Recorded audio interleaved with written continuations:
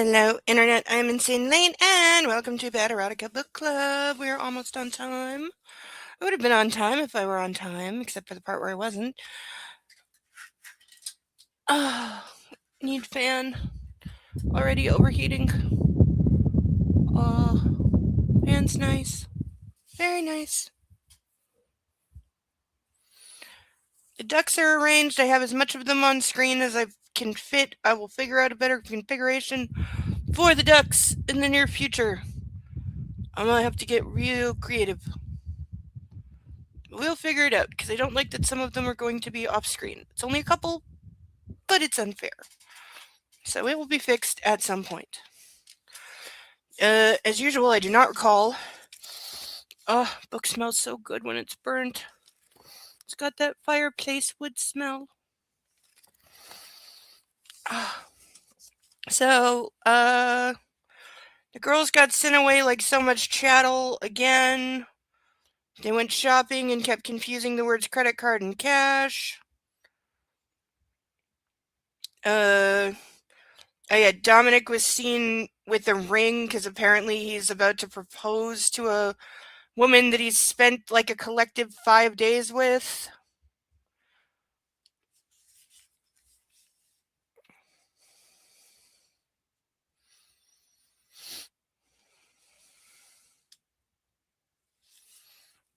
We are officially through the halfway point of both this book and the series, since this is the middle book.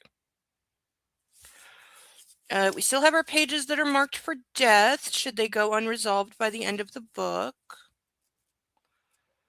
I have a feeling they will, and we'll have a nice little bonfire that day. A rare occurrence, we're actually starting at the beginning of a chapter, which is weird, because usually I have to find somewhere to stop in the middle.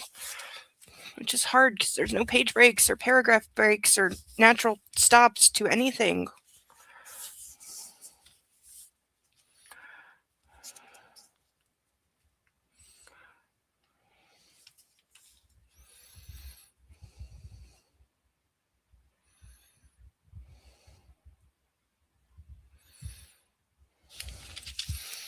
Yeah, I'm pretty sure, like, nothing happened last week.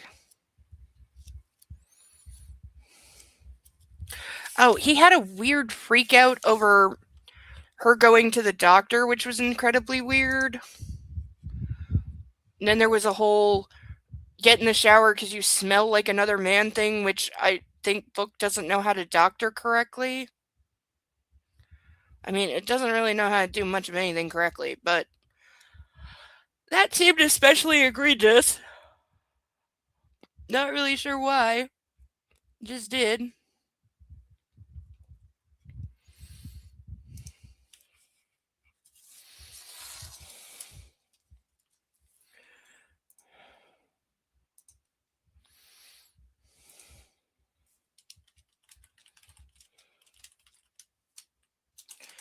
Eyes can type real words, really. When my keys find, or my fingers find the right keys. Oh, I hear the sounds of a puppy. He doesn't know he's early. I'm sure he will be around to be shown off. He likes being shown off, even though he doesn't like to face the camera. He likes the attention that he gets. And the belly rubs, ear scratches and cuddles. I'm told that he's a good boy. He likes all of that. Oh. I'm tired. We haven't even started yet. Ugh.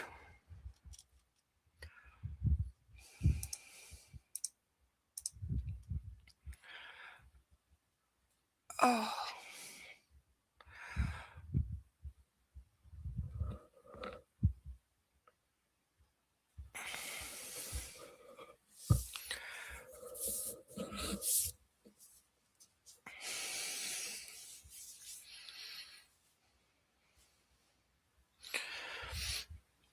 But since we are all gathered, we may as well get started. So everybody please rise for our national anthem.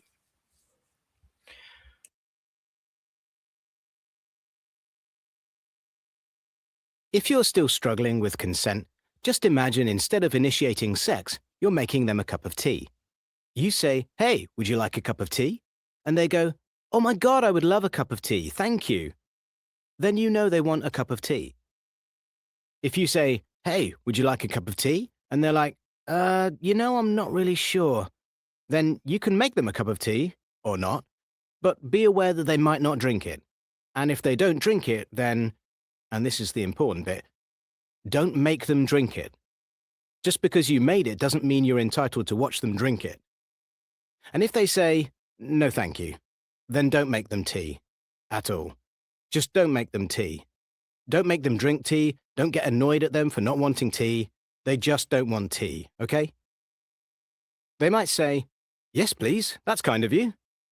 And then when the tea arrives, they actually don't want the tea at all.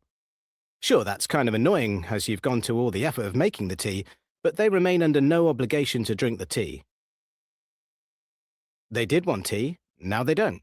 Some people change their mind in the time it takes to boil the kettle, brew the tea, and add the milk. And it's okay for people to change their mind, and you are still not entitled to watch them drink it. And if they are unconscious, don't make them tea.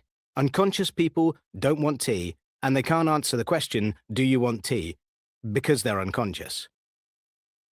Okay, maybe they were conscious when you asked them if they wanted tea, and they said yes, but in the time it took you to boil the kettle or brew the tea and add the milk, they are now unconscious. You should just put the tea down, make sure the unconscious person is safe, and this is the important part again, don't make them drink the tea. They said yes then, sure, but unconscious people don't want tea. If someone said yes to tea, started drinking it, and then passed out before they'd finished it, don't keep on pouring it down their throat. Take the tea away. Make sure they are safe, because unconscious people don't want tea. Trust me on this. If someone said yes to tea around your house last Saturday, that doesn't mean they want you to make them tea all the time. They don't want you to come around to their place unexpectedly and make them tea and force them to drink it, going, "But you wanted tea last week," or to wake up to find you pouring tea down their throat, going, "But you wanted tea last night."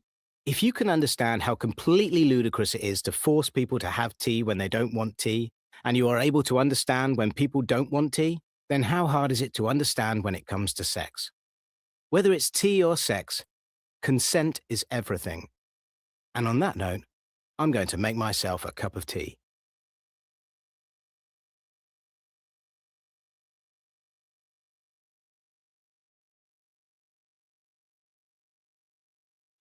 Hello, everyone.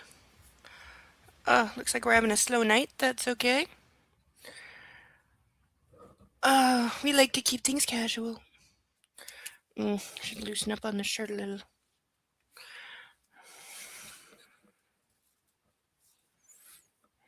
There we go. I'm not wearing red for once. Also, because this is clean.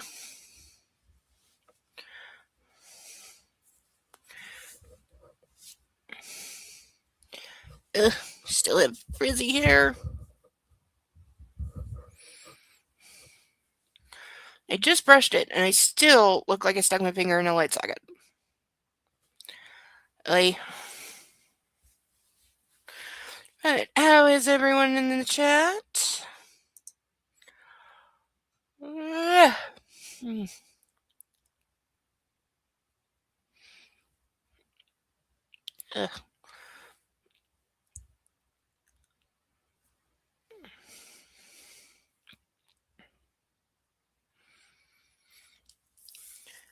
Puppy, I'm sure, will be joining us in a little while. I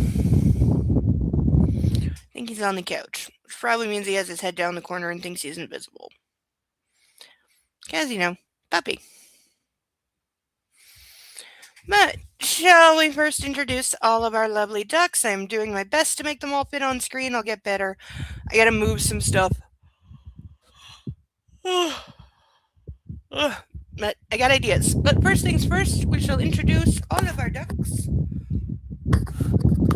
We have Ralph, Charlotte, Steve, Paddington, Caspian, Inspector Clouseau, Jumbo, Sally, Bill, Xavier, Eloise, Pongo, Mitch, Sasu, Bob with 2 B's, Sasha, Bartholomew, Alex, Chuckles, Melman, Naruto, Jeremy DeWitt, Cinemark, Alan Tudyk, Jeeves, Playboy, Jethro, Gilbert, Vixen, Dennis, Rosie, House, Susie, Wolfie, Russell, Mark, Glacial, Cicero, Phoebe Halliwell, John Glenn, Zit, Chickadoo, Captain Blaze, Ferguson, Madison, Ocean's Gate 7, Dinglehopper, no, that wasn't Madison, that was Libby Doe. Libby Doe, Ocean's Gate 7, Dinglehopper, Madison, Leonard, Jack Jacquard, Lulu, Marty, Akasha, Dr. Breadside Manor, still one of the best names we've ever had, Autolycus, Deja Mu, and Insidious. And as always, we have our bag o' random ducks waiting to be chosen and joined to the stage. For $10, you can sponsor a random duck that I will draw out of this bag, and you get to name it, and if you don't, I will. And if you want something extra special, not going to drop them this week, we have our lovely lineup of painted ducks. We have A Christmas Story duck, Yoshi, Rooster, Teenage Mutant Ninja Turtles, Turducken, Cleopatra, and Evel Knievel duck. Yes, I was in a dark mood when I made that one. I still really like it though. Not sorry.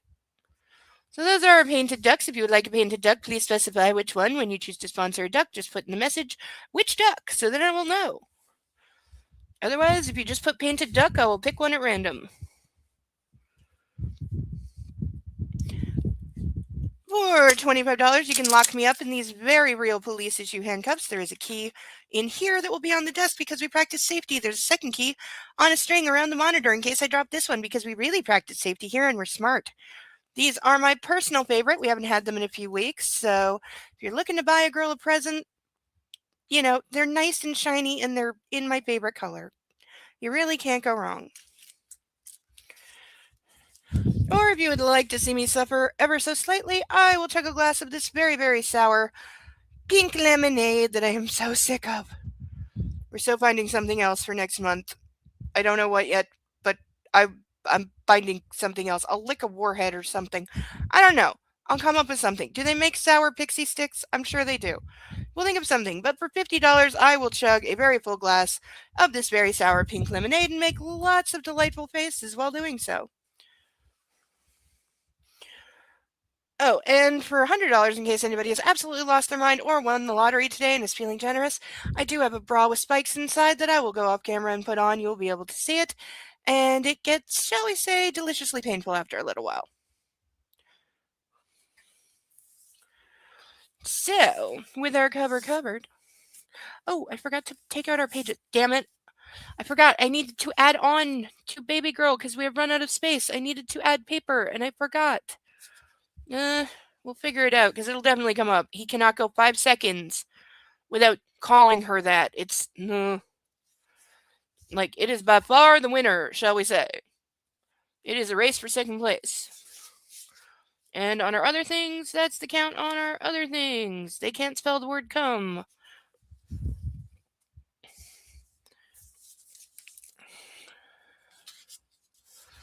But what I was gonna do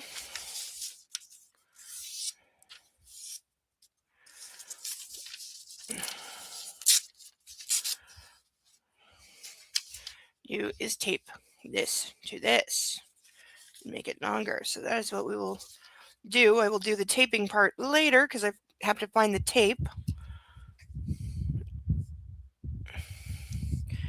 You know, tape is one of those things your pets like to steal. Of course, I used to have a kitty that I swear to God would lick the tape off of lick the glue off the tape and get high. I swear he did.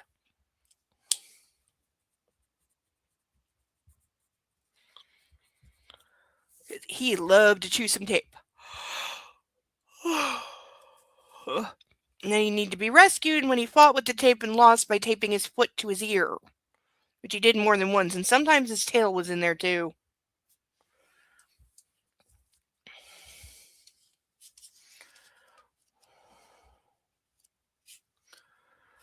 Alright. You know, I will say, one area of this book improves on E.L. James. We're on chapter 11 and we're halfway through already. Because it has decent sized chapters. They're not too consistent, but they're decently sized. There's no one-page chapters. I'm never forgiving that because that's not a chapter.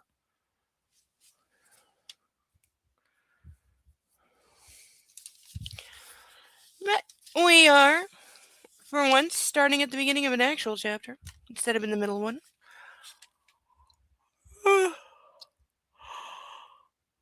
Oh yeah, she got in a really stupid fight with her mom because she finally fessed up and told her everything, and her mom's like, some reason pissed off that she's married or she's pregnant, even though she is married and wealthy. Like, I don't really, we couldn't really figure out what the problem was, but apparently it's being portrayed as a big deal. I'm willing to bet nothing comes of it.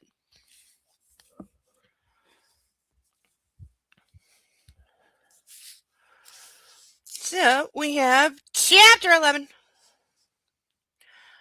Why aren't you naked?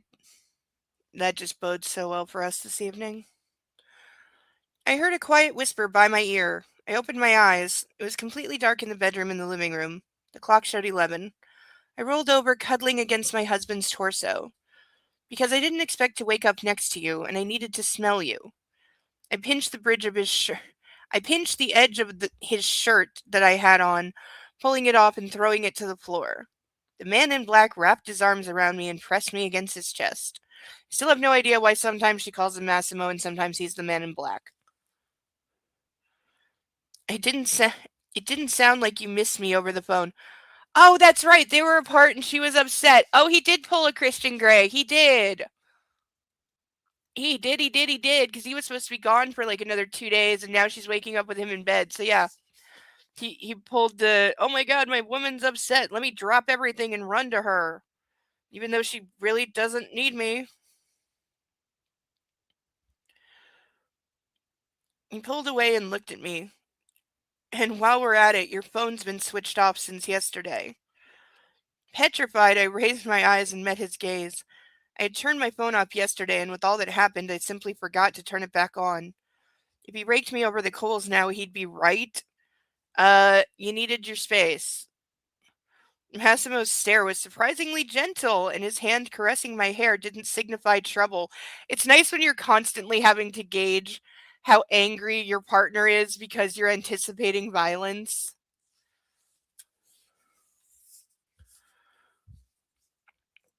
What are you actually doing here? I asked, knitting my brows. You were supposed to come tomorrow. Did something happen? My love, he whispered, kissing my forehead. I think that's the first time he's ever called her that. I got scared when you called me. I was worried about you. He sighed and tightened his embrace. I should have been here with you when your mom learned about the baby. Well, that's kind of your fault because you're the one who made her keep everything secret, even when the time for that had clearly passed. I'm sorry for yelling at you. Sometimes I can't control myself.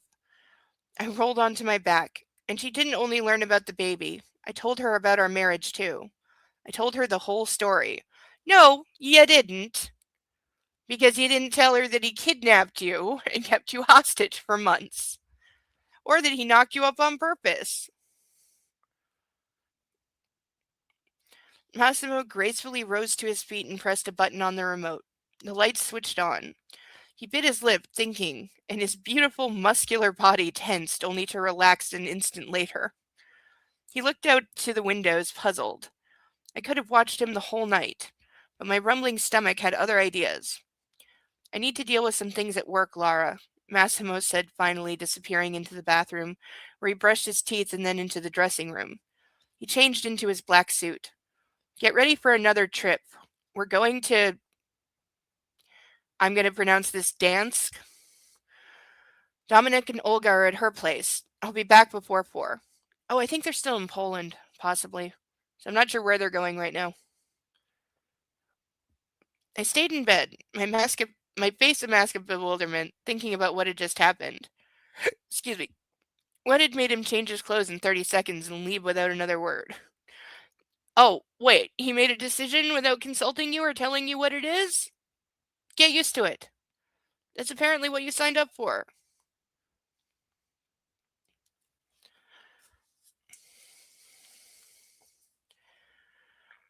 You've only just arrived, Massimo. Don't you want to have breakfast with me? I came yesterday evening, so I spent the whole night with you. That doesn't count. I sat at the edge of the bed and placed a gentle kiss on my lips. He sat at the edge of the bed and placed a gentle kiss on my lips. I'll get I'll get it done in no time. I'll be all yours then. Yeah, press X to doubt. I crossed my arms and pouted. I'd like you to know what my need I'd like you to know that my needs have not been satisfied lately, I complained. And as my husband, it is your duty to sate all my desires. Besides, I'm angry, frustrated, sad, and hungry. The words poured from my mouth as I felt despair encroaching again. Massimo's eyes darkened. He narrowed them, looking at me. Yeah, he only heard the I want sex part of that. I ignored that signal, and that proved to be my mistake. I only noticed him shrugging off his jacket and stretching his lips in a half smile. Then he was right next to me. His hands lifted me up and carried me to the dining room, putting me down so I faced the large table. He was behind me. Yeah, here we go. Why, why?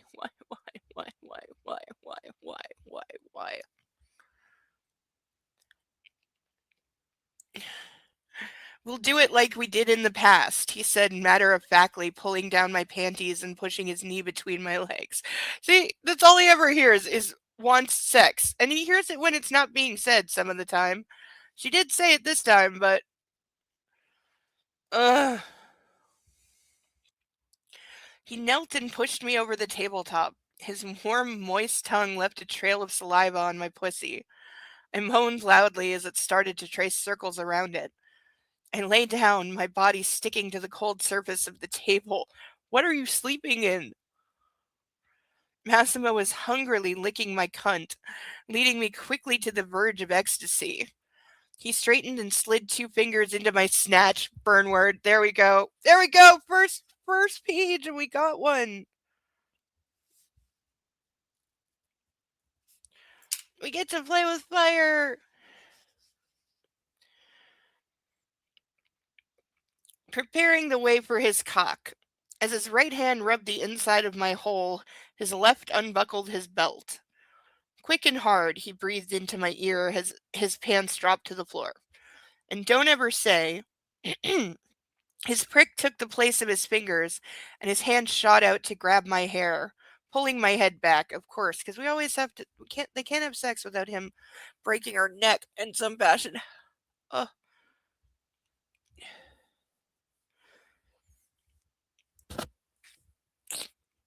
Ugh. Ugh. Uh, don't ever say that I don't satisfy you. Well, you haven't been around to do the satisfying, so I think that that's fair. His hips slammed into me from behind and started pounding like a jackhammer. I cried out.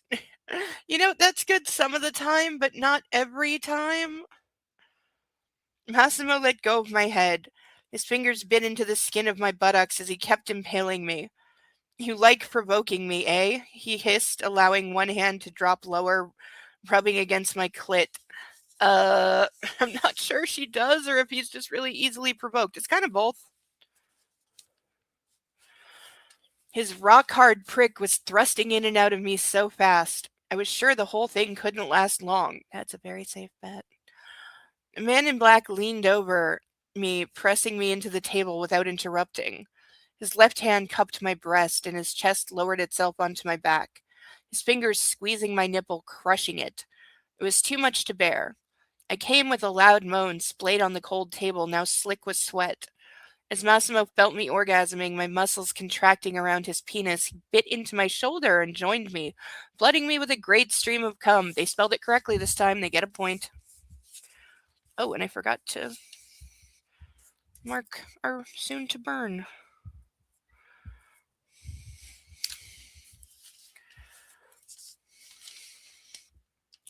I love it, he gasped out as we were both trying to catch our breath, sticking to each other.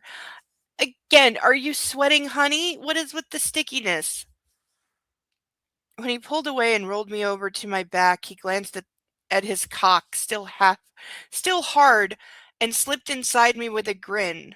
Half conscious after the massive orgasm. You should not be half conscious, girl. I didn't have the strength to resist as he picked up the pace again. Did you want to?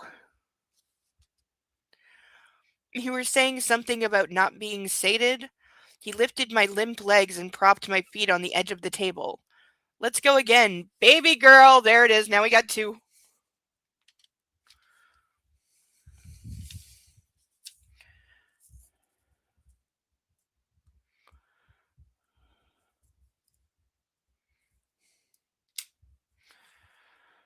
His thumb touched my swollen red clit. Okay, it should not be like red. That is a bad sign. You should see somebody about that. For the next 15 minutes, he fucked me like a machine. He would have to be to last that long. I prayed he wasn't planning on round 3. How is it even possible that a guy his age was able to fuck like a teenager? Oh! That was mean. Oh, shots fired. I couldn't wrap my head around it. Oh man, she just called him old. Oh my god. They're both like 30.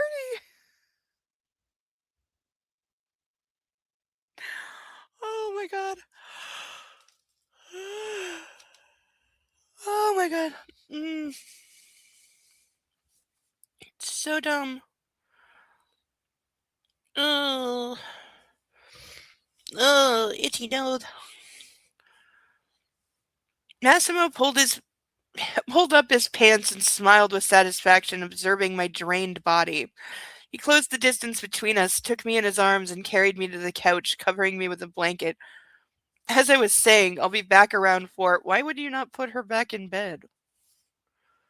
He kissed me on the lips, grabbed his black coat, and left the apartment. You maybe want to wash up first. He fucked me good, I thought as the door closed. Maybe even too good. I got more than I bargained for. I'd think twice next time before provoking him. Okay, how am I not supposed to interpret that as she didn't want a second round and he didn't care?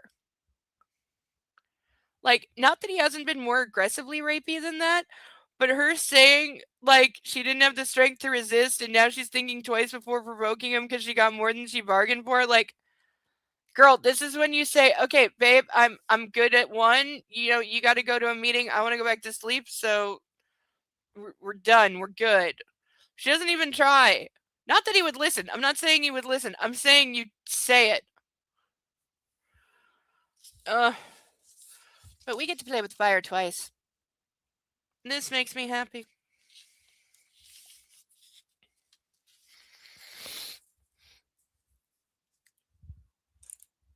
So, for the first of probably many times tonight, snatch. Probably one of my least favorite words in the English language.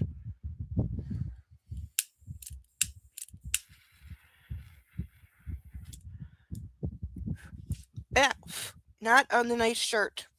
Also, this is nylon, it will burn.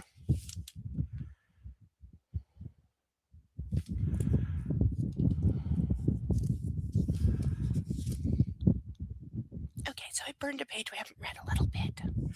Oh, we almost got a 2 for 1. Half of Baby Girl's already gone. Damn, I should have let it burn a little more. We would have had a 2 for 1. That would have been cool. All right, we can finish the job though. It won't take much. There we go. Now it's gone. And the world is a safer place.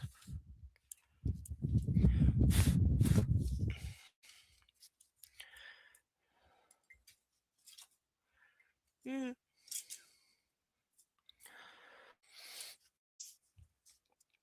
I didn't get up for another 30 minutes, watching the snow behind the window. Finally, I went to the shower. I did my hair and applied some makeup.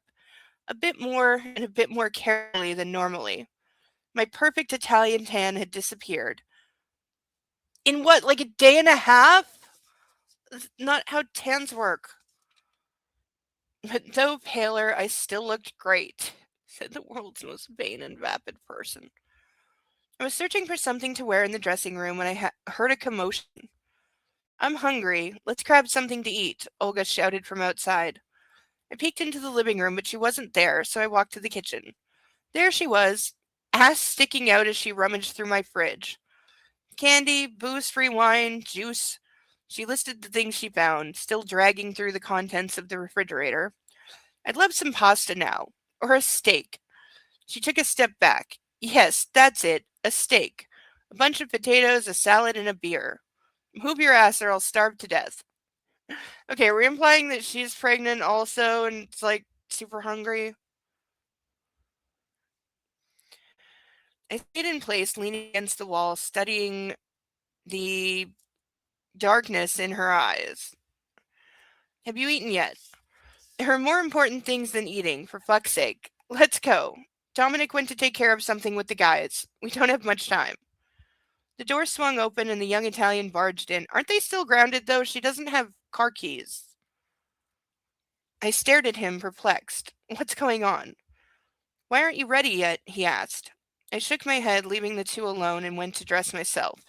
I had everything prepared, all the things I was going to wear to look pretty for my husband. Black suede Cassadini?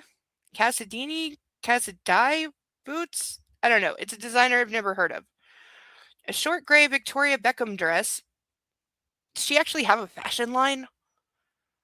And a short black Chanel coat. Nice to name drop all of the designers. I grabbed my bag and went back to the kitchen where Dominic and Olga were occupying themselves with licking Nutella off each other's skin. Ew! Extreme ew! You two are disgusting. I agree, they are. All three of us took the elevator to the garage and got into a black SUV. Dominic sat with the security guard, and Olga and I took seats in the back. Everything done? I asked conspiratorially, forgetting that no one but us knew Polish. Hi, Sarah Bellum. I'm so glad you're here. Hi, Izzy and Ozzy and Persephone. She's had a fashion line for a long time. This doesn't surprise me because that was her thing. That's why she's Posh Spice. Is she was all about the fashion and the clothes, and so yeah, it doesn't surprise me that she has her own fashion line.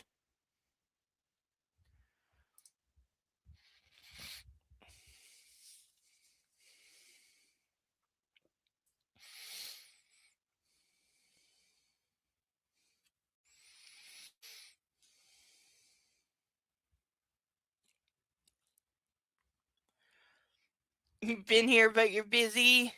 That's okay. It seems to be slow tonight. I'm hoping more people will trickle in.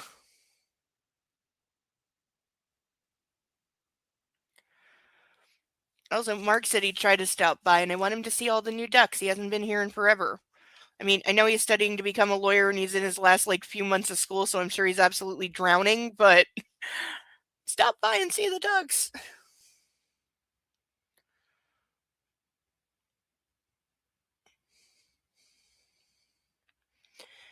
Uh, Ow. I did fuck all, she sighed. Before I met with Adam, Dominic arrived, and that was that. Who's Adam? Has there been an Adam? I feel like I don't know this name. I frowned and shrugged. But I bet he figured out what I wanted to tell him anyway, she added.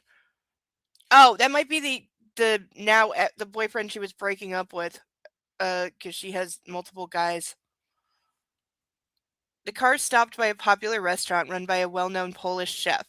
I was surprised that the Italians knew such places here in Warsaw.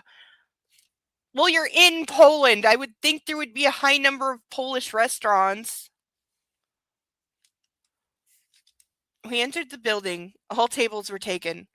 That was to be expected. It was the middle of the day. Dominic approached the manager and whispered something into his ear, pushing a little package into his hand. That would be called bribery. The man quickly led us to a small room separate from the main restaurant. We sat at a round table and leafed through the menu before ordering. The waiter brought us a plate of Polish delicacies as we waited for the main course. We sated our hunger on bread, butter, and salty pickles. Olga leaned over to me. I need to go to the bathroom, she said. We both excused ourselves and left for the main hall. The restaurant had a minimalist decor, tasteful with wooden accents and black and white portraits on the walls. In other words, it's horribly dated. There were white calla lilies and tall vases along the walls. The speakers hummed with the subtle music, and the mouth-watering smells of food filled the entire place. I got hungry all over again. Suddenly, Olga halted, staring at the man sitting at one of the tables. Holy motherfucking shitballs, she swore, her grip on my hand tightening. I followed her eyes. The cause of her sudden immobility was evident. A handsome blond man was rising from his chair. Wide torso, perfectly fitting expensive jacket, luscious lips. It had to be said that Adam was one hell of a stud. He was rich, attractive, and intelligent. He caught Olga's eyes, pushed himself to his feet, and started heading our way. Oh, great! So now the friend has a stalker, another stalker. That makes two. And what is it with these books and the exes not being able to let it go? What is that? Like, because Lara's got one. Well, I don't know if we'll ever see Martin again, but he wasn't taking no for an answer for a while. Seems like he has now because we haven't heard of him in quite a while. Was Adam the guy they stayed with? I don't know. I don't know. I don't remember the names of the two guys they stayed with. And then she also had the ex in Poland to break up with. So she's got both those guys were stalkers. And then the son was the guy they stayed with, pretended to be gay and then tried to rape Laura. And it's like, I don't know. It might be. It might be the guy they stayed with because God knows I don't remember what the fuck his name was. And Olga said he had a serious thing for her, didn't want her to let her go, so it would make sense if he followed her, but also don't. For any guys who ever watch this, don't. When a girl says they don't want to see you anymore, guess what they mean? They don't want to see you anymore. And no, stalking is not sexy, and no, showing her that you really mean it and you're not going away is not a way to win a girl back. It's a way to make her run away from you and file a restraining order.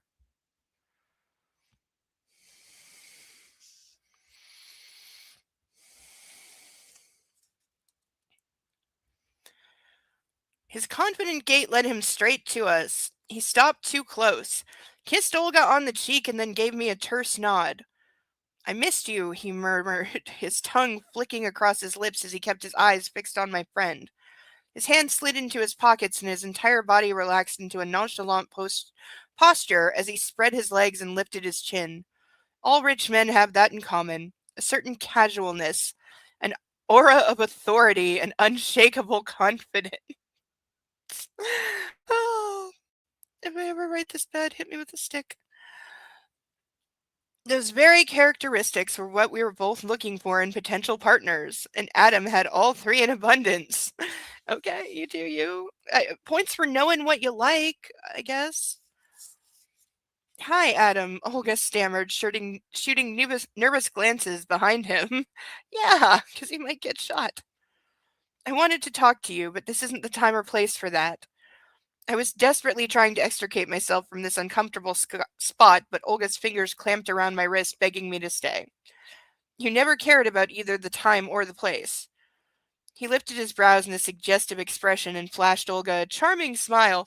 Okay, did she or did she not break up with this guy already? Like, there's gonna be a fight.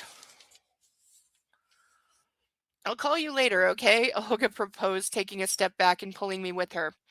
Losing her angelic sponsor wasn't going to be that easy.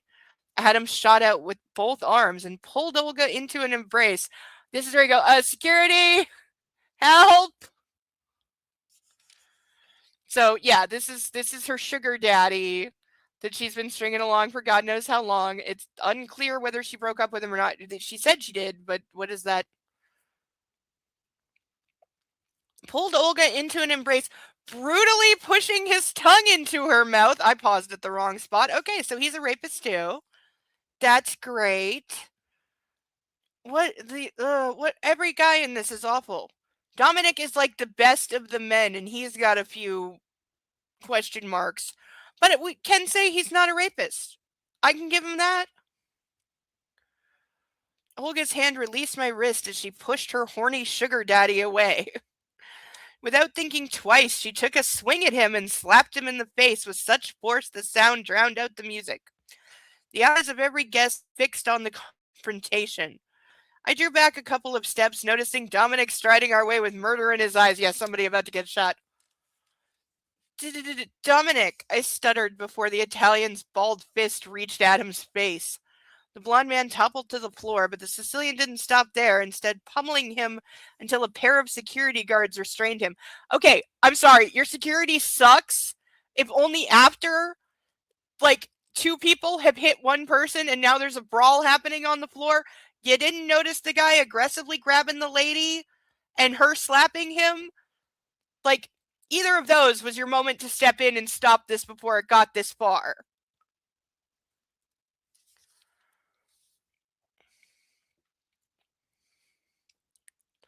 The manager shouted shrilly, guests shot up from their chairs, and Dominic strained against the two bouncers, red with fury.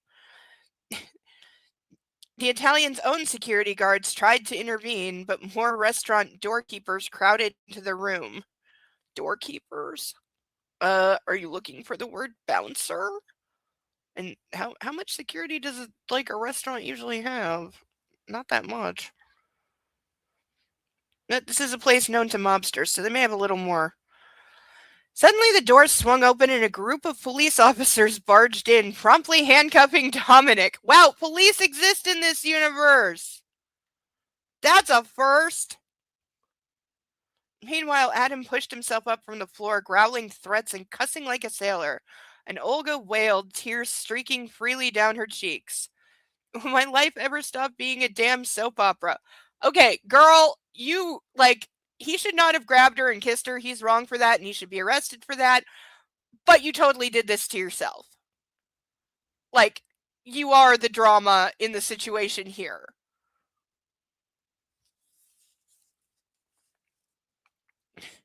I thought. A moment later, both men left, and we stood there in the middle of the restaurant, right in the spotlight of the other guests' gazes. There you go. Olga bowed sarcastically and stormed off, heading to our table. We hadn't even reached it when my phone vibrated in my handbag. We all know who this is. Are you all right? It was Massimo, of course. Right. The police took Dominic. I don't think he's concerned. I know. Are you all right? He repeated. Yeah. Go home and wait for me there, he said, hanging up. Good talk, I muttered, grabbing my coat and motioning for Olga to follow me to the exit. Yeah, you haven't learned yet that he doesn't talk to you, he just barks orders and pulls your hair? We got into the SUV. By that time, Olga's crying had transformed into raging fury. How could he humiliate me like that? The fucking idiot. She yelled, pummeling the back of the driver's seat with her hands. Calm down, I said, buttoning up my coat. They both got what was coming to them. The blondie won't kiss random women anymore, and Dominic will finally learn that he's not God everywhere. Neither of them is taking that lesson, and you're not a random woman. You were his sugar babe, and either you didn't break it off or he's not taking no for an answer, because I'm unclear on which. But it ain't random, girl. Like, I am all for Dominic and more so Massimo learning they're not God everywhere. The problem is they ain't never going to hear that because they think they are.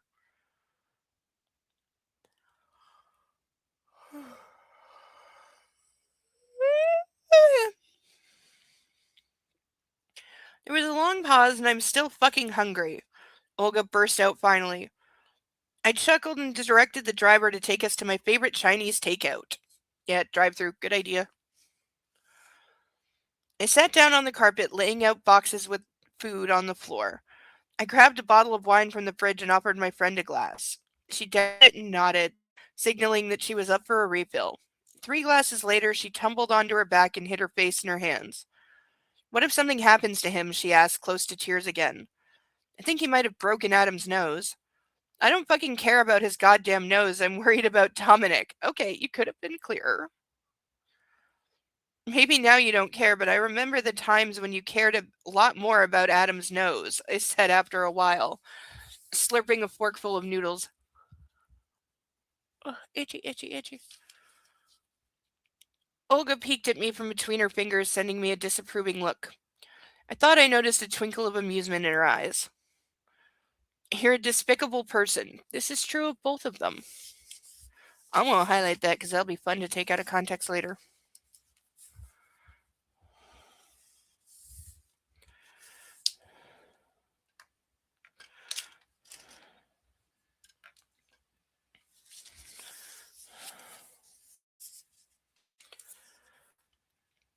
And you were supposed to be hungry. Eat up. Olga downed the bottle of wine and grabbed another. I didn't want her to keep drinking alone, so I fetched my own beverage. I switched the fireplace on and settled down on the couch next to my friend. Covered with blankets, we watched TV in perfect silence. This is the greatest benefit of having a true friend. Feeling comfortable with someone without having to talk. It was past 12 and Massimo still hadn't called. I shot a glance at Olga. She had blacked out, falling asleep with her makeup smeared over her face and her clothes still on. Uh, sus? I decided to undress her, but as soon as I touched her, she growled and wrapped herself tighter in the blankets. Why would you do that? Is there some requirement for sleeping naked that I'm unaware of? I guess that means no, I muttered, planting a kiss on her forehead and going to the bathroom. I took a shower and returned to the living room. She wouldn't want to be alone when she woke up. I apathetically channel surfed, staring at the screen without thinking about anything in particular. Maybe I should have called Massimo. Checked on him. No, if he wanted to talk, he would have called me himself. I finally dozed off around 2 in the morning. Half conscious, I felt someone's strong hands carrying me to the bedroom. My eyes flickered open and I saw my husband's face. He looked exhausted. Are they just gonna bang and then he's gonna disappear again? It's like 50-50. What time is it? I asked as he laid me down in bed. 5. Go back to sleep, honey. Oh, that's on the list. That is on the list.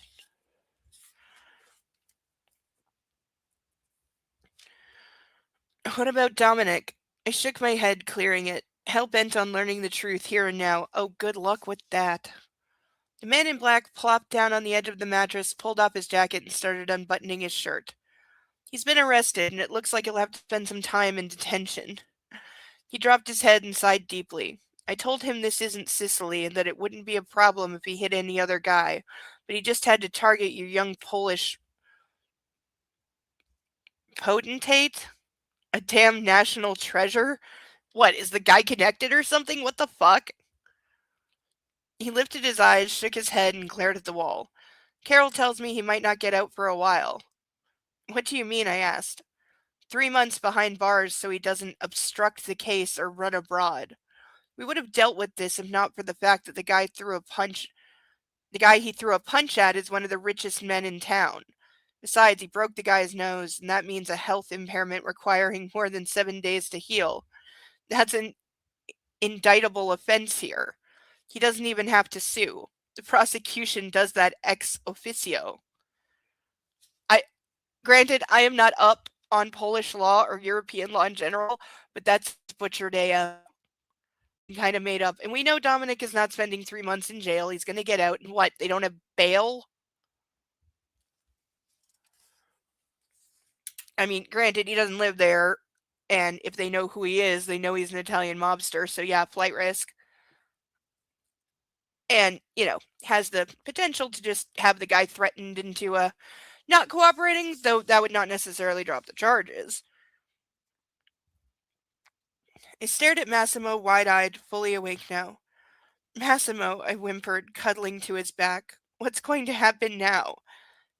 He's an idiot. Let it be,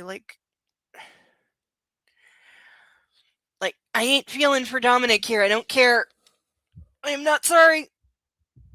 I mean, I know he's gonna get out, on the next page or something, but kind of getting what he deserves.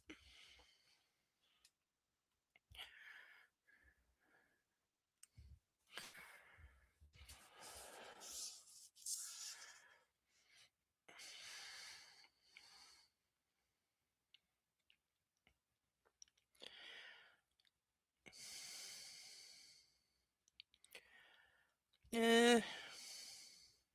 He sat perfectly still, but I could feel his heart racing. Nothing. I'm meeting our lawyers tomorrow. We'll have to see that asshole in person. Maybe I shoot him and bury him in the forest. Who knows? See, that is more what I was worried about than somebody getting punched. I moved around him and sat in his lap, taking his face in my hands. This isn't funny, I said seriously. We're flying to Dansk tomorrow. I'm not needed here. We'll go see the fight. We'll go see the fight night? I also have some meetings to attend, then we'll go back home. He sighed and touched his forehead to mine. Carol will take care of everything. Don't worry, baby girl. Oh, it's right at the top of the page, so I gotta read the whole page, but we do have honey burn because, yeah. That makes 3. We're up to 3 already. 1, 2, 3.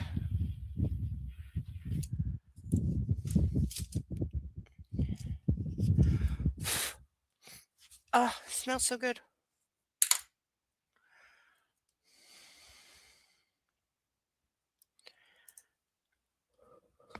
Oh.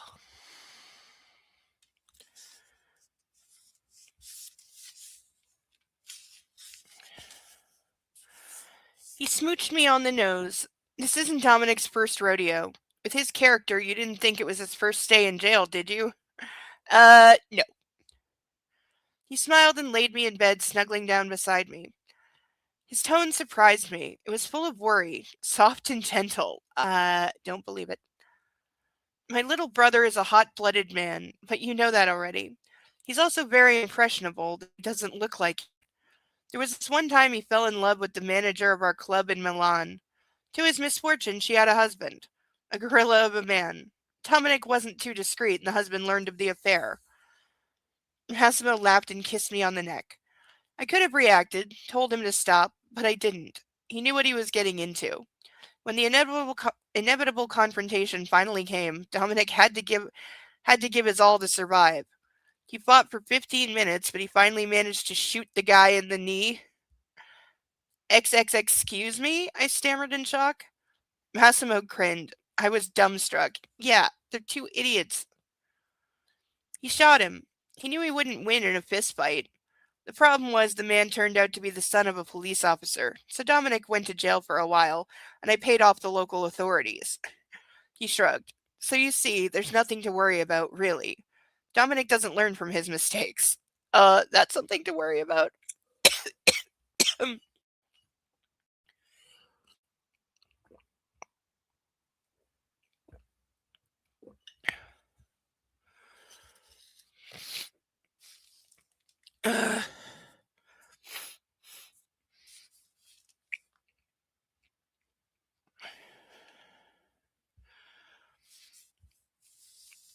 The real problem now is that he attacks someone really wealthy and really proud, just like himself. So money won't buy anyone off this time.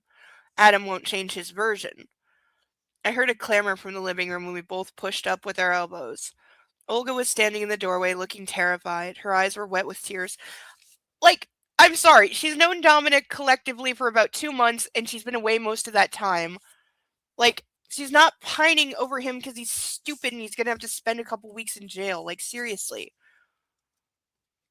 I cannot take any of this seriously at all. How long were you listening? I asked, getting up. If you're asking if I heard everything, yeah, I did. God damn it. She leaned back, touching her back to the wall, and slid down to the floor, hiding her face in her hands. This is all my fault. How could I be so stupid? Yeah, it kinda is all your fault. She sobbed, racked with shivers. I leaned over her and took her in my arms. Oh, honey, it's not your fault. You did nothing wrong. This is not true. I'm not counting the honey because it has to be Massimo saying it. But you did do something wrong.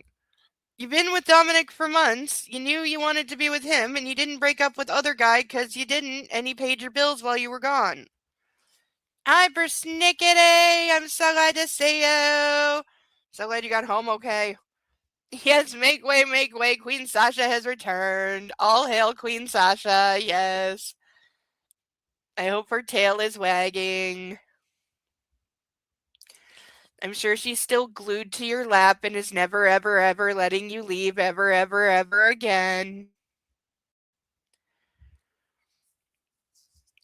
Especially because, she was alone in her kennel for a longer time than she intended to be. Stupid airline delaying your flight like 5 times. How could they do that to a puppy girl who is waiting on you? This is why TSA should just hire more dogs. Though apparently Monday is going to be fireworks in Congress because I think it was Chuck Schumer posted on Twitter like an hour ago saying he's putting forward a bill that just funds TSA, nothing else attached to it, nothing to do with the Epstein files, not pushing for anything else, nothing to do with ICE. Just this is a bill to fund TSA, straight up or down vote. So we'll see. She's mad because I won't give up my spot on the couch. We have a disagreement on whose spot it is. 5 times, try 11. Oh my god. Okay, I thought I was maybe over exaggerating at 5, but Jesus. I couldn't have handled it. I would have gotten arrested. I would have lost my shit and gotten arrested because I can't handle being jerked around that much. But I also wouldn't have flown right now. But sometimes you gotta do what you gotta do. This is why I'm glad I don't do jobs that involve traveling.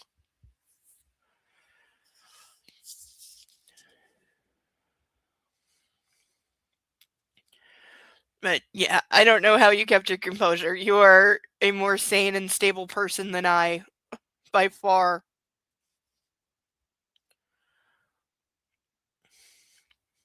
So, in case you missed it, Olga's new beau, Dominic, is in jail because her sugar daddy showed up at a restaurant they were in and the two idiots got in a fistfight. So now Olga's all heartbroken and crying and so very sad because Dominic, she's being told, may have to spend a couple months in jail until the trial because, again, idiot.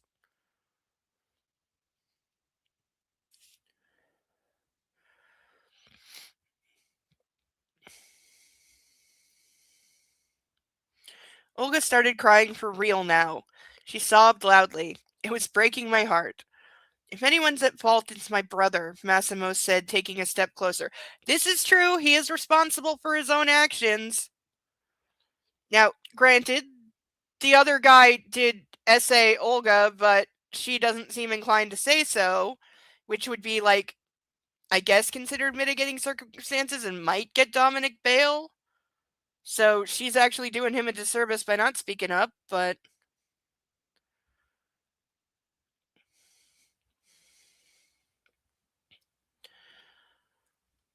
Book doesn't think that essay is a thing at all.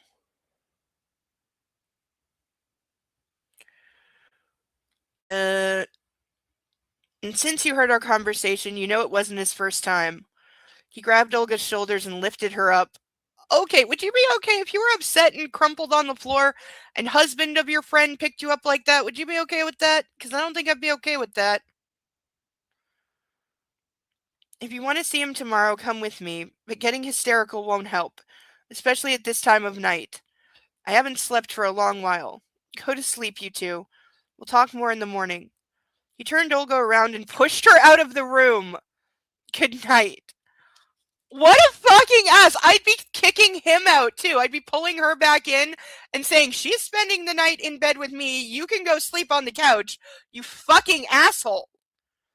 She's hysterical and distraught over her lover being in jail, and this is how you're acting? He'd be on the couch, like, for so long. I shot him an angry glance and followed my friend, leading her to the guest room and giving her a sleeping pill. Drugs are the answer to everything here. She dozed off almost immediately. Well, yeah, you just gave her a sleeping pill on top of like a bottle and a half of wine. When I went back to bed, the man in black was already asleep. I don't know why that surprised me. After all, he had said he was exhausted.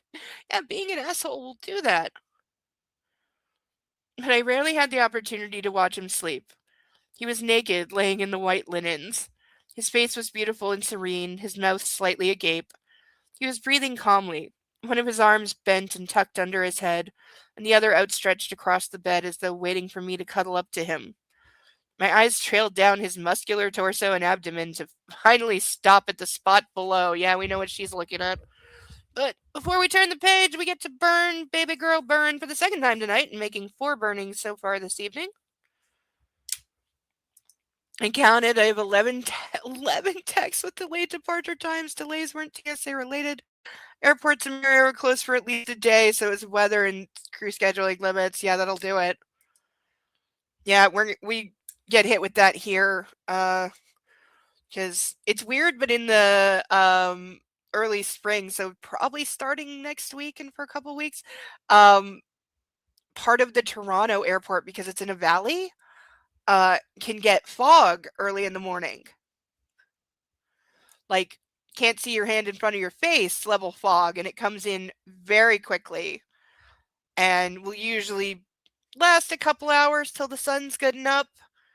But yeah, it grounds half the airport when it happens because you can't see shit. But 3, 2, 1, fire! Oh, come on. I refilled the lighter, I swear I did. I did it good.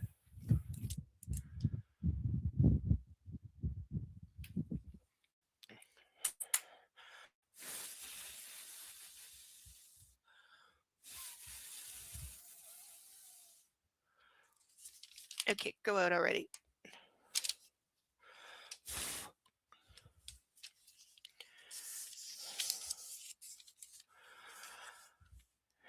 There you are, I breathed, licking my lips. Oh, God, girl, why is she. Ugh. His gorgeous cock rested on his right thigh, stirring me to action. What the fuck? What the actual fuck? She's gonna start blowing him in his sleep. Don't even think about it, he said without opening his eyes. Go to sleep. I groaned, sighed, huffed and puffed a bit, and then did as I was told, like a good girl. Do we have good girl on the list? We do! We do! We do! We do! Yay! Because I wanted to burn that so bad, and it's actually on the list. And since I already read the other side of the page, here we go. Because that has to die immediately and with prejudice and in perpetuity and go to hell. Okay, no! No, no, no. Stop. I didn't say set the whole book on fire.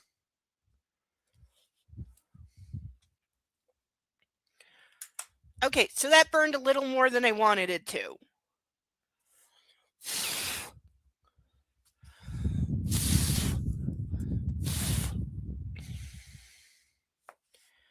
Alright, we're at the 1 hour mark. I'm going to take a minute to stretch and brush the ashes off my desk.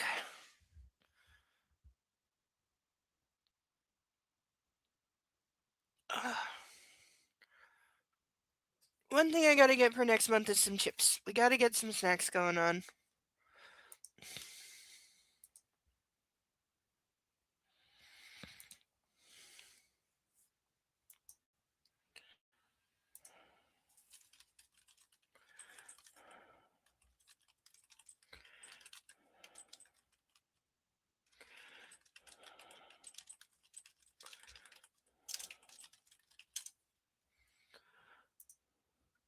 Okay.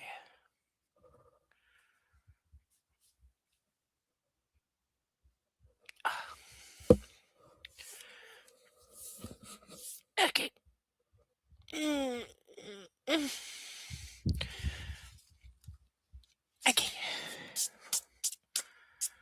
Just a little bit of soot.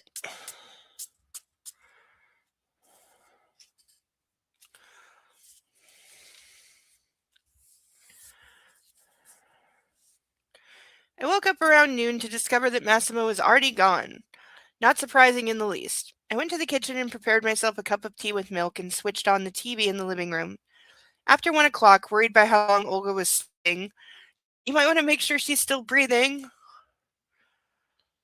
I went to take a peek through through the door to her bedroom. I opened the door as quietly as I was able and froze. Her bed was empty. The fuck? I muttered to myself, running downstairs and grabbing my phone. Well, she said she was going to go with Massimo to visit Dominic. I'd assume that's where they are. I dialed her number and waited, but she wasn't answering because she's in a jail and her phone is off. I tried again, then 2 more times before I changed my approach. I called Massimo. He didn't tell me much. He couldn't talk and didn't have Olga around. Disoriented, I sat on the couch, rubbing at my temples. Where the hell had she gone? Why wasn't she picking up the phone? My stomach grumbled, breaking my reverie. I glanced down at it, remembering that I was still, in fact, pregnant. Since my bouts of morning sickness had disappeared, I was prone to forgetting that. Why do I think that's not something you forget? Like ever? Again, I can't say I know from experience, but I've always gotten the very strong impression that when you are pregnant, that is your first and foremost thought 100% of the time, no matter what you're doing.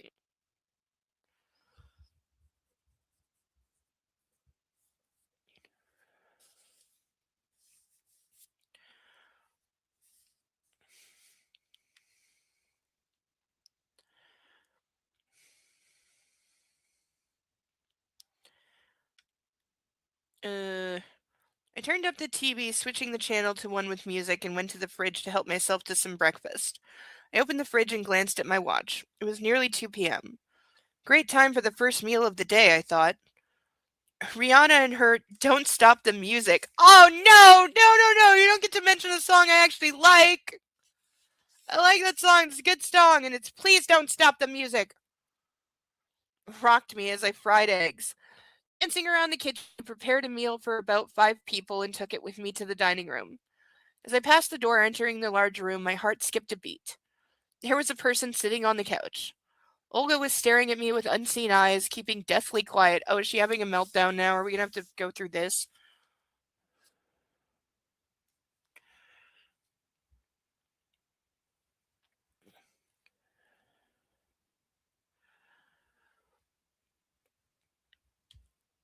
Uh, one glance at her was enough. I turned down the TV volume and put my plate on the table. Why are you dressed like that? I asked, eyeing her up and down. Dressed like what? Yes, it's hard to forget, especially towards the end when the baby moves and you can see the shape of a hand or foot. Yeah, I've seen that with friends of mine that were pregnant. Yeah, yep, where you can see the little hand or foot stretching and kicking around and going like, it's getting too crowded in here. I better come out soon. Uh, of course, my one friend's kid that would just not turn around and get into the coming out position. So they had to turn him, to which he objected. And he kept punching the person's hands that were turning him inside the belly. He kept like hitting, like, leave me alone. But then once he got in the right position, she felt him wiggle and kind of snuggle and be like, okay, I'm good now.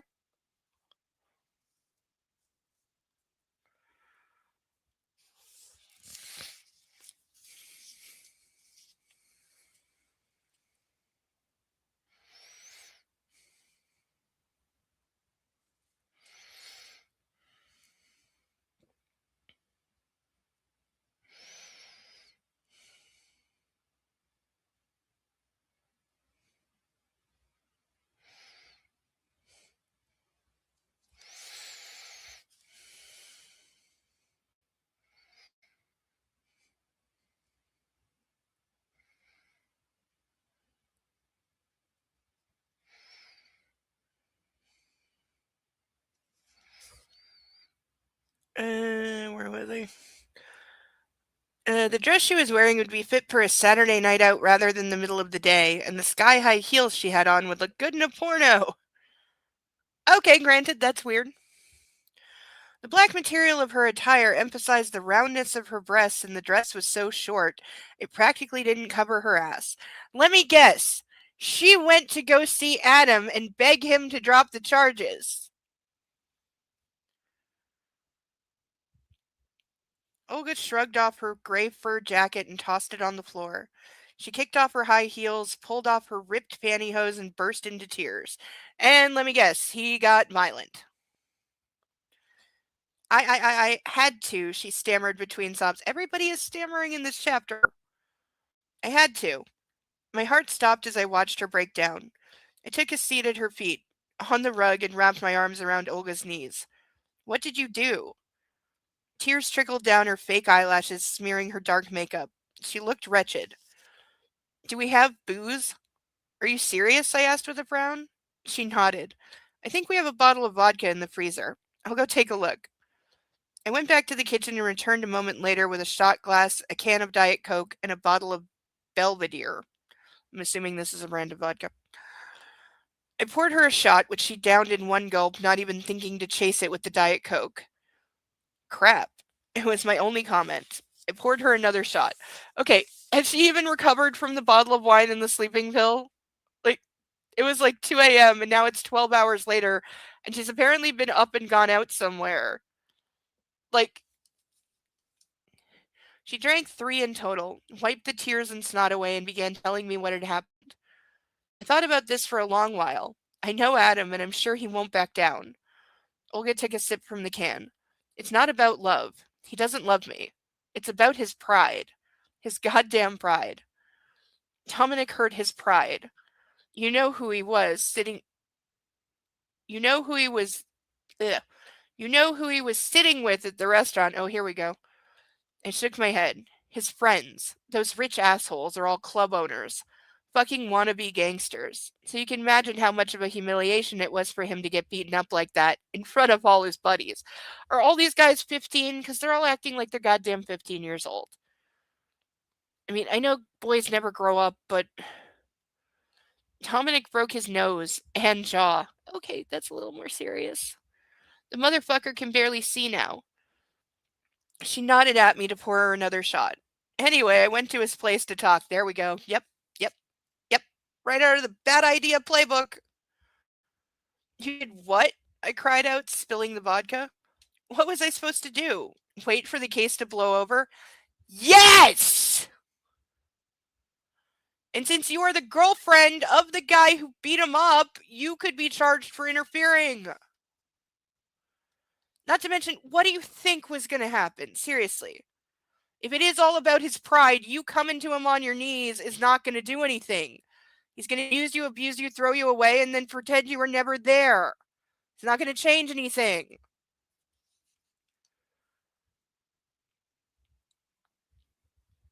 Fucking hell, Laura. Our boys aren't invincible. Not here, anyway. Massimo said it himself that it would be difficult to deal with this. Okay, all you had to do was wait. He's not facing 10 years in jail. It's like a misdemeanor battery charge. And it's been less than 12 hours. Wait for some strings to get pulled and some bribes to happen.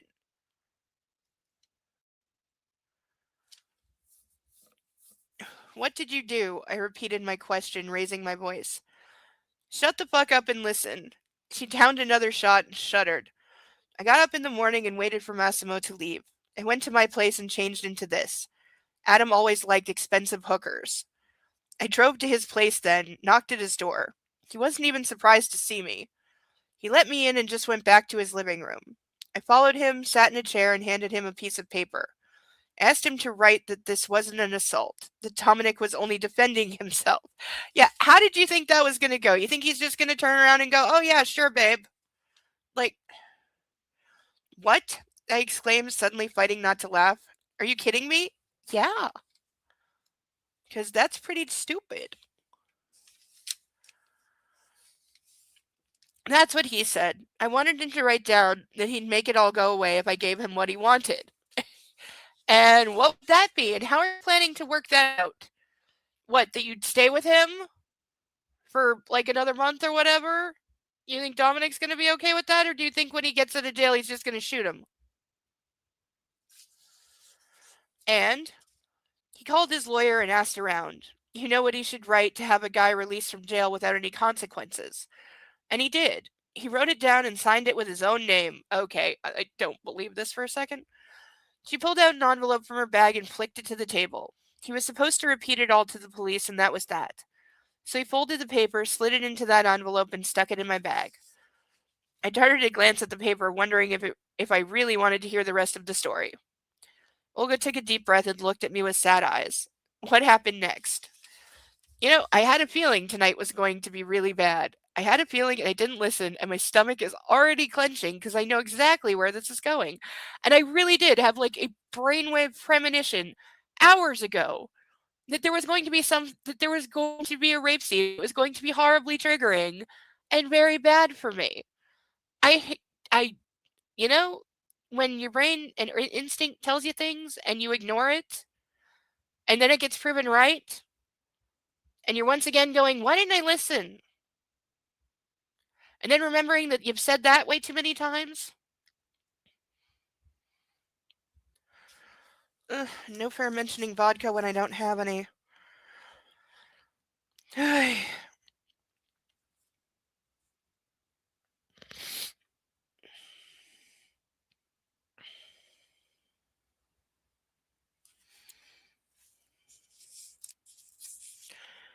He told me to wait and left the room. He was away for a couple of minutes.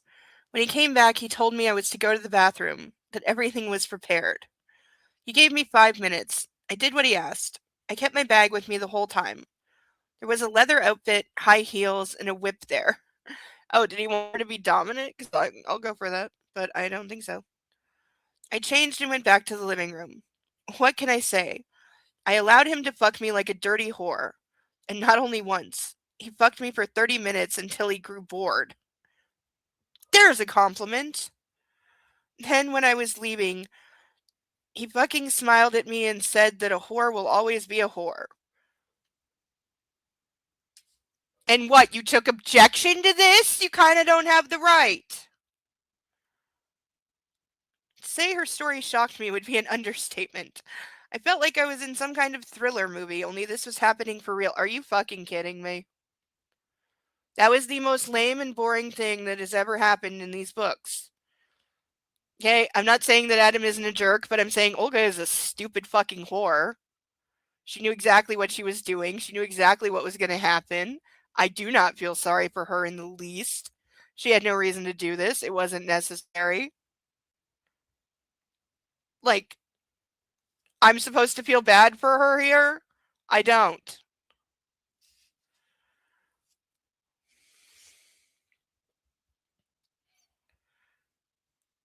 Fuck me, Olga, I whispered, shaking my head.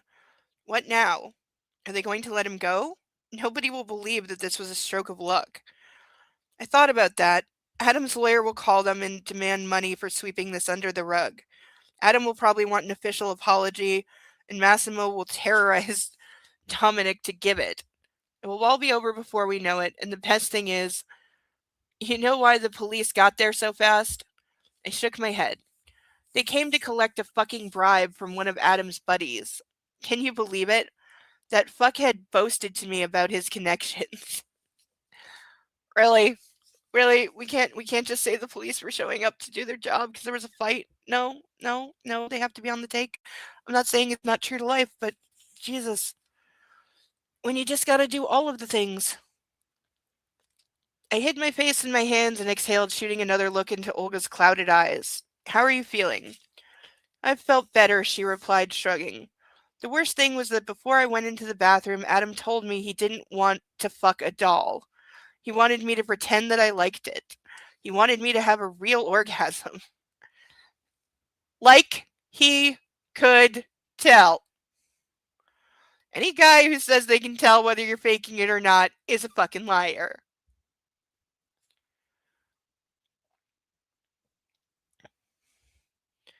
And he told me I was supposed to talk to him in English the whole time since I've been talking in English with Dominic. This guy is not going to go away.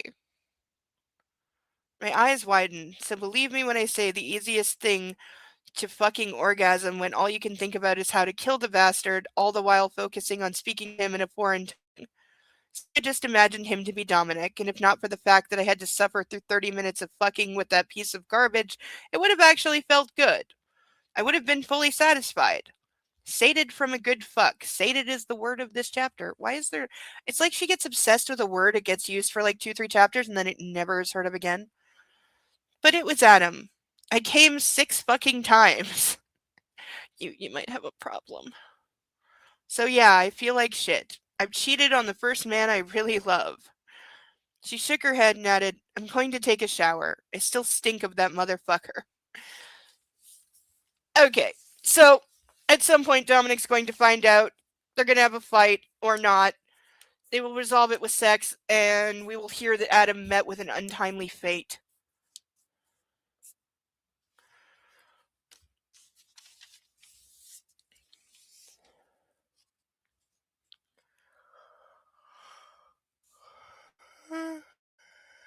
Hey. I stayed still, mulling over what Olga had said. I didn't know what to think. On the one hand, I admired her for her stubbornness and sacrifice, while on the other hand, I was angry at her for not allowing Massimo to take care of it. Well, he said he couldn't, so I wondered what I would have done in her place, finally concluding that yes, I would probably have done the same thing. That made me forgive her for the rashness of her decision. I glanced at the plate of food I had cobbled up for myself. It was cold. Suddenly, I realized I wasn't hungry anymore. I was too restless. At the same time, I knew the baby was innocent in all this, and I really had to eat for its sake. I went to the kitchen, microwaved the leftovers from yesterday, and ate without leaving the counter. When I finished, Olga was sitting on the couch again, wrapped in a bathrobe, staring numbly at the TV. The main door opened, and Massimo walked in, followed by Dominic. Olga immediately burst into tears and ran into his arms, sobbing. There, he said, carrying her across the room. I'm here, it's over. We're the tourist slaves. It's not that easy to get rid of us. He sat on the couch, stroking Olga's hair. Like, this is so overblown and ridiculous over the situation. Like, it was not that big of a deal.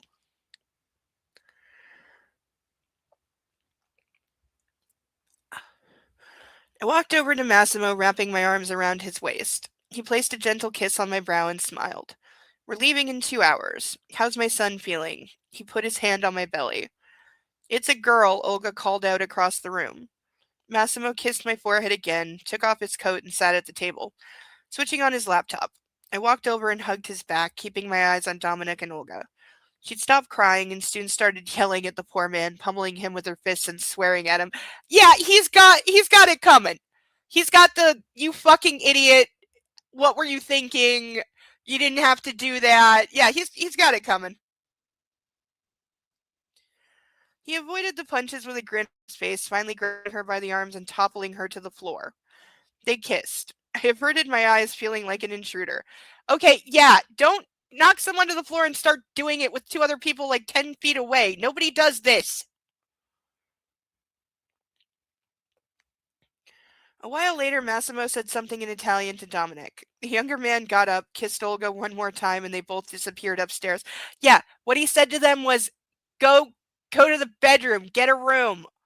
You cannot do it on the floor in front of me. Like, go away. I went to the dressing room and started packing my things. What if he wants to have sex? Olga asked, appearing in the doorway sitting next to me. You think men can feel those things? Will he notice that you already had sex today? Probably not.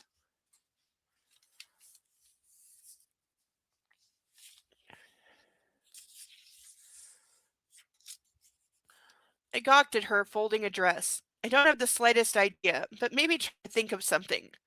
Diarrhea, a headache, period. Oh, in other words, let's make an excuse, just in case. He won't fall for that. Olga furrowed her brows. But some sweet talk and a bit of hugging might do the trick. I pointed a finger at her, signaling understanding. When I still hadn't known how to tell Massimo about the baby, I tried the same thing and it worked.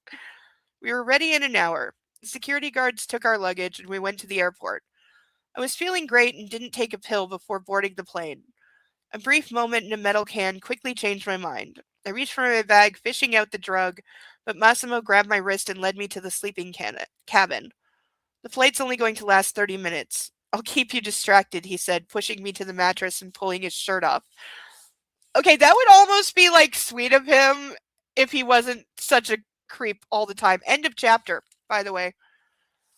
Oh, that calls for a stretch break. Also, my back is hitting me tonight. Really, really hating me. It's always this one spot. Mm.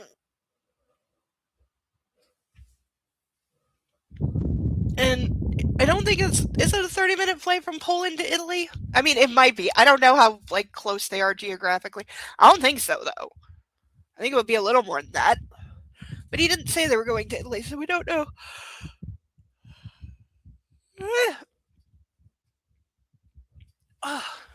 Stretching good.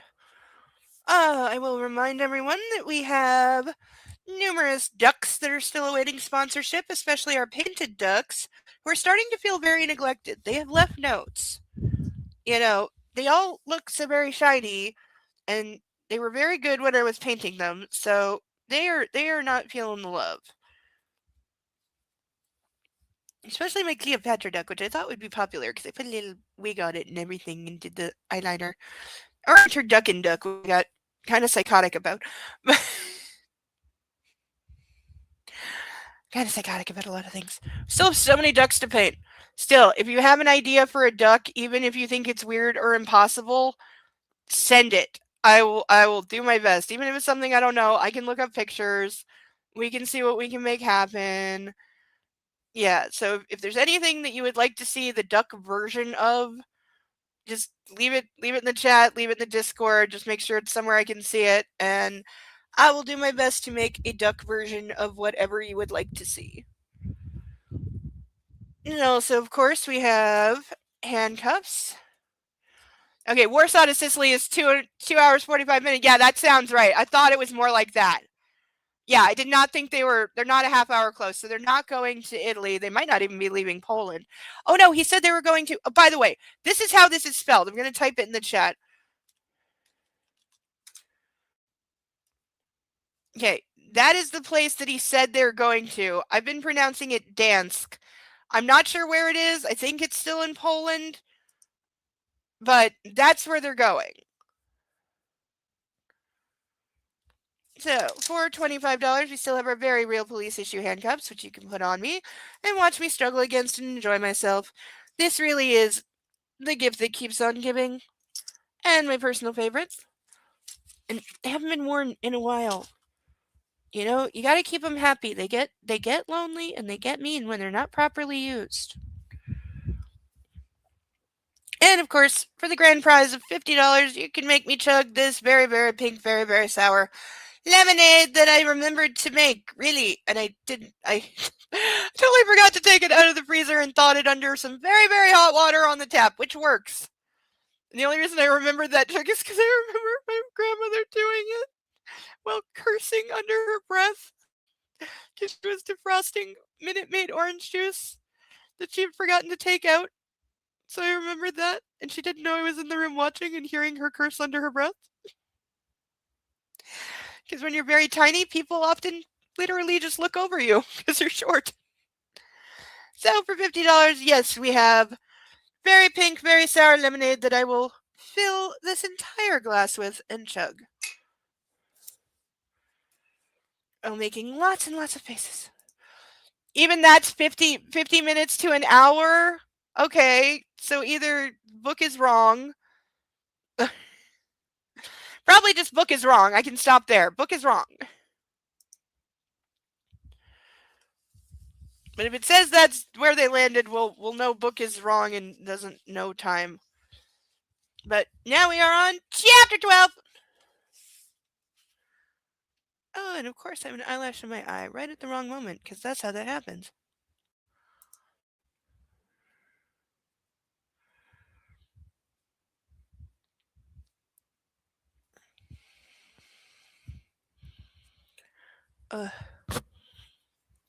Hey, why am I getting runny nose right now?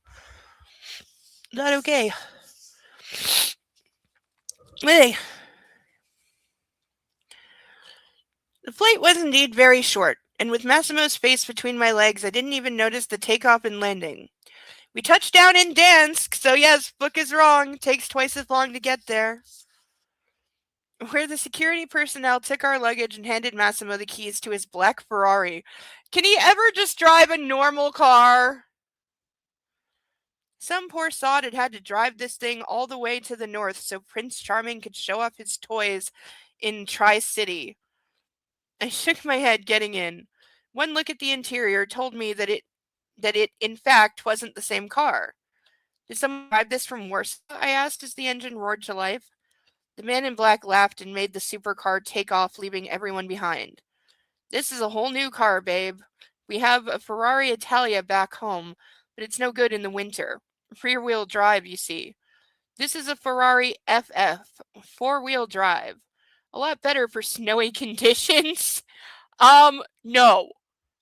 I'm sorry. A Ferrari and any supercar, not a good idea in snowy conditions. Okay, I'm putting my Canadianism on that one.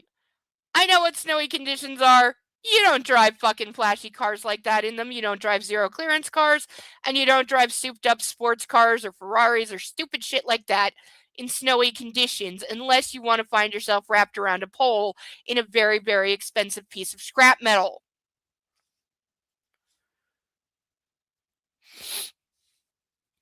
I felt stupid. How can I not tell the two different cars apart? Because they're. Have you ever seen car models that came out like consecutively next to each other? There's no fucking difference. In the dark, both of them look similar, but still. No, they look identical, I'm sure. I mean, I've never even heard of a Ferrari FF. I don't even want to know what the FF stands for, but I'm sure it's another ugly sports car.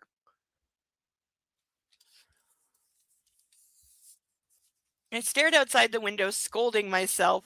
Why? Who cares if you can tell the cars apart? Who fucking cares? Needing to leave Warsaw so quickly had left me no time to wonder about Dominic's instant release. I turned to my husband, placing a hand on his knee. How did you manage to get Dominic out so fast? It wasn't me. That asshole got greedy. His lawyer called us. We settled on an amount and the whole case went away. Right. So it was already done. So what Olga did probably had nothing to do with anything. Oh, I said curtly, unwilling to dig deeper. But it's a bit strange, Massimo added, glancing at me. The guy's so rich, I thought we wouldn't be able to settle. I even dug deeper into his business, but I didn't need to use what I found out. Well, the guy has police on the take, so yeah, he's corrupt. What do you mean? The man in black chuckled, taking a turn from the ring road. There isn't a single rich man on earth who hasn't come into his wealth doing strictly legal business. Adam's no exception. He has a lot more in common with me than you'd think. Duh. So Dominic would have gotten out anyway, I asked, confused and anxious. Had Olga's sacrifice been for nothing? Yes! Yes, of course it was for nothing.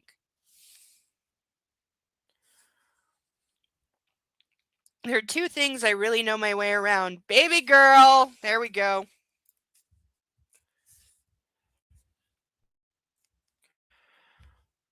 Making money and blackmailing people. That's probably accurate. The thought of what Olga had had to go through suddenly made me want to throw up. She'd thought there was no other way, though, so she'd done what she had strictly out of altruistic motives. Okay, book doesn't get to use those words. We're here, Massimo said, stopping by the Sheraton in Sopat. Buckling under the burden of my newly acquired knowledge, I followed him across the main hall and into the elevator. Our apartment was spacious. It took up the top floor and had a sea view. It wasn't anything spectacular at this time of night, and it was snowing. I sat in the armchair on the snow-glazed veranda, staring outside, numb. Should I worry or ignore the whole situation? It was in the past now, fortunately. What are you going to do? What are you going to do? Like, I wouldn't tell Olga any of this because she doesn't need to know and it's just going to make it worse. But I guess when you consider up and landing seatbelt time, maybe that's about 30 minutes. Yeah, maybe.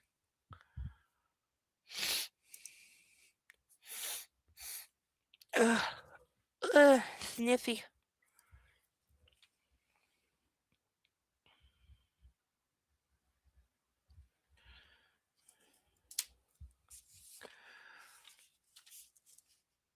What are you thinking? Massimo asked, standing behind me and massaging my back. Something's on your mind, I can tell. It has to be important. You've been thinking about it for hours. I shuffled my deck of lies but came up with nothing. I'm thinking about Mom, I said finally, scowling at the thought of what had happened back at my parents' house. Oh yeah, the fight we still don't understand because it makes no sense. The man in black went around the armchair and knelt facing me, spreading my legs slightly. He leaned closer, his lips hovering just a few inches from mine. His thumb stroked my chin as he watched me with half-closed eyes. Why is his wife lying to me? His eyes darkened and he knitted his brows. I sighed, capitulating. There are things I cannot and will not talk about with you. Yeah, that's not going to last. I held his face in my hands and planted a kiss on his lips. Your daughter is hungry, I added, pulling away and hoping that would change of subject would distract him.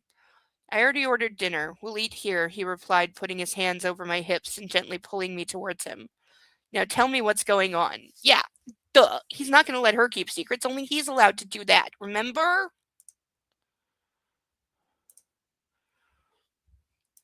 Ooh, thank you for the picture of the car, Cerebellum. Okay, this is not actually a completely unfortunate looking car. It's actually pretty normal looking. I kind of like it. You still should never ever drive this thing in winter conditions. But it's not bad looking. It's actually not bad. I wouldn't want one, but it's not ugly. I'll give it that.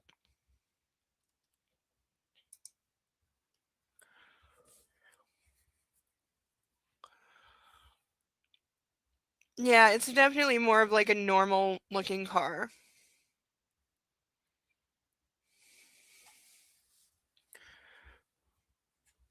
But we get to play with the fire extended because the word baby girl is split in two. It's too stretched out, not my style. It is ugly. Yeah, no, it's a little flat. It's a little squished looking, and I'm not crazy about the headlights. Yeah. No. I wouldn't want one, but yeah. Not the worst that I've seen. We've seen uglier. All right, let's see if I can do this without setting the whole book on fire this time.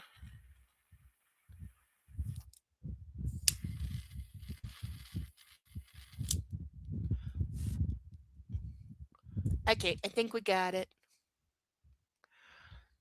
I'm gonna have to remember that that's one, not two. What is that? 6 we're up to? I think we're at 6.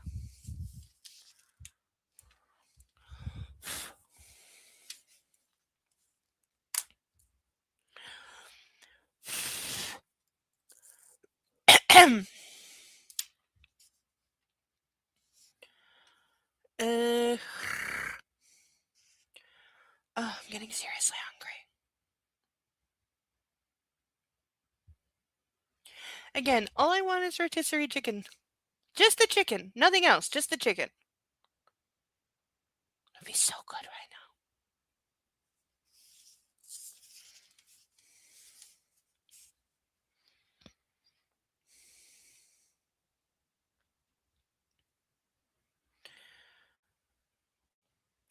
Fuck! I swore in my mind, frustrated he wouldn't just back off. Did you expect him to? Because I certainly didn't. Damn his unending curiosity. It is not curiosity. It is control. It's a you don't get to keep secrets, only I do. That's what it is. I decided to stay quiet. It wouldn't do me any good, but he wasn't going to force me to say anything. Was he? Yes. He kind of does that for a living. But she doesn't know about the torture dungeon. She hasn't seen that yet. Massimo didn't move, keeping his eyes fixed on me. I could see the anger rising in them. If you won't talk, I'll guess, he hissed, jumping to his feet and turning to the window. Is it about Olga? Saying that, he spun back to me, his furious glare burned holes into my eyes. I'll take that as a yes, he said, crossing his arms. Would it make you feel better if I told you I already knew? Is he lying? I'm betting he's lying. I prayed that he wasn't bluffing, but since he already knew, what difference did it make? I would call him out. I'd be like, "What do you know? If you already know, then tell me what I'm keeping from you." Hmm?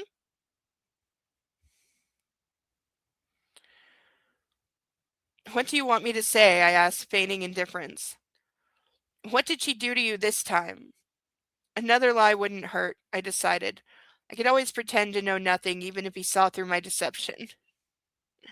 Massimo chuckled, slid his hands into his pockets, and leaned against the window. To me, nothing. But the sacrifice she made for my brother? That's a different story. A pity it was entirely uncalled for, he replied, unable to keep the irony out of his voice. My eyes widened to the size of saucers.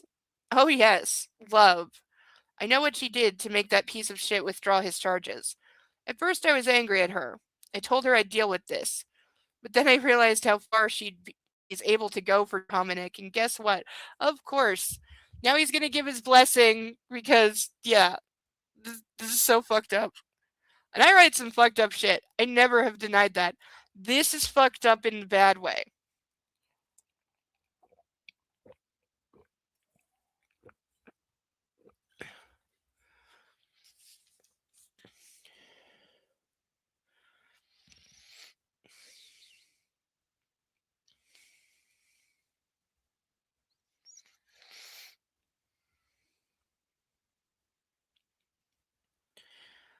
He took a step closer and leaned above me, putting his hands on the armrests of my chair.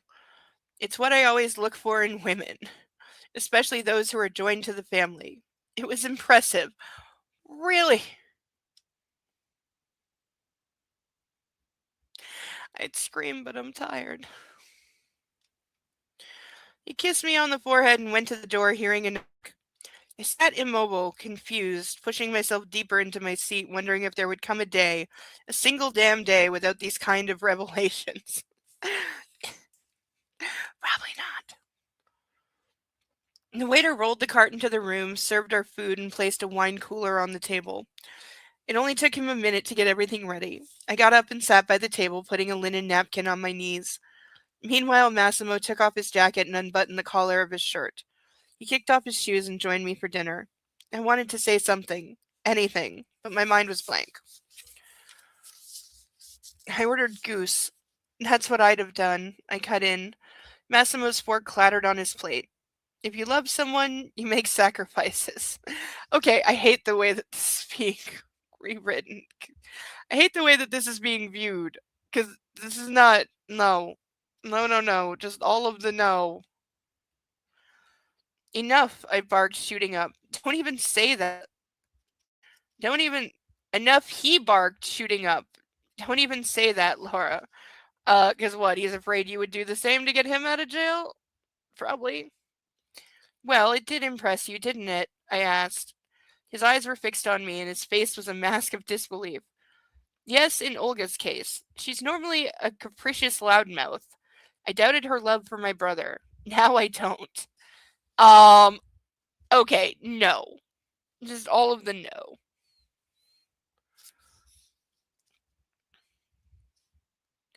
Oh, so if she screws around to save her man, that's good, but if I do it, that's bad. Yes! He stormed around the table and grabbed me by the shoulders, lifting me to my feet. There we go. You're my wife. You're going to have my baby. I would kill the man and then myself if he made such a sacrifice.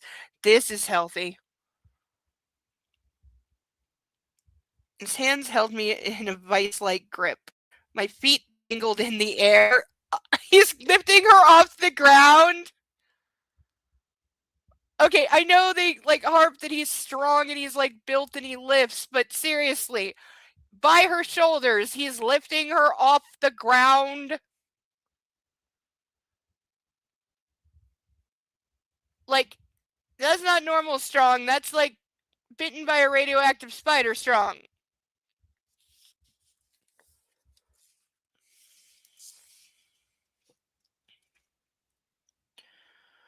I couldn't breathe.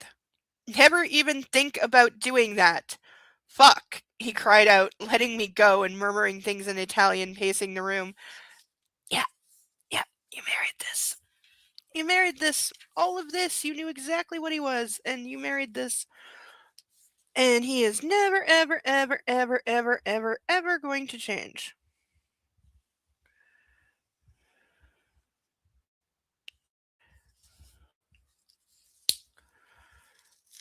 Ow.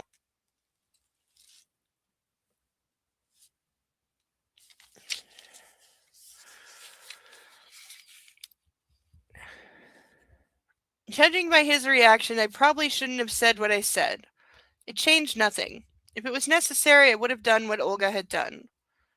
How did you know? I asked, taking my seat at the table and impaling a piece of delightfully soft meat with my fork.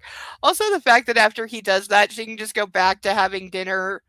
Like, that just tells you she's so used to his bullshit and his abuse. Massimo halted and shot me a glance, surprised at my unexpected calmness. The recording.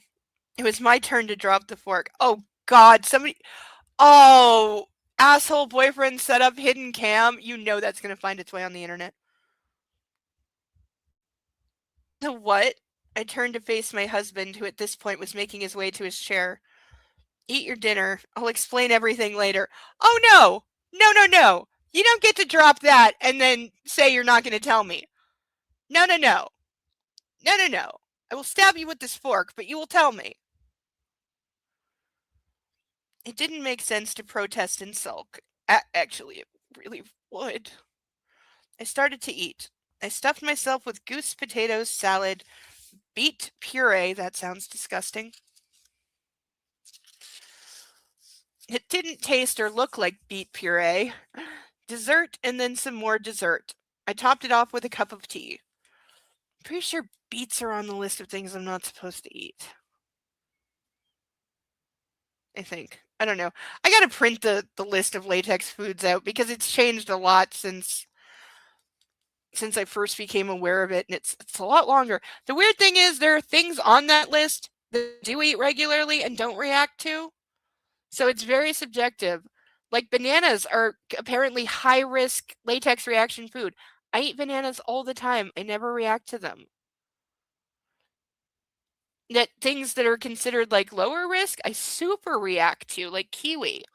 One and only time that both my aunt and my mom were okay with me like shunning a food because they kind of had the rule.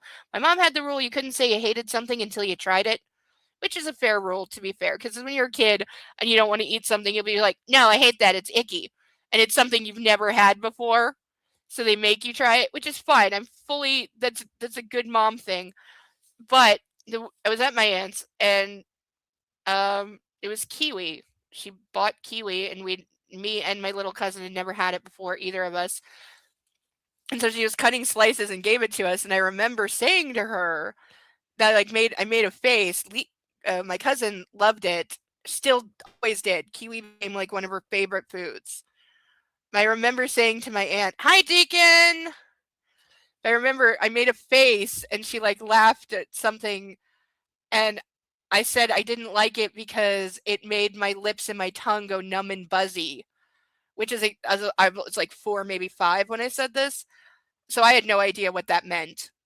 But she did because this is the only time she ever did this. She actually took the piece of kiwi away from me. She took it out of my hand and didn't make me eat any more of it. She was okay with my like barely taking a little bit of a bite and was just like, no. And I remembered her telling my mom on the phone that I said that later. And nobody ever made me eat kiwi or even brought it around me again. So they must have known that I was reacting to it, but they never told me that.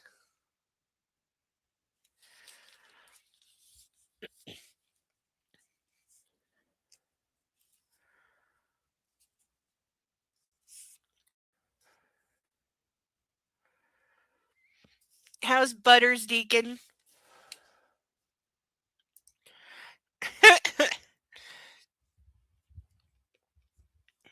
Has he killed the duck yet? I know he's been trying. I've been sending him encouraging messages. Him and Bo are talking every day, you know.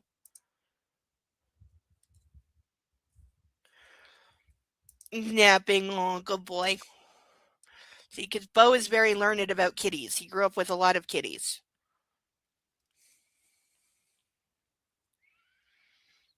Not yet, but he's still trying. Good boy. At the very least, it's good exercise for him.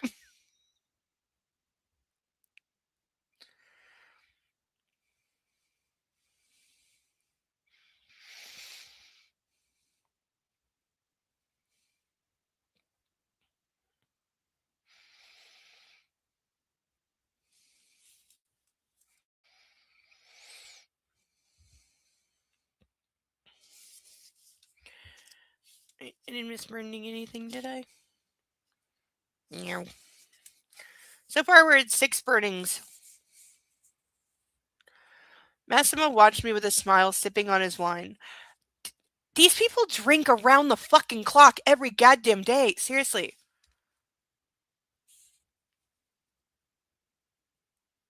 Ton, I said, propping my elbows on the table. I'm listening.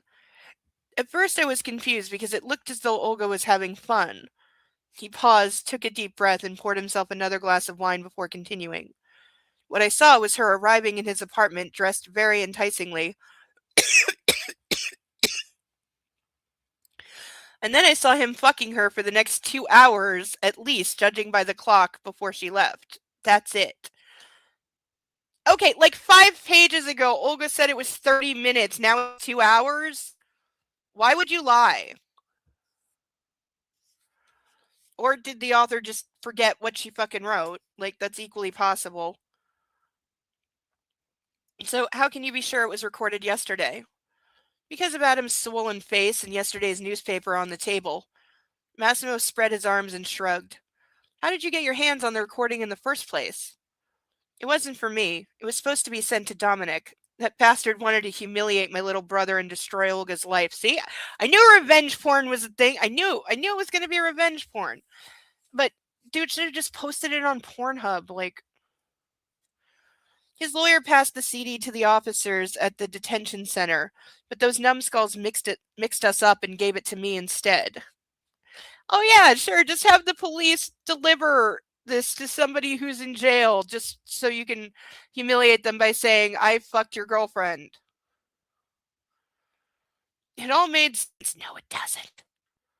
Both Massimo and Olga's stories, Adam had been scheming from the get-go to disgrace his enemy and wreck his relationship. That he wanted her to orgasm with him and talk in English made a lot more sense now. The recording had to show that she liked it.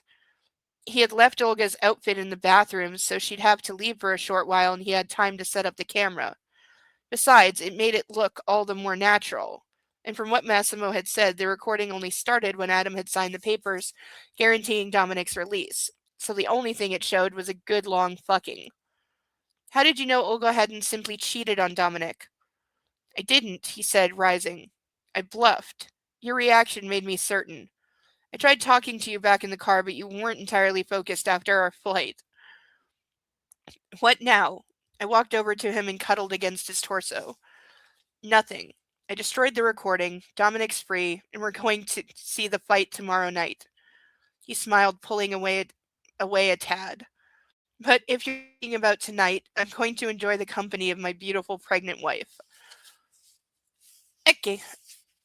So I guess we're done with all of that. I'm guessing none of this ever comes up again.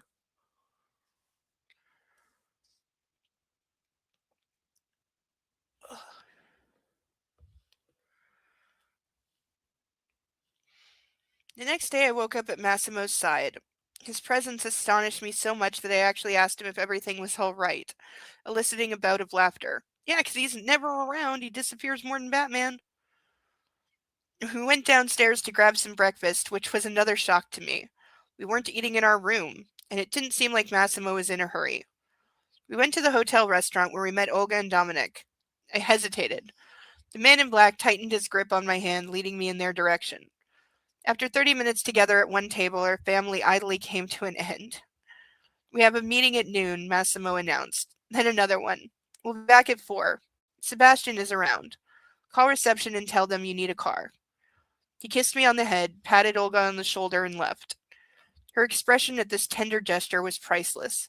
It was a mix of terror, extreme anxiety, and a dollop of revulsion. Yeah, don't touch me, creep. The fuck is his game? She asked, rubbing at the spot where he had touched her. I avoided her stare, considering whether to tell her the truth, finally settling on keeping it to myself. Yeah, she doesn't need to know. Olga was too much like Massimo in some respects. Unrelenting, persistent, and extra cautious. I'm talking to you, Laura, she hissed. Oh God, here we go again. This was going to be another day filled with too much information, curiosities, and situations I'd rather avoid. He, he, he knows, I stammered, shooting her a furtive glance. He knows about Adam. But before you start screaming, it wasn't me who told him. Her face went red and then paled. Breathe, Olga, I'll tell you everything. She started to bang her forehead on the table, making all the cutlery clatter. I quickly slid my hand between her brow and the tabletop. Stop it. For fuck's sakes, it's all right. I took a look around, lowering my voice to a whisper. But you should know what your fucked up ex was planning. Olga raised her head and stopped dead, screwing her eyes shut. Lay it on me. It won't get any worse. I told her everything that Massimo had told me the night before, explaining his strange gesture from a couple minutes earlier. And it had to be said that it had been one of a kind.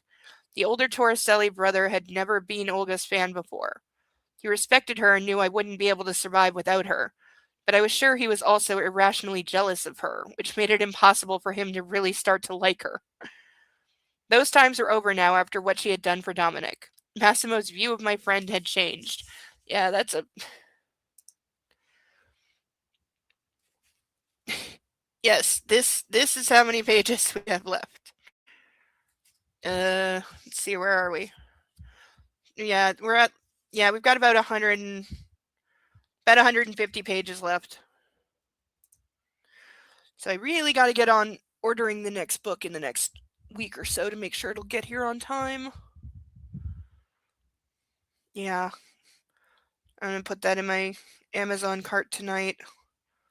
Then I can probably yeah, I can order it sometime this week depending. I want to make sure I'm home because I don't want anything left anywhere in this building anymore ever. So I'm trying to always make sure that I'm home when packages are going to be arriving. So yeah, I will order that sometime this week so it'll get here before we run out of this one.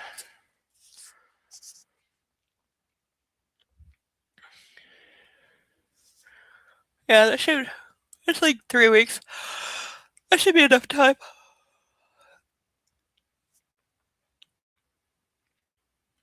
Uh,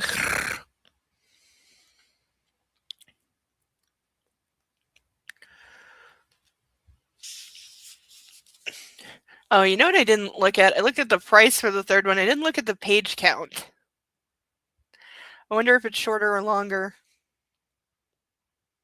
It's probably shorter.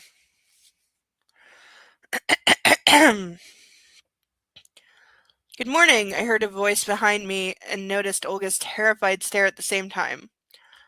Are you shitting me? She growled, scowling at my handsome brother. What? I sprang to my feet and fell into his arms, momentarily forgetting that he used to screw my best friend.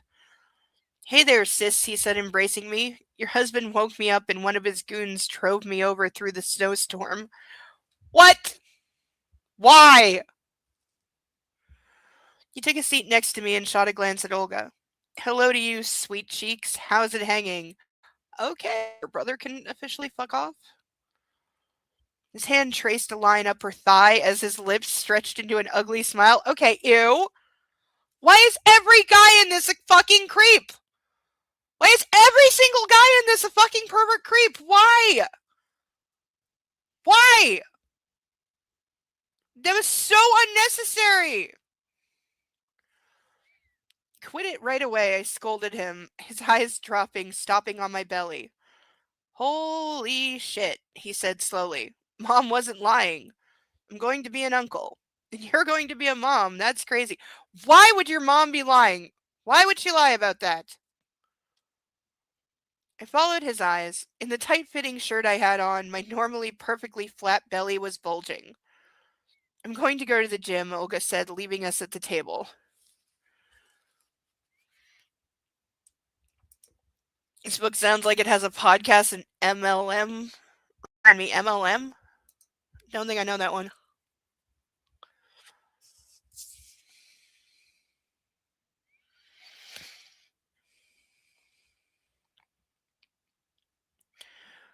Why are you lying? My brother asked with a smirk. Just tell the truth. You're going to suck someone off like you always do? And I'm pouring a drink over his head, because fuck you. I don't care if it's true. Fuck you. Here they were with their constant squabbling. You caught me, Olga retorted with a scowl. Unfortunately for you, you're never again going to know how it feels. Olga walked away heading to the gym, which really was a bit suspicious, and Kuba focused on me entirely. So, baby, husband, a move to Sicily. Am I missing anything? He asked, stirring his coffee. I frowned, rubbing my belly. Oh, the Costa Nostra. I nearly forgot the best part. I lifted my eyes and sent him an alarmed look. He just smiled innocently in response. His wide torso shook with laughter and he put his cup down, crossing his arms behind his head. So he knows about the mob too. Okay. Come on, sis. It's not like your husband is a nobody. I Googled him. It's nice that Google can tell you who the mobsters are. Oh, multi-level marketing. Okay, yeah, I've heard of. Oh. Mm. Jesus Christ, I breathed, hiding my face in my hands. Do our parents know? Are you dumb? Of course not. Well, maybe they suspect something. I've been looking into the finances of one of Massimo's companies. I couldn't miss some discrepancies. How is he getting a hold of financial information for a company? Any company? What? I couldn't keep my voice down. Some other guests were turning their heads our way. You're working for him now? I advise, but let's not talk about it. Oh, God. Right. Great. Tell me how you're feeling and what happened at home. Yeah, can somebody explain why the mom is pissed? Because I still don't know.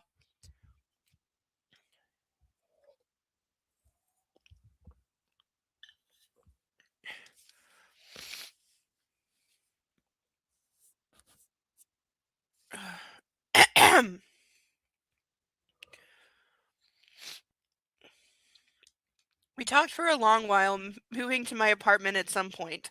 There were just so many subjects and so little time. And my charming brother turned out to be a very caring man. Want to grab lunch? I asked when it started to get late. You mean dinner? Yeah. Don't you need to fancy up first? I'll pick you up at 7. The gala starts at 8. My eyes widened. You will pick us up? Mo told me to take you with me. He'll join us after he finishes a meeting. I felt sad. Not for the first time and definitely not the last. Another meeting and yet another case of another man taking me somewhere I should have gone with my husband. I wasn't really that interested in the fight. Not without Massimo. He had been the one to inspire me to dig into that subject in the first place. Kuba left me and I called Olga. She had ordered us a hairdresser and some makeup artists. I had another hour to take a bath and rummage through my bags to find something to wear in the evening. Excuse me. I sat over the suitcases and gutted them, tossing their contents to the floor. I had never been to a fight night, so I didn't really know what to wear. Should I pick an elegant evening dress or a pair of jeans? Suddenly it dawned on me. Black. It didn't really matter what I wore. If it was black, it would fit. That's not how clothes work.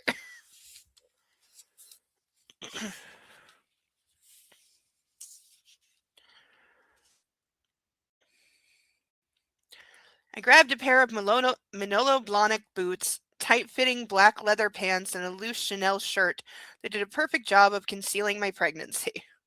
Satisfied with my choice, I took a shower, put on black lace underwear, and threw on a bathrobe. The makeup artists and hairdressers were almost done with me by 6. I walked up to the mirror and took a look at myself. I looked awesome. Those hair extensions formed a thick, long French braid, while the smoky gray makeup perfectly complemented my outfit. I threw off my white bathrobe and reached for my shirt. Call me when your asshole brother shows up, Olga said, leaving the room. And get dressed, woman. Stop showing off that fancy lingerie. I am getting dressed, I barked. Besides, I'm pregnant and that's not sexy. Ah! There are several people who would disagree with you and an entire category of porn. Pregnant can definitely be sexy. Olga sent me a scornful look. Your pregnancy's barely showing, you dimwit. You're still thinner than me, and I'm not even expecting a baby. Why do I think that's going to change in the near future? Oh, that's going to be a thing, isn't it? Okay, prediction.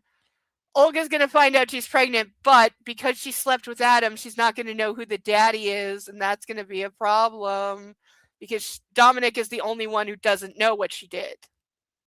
And that's going to be how she's forced to tell him, or she's just going to lie to him and never find out.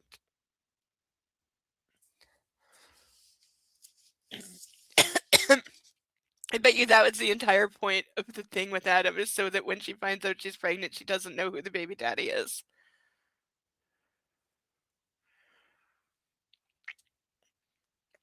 Now get dressed and call me when you're ready. I shut the door behind her and switched off the lights before playing Silence by Delirium from my phone, plugging in my earbuds. I had time. There was no need to hurry.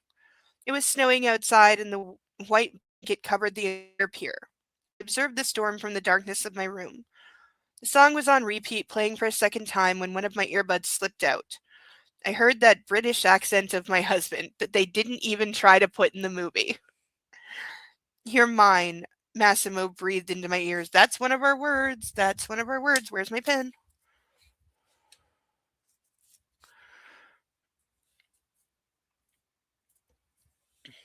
So that makes 1, 2, 3, 4, 5, 6, 7 so far. Massimo breathed to my ears, trailing his arms up my sides and over my belly. Don't let me interrupt you, he added, putting the little earphone back in. Wow, got it right twice with earbuds and then slipped up into the European with earphone. And yes, they do call them that. That is just, yeah, her being European and the translator didn't catch it. The gorgeous vocals reverberated in my head, but I couldn't focus anymore. Suddenly, I felt a soft scarf covering my eyes. Oh, yeah, keep doing what you're doing as I blindfold you and fuck you over the sink. Yep, that's what's coming. I put my hand on the window, leaning against it. I couldn't see or hear anything now, entirely at his mercy. Standing behind me, Massimo took the phone from my hand and slid it between my breasts, hanging it from my bra.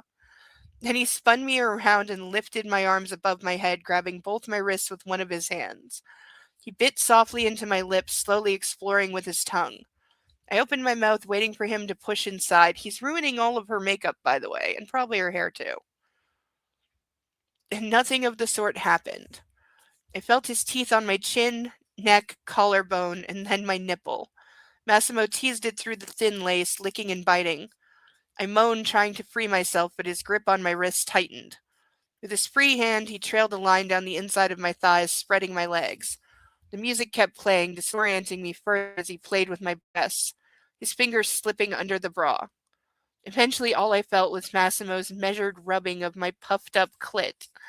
Suddenly, he pushed his tongue through the barrier of my lips, freeing my arms at the same time. The kiss was passionate, and I returned it, greedily pressing my face against his.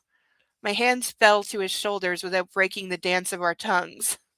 I shifted them down over his skin, discovering that he had thrown off his clothes sometime earlier. Massimo's own hands cupped my buttocks, and he lifted me in the air with no apparent difficulty, carrying me through the room. Massimo, I said, unable to hear my own voice. I know what you want, he breathed into my ear, pulling one of the earphones out.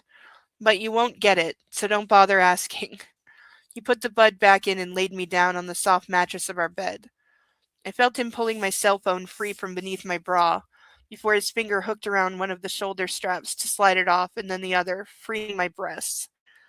I shivered as his teeth bit into my nipple, his lips sucking and her caressing, his fingers exquisitely irritating, turning and kneading. The music was deafening, but somehow it also increased the sensation in my whole body 100-fold.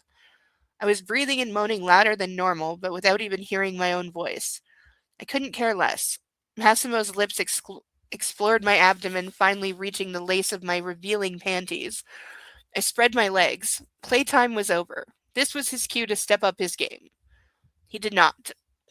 I felt his hot breath on my skin, but that was it. The mattress rebounded and I felt him get up.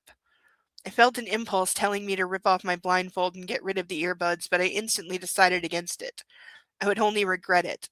Not because my husband wouldn't punish me. Not because my husband would punish me in any way. No, it just ruined the surprise. No, he definitely would punish you. So I stayed put, disoriented and impatient, finally feeling his touch face as he turned my head to the side. Before I could react, Massimo's magnificent manhood pushed its way into my mouth. How did I not see that coming? How did I not see that coming? I should totally have seen that coming, and I did not. I need to play with fire.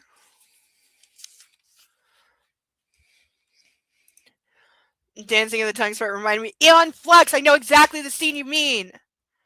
I know exactly the scene that you mean. Yes. I've not seen I've seen a couple clips of the cartoon, but I've seen the movie. It's actually a really good movie. Weird as fuck, but very well done. I particularly did love the costumes in that movie. Very much so.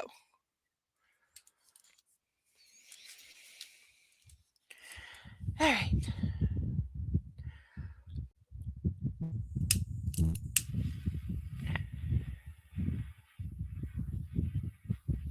There we go. And yet, that one did not set the whole book on fire.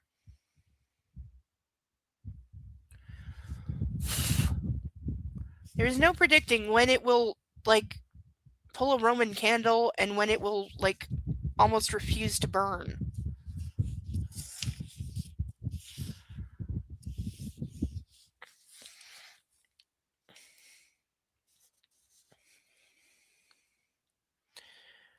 I sighed in delight, grabbing the shaft with my hand, sucking and licking in a sudden spell of frantic activity.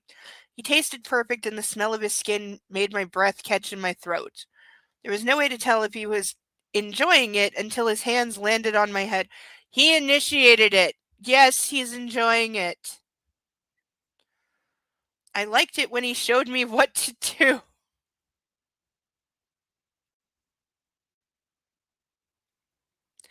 The level of cringe on that line.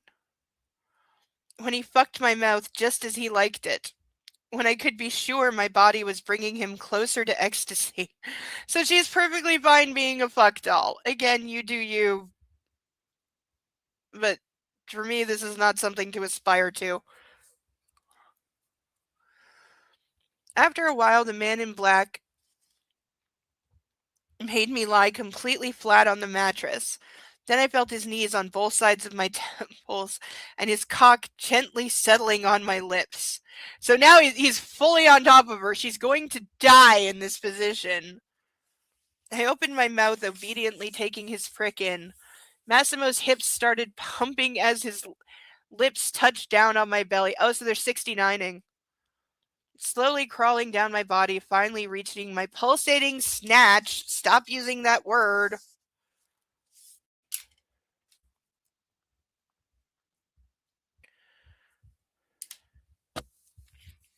Ugh. Ugh. Kleenex. I don't know where it went.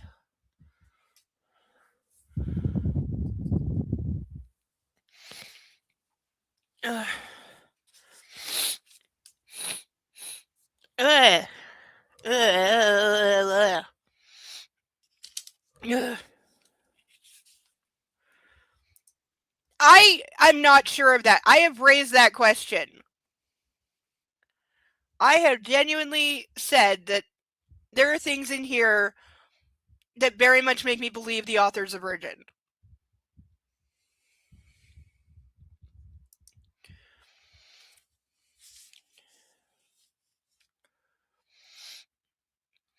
His powerful arms pulled my thong off, leaving it around my ankles. I kicked it off. Excuse me. I kicked it off, and those same arms grabbed my legs and brutally spread them apart. Choking on his thick erection, I cried out as his tongue greedily devoured my clit. I felt his fingers sliding inside me at the same time. Suddenly, he jerked his whole body, rolling us over so that I was now on top. Without wasting time, I propped an elbow on his thigh and closed his cock in a tight grip.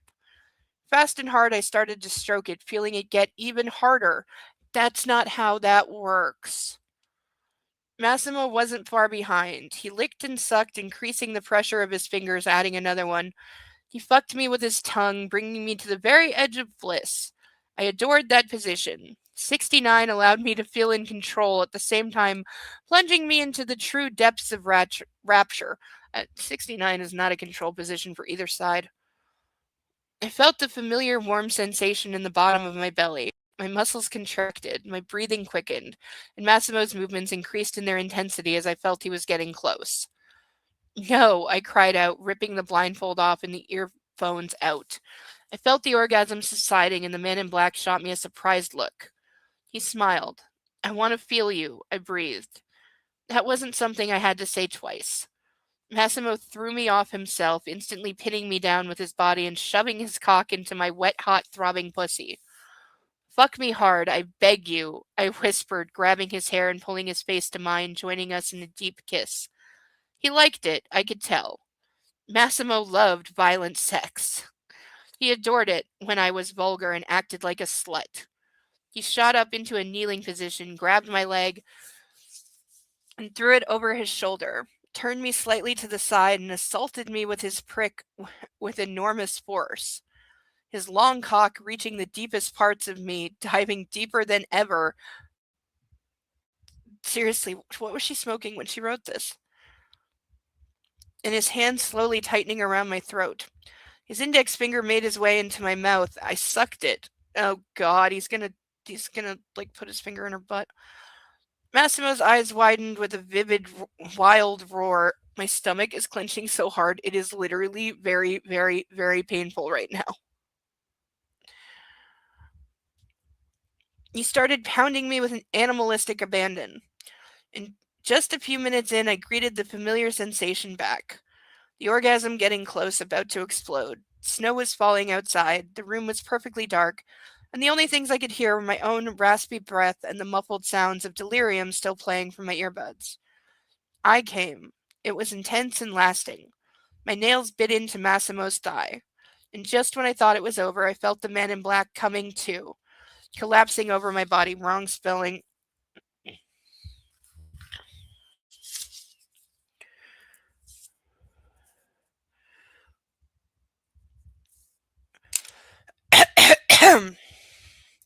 Yes, definitely all the drugs. But I can say, unlike with E.L. James, we don't need to send her dolls for her to work it out. So far, she has not come up with any positions that are physically impossible or given anyone a third arm.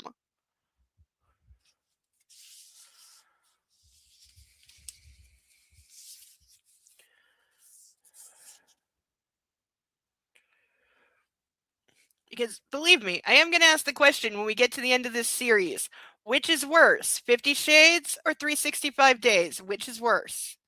And you can't say they're both bad. They are both bad. They're both awful. They're both crimes against literature and crimes against women, and they should not be aspired to ever or seen as in any way good or healthy relationships. If you had to pick one, and you can't decide now because we have to get to the end of the series, you got to be fully informed before you can make a decision.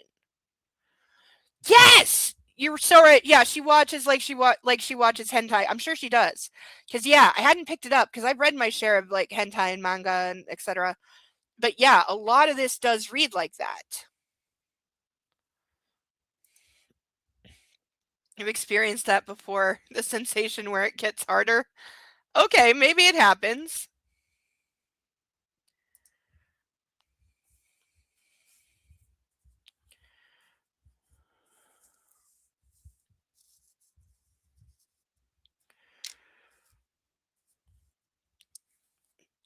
I mean, whenever I was sleeping with somebody with a penis, I kind of left the most of the getting it hard part to them because I don't like touching penis. So maybe I just missed that. But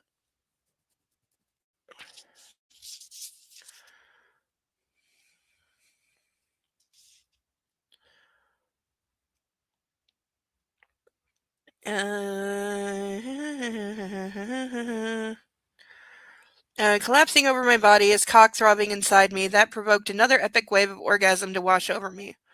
For a long time we stayed still, joined as a single entity, sweaty and heaving with exhaustion. I had my hair done, I said finally as I regained my wits. And makeup. But you weren't sated. Sated is the word. That is the word of the day. He planted a kiss on my forehead, still breathing heavily. Besides, I'm sure you look wonderful. Now let's go. It's time. I'd be furious. Dude, I was all perfect and getting dressed. You come in here, you mess me up, and now you're like, let's go. I need an hour. He added and quickly disappeared into the bathroom. You damned hypocrite, I thought, getting up and finding out I was barely able to walk to the mirror. As soon as I saw my reflection, I got angry. If my makeup was still more or less unscathed, my hair in total disarray. I grabbed my phone, praying that the hotel hairdresser had a free spot. He did. 5 minutes later, he was braiding my hair again, shooting me amused glances. Yeah, I'm sure they know. But let's play with fire. I don't know why my mind went to that scene in Sinners. No one asked you if you liked garlic. Uh-huh. Okay. One of my most hated words in the English language that has come up, I think, 3 times tonight? Twice. That is twice too many. Okay, the word snatch needs to only apply to, like, stealing someone's purse. not any part of a woman's anatomy.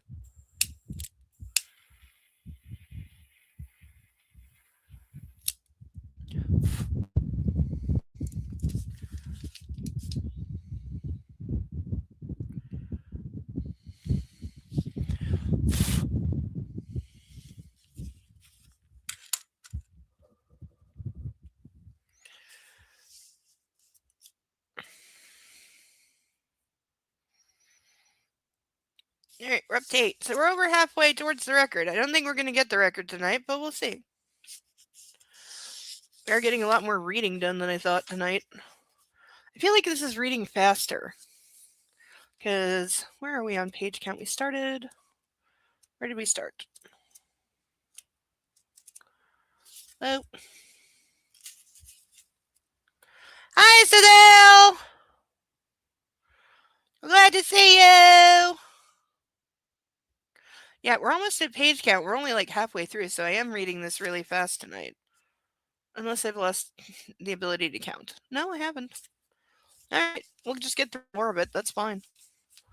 The more we get through this, the sooner it's over. That just seems so dehumanizing. Yeah. Yeah. Pretty much all the times they have sex is dehumanizing. I think it's intentional.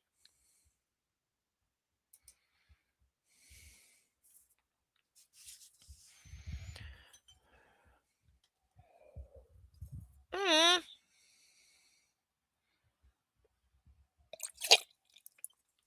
Okay. I need to get a refill because there's ashes in my glass. This is the water glass. The other one is the pink lemonade glass, which I'm only going to pour and fill if somebody wants me to chug, because otherwise I then have a glass of lemonade that I don't like pouring things down the sink because then I'm wasting, but I don't want to drink it outside of book club, so I'm not pouring this. Our chug glass is currently empty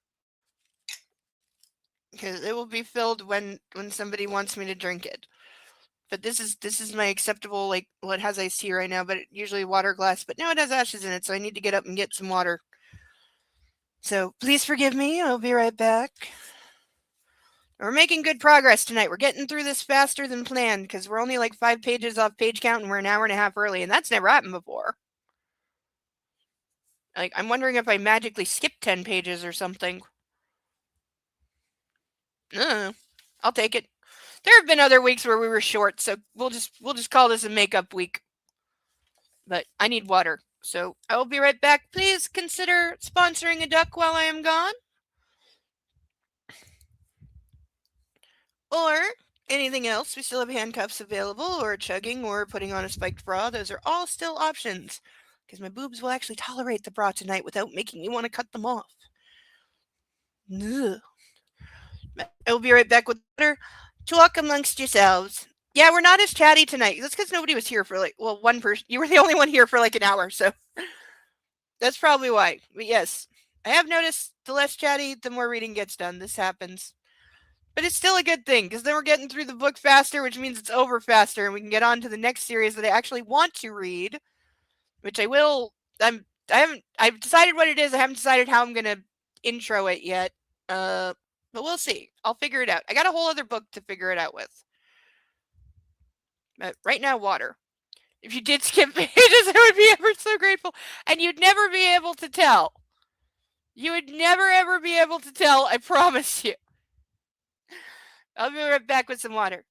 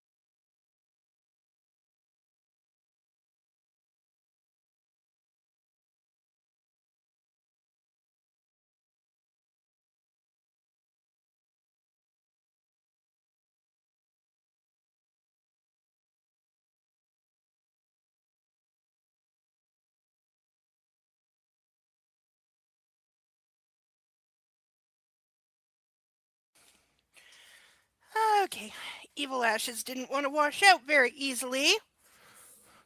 And I have confirmed that Puppy is indeed holding down the couch.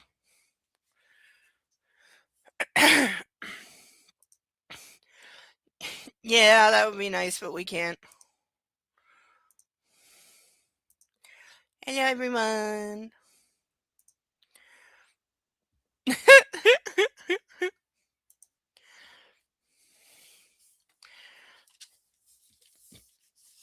Ugh. Although, how sanitized do we think the movie is going to be? There's so many things that are in here that we know are not going to be in the movie because they give it the Christian Grey treatment. They try to make it better. They try to make Massimo less evil. They cut out most of his extreme violence, murder. They cut out every time he's a rapist. I promise you, they're going to cut all the rapey scenes out of this. Probably the whole character of Adam and the wherever the fuck they were for 2 months. None of that's going to be in the movie.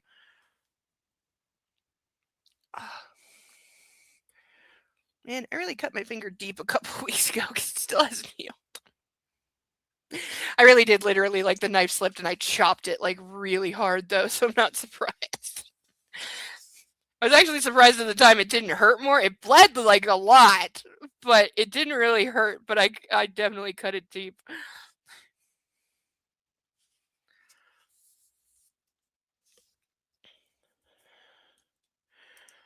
Yeah, you shouldn't have done that! Nobody told you to do that! In a group, we at least have the protection of each other to get through the stupid.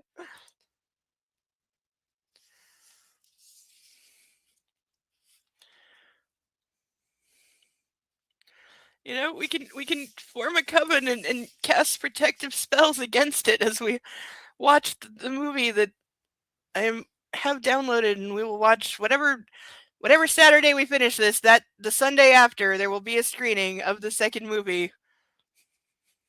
Do we think the music will be better or worse? And how many songs do we think the guy who plays Massimo will be singing in it? I still cannot get over that he's a singer. And he sang 4 of the songs in the first movie. His voice, it's like, I don't know if they did something to, like, auto-tune his voice or something, but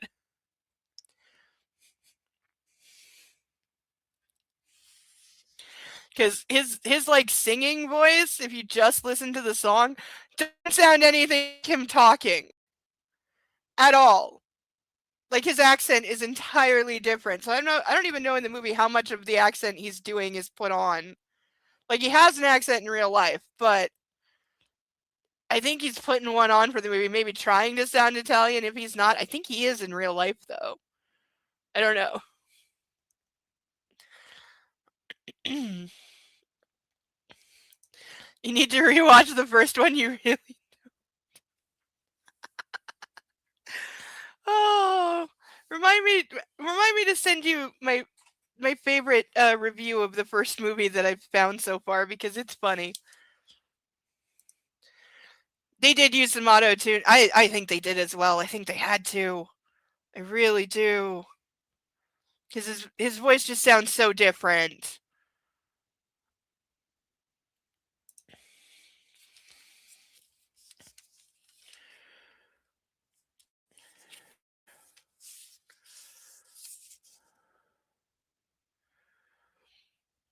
In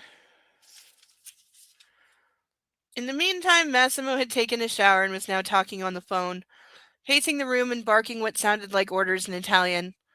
I thanked the stylist, and my husband slapped a high-denomination bill into his hand without interrupting his conversation. Before he slammed the door in the poor man's face, pushing him out into the corridor. End of chapter.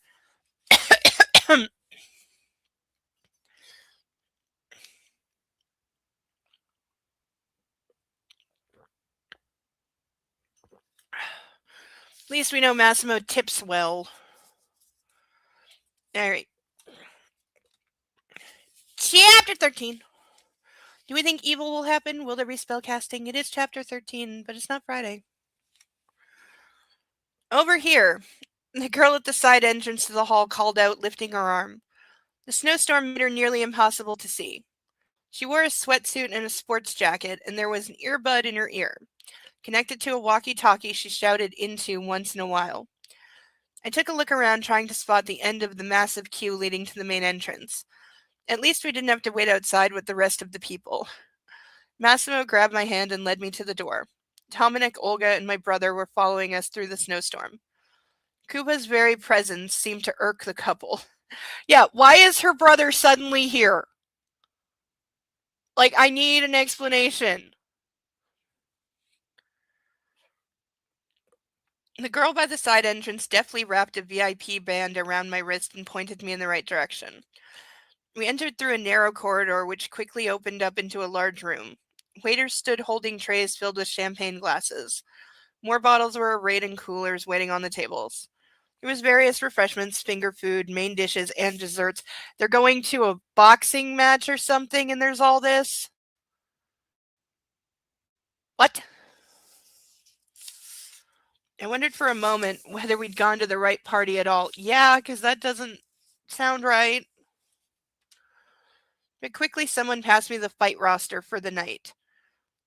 Like, we haven't even been told what kind of fight this is.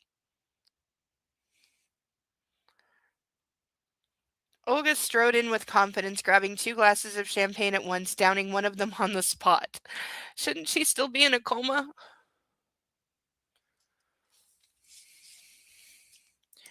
Sweet tickets? Is that like having like like football and you have like box seats?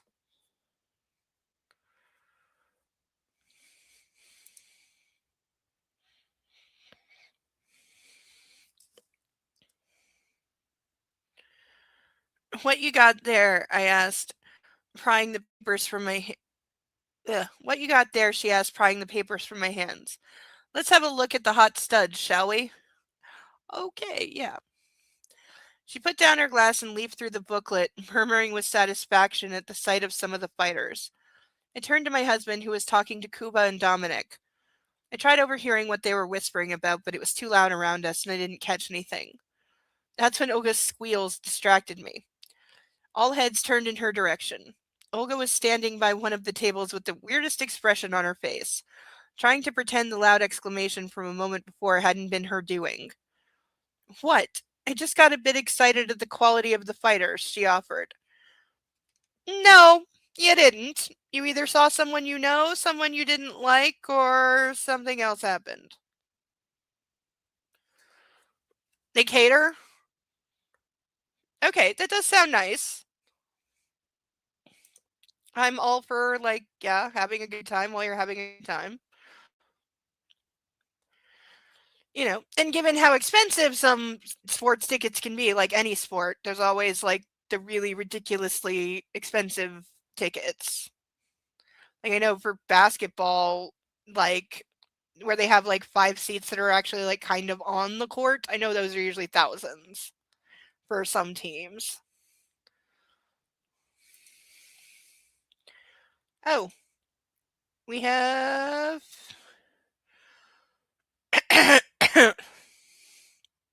Aw, thank you, Sethel. We have a drink and a random painted quacker. Oh, now I have to choose. It's like choosing a baby. Okay. What duck? What painted duck? Which of our painted ducks shall now be elevated to our glorious pantheon of ducks? Okay, between Cleopatra duck and turducken duck.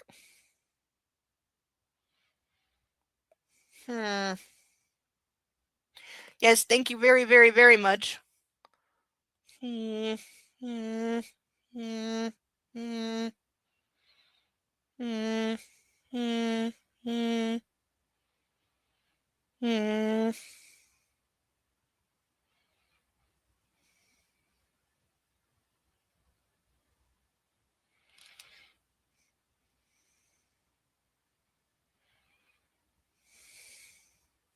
Yes, there is a teenage. Yeah, there's a Teenage Mutant Ninja Turtles duck. This is Raphael. I looked up the colors. See, he's got his Siles. He was my favorite as a kid. And he's got his red mask and his sileys, yes. And I painted a nice gold pattern on his shell to make him extra cool. So yes, we have Teenage Mutant Ninja Turtles.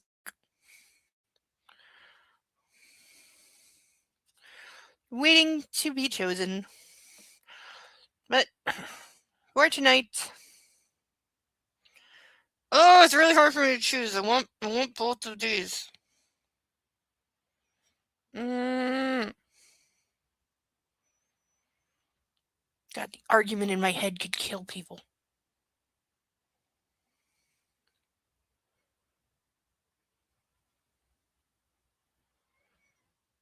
Okay, we're going with Cleopatra Duck.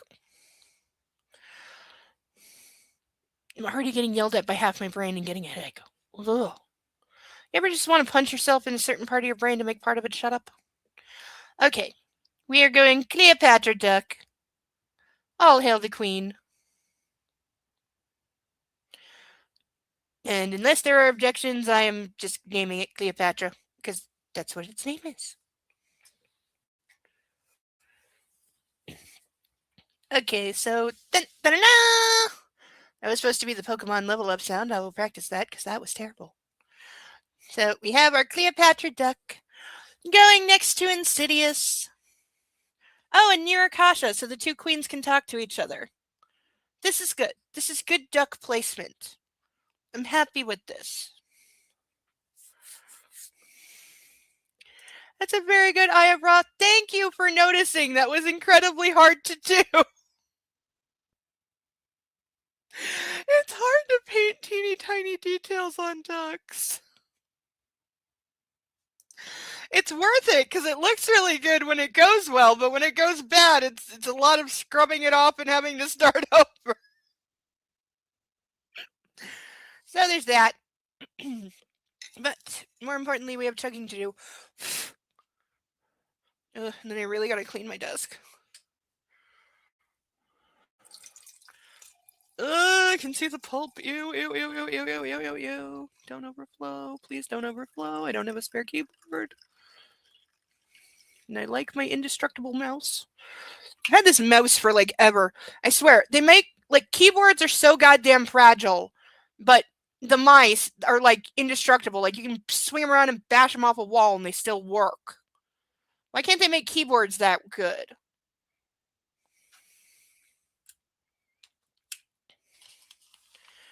All right. Please don't let me spill on this shirt because it's a pain in the ass to wash. As always, here's to love, here's to us, here's to all the times that we fucked up.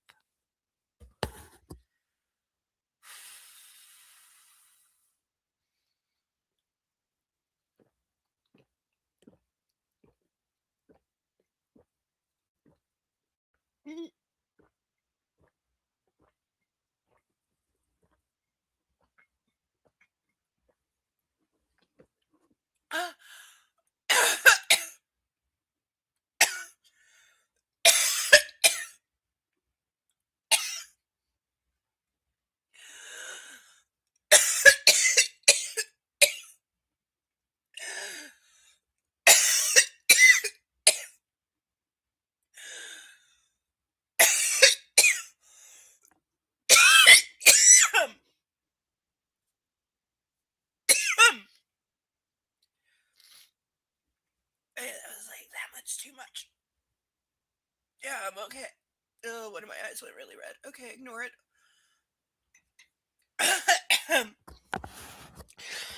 Okay, there's like half an inch too much. Or I need to do that faster.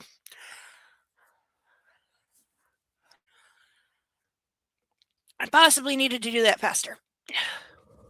I'm fine. I'm good. Deep breaths. Oh, night, Deacon. I'm sure you did lots of things today.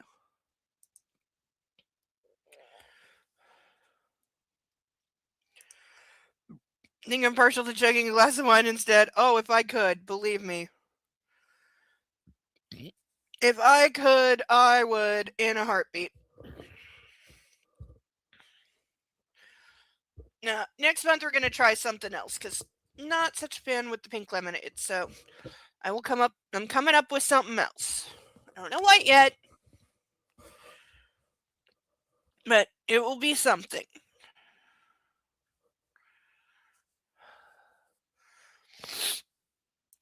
Because we got a great creative bunch around here, and we will come up with a good idea. I know we will.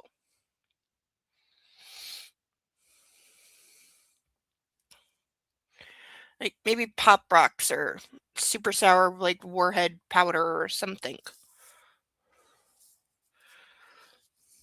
It'd be easier if I could do spicy challenges, but I can't, so we'll figure it out.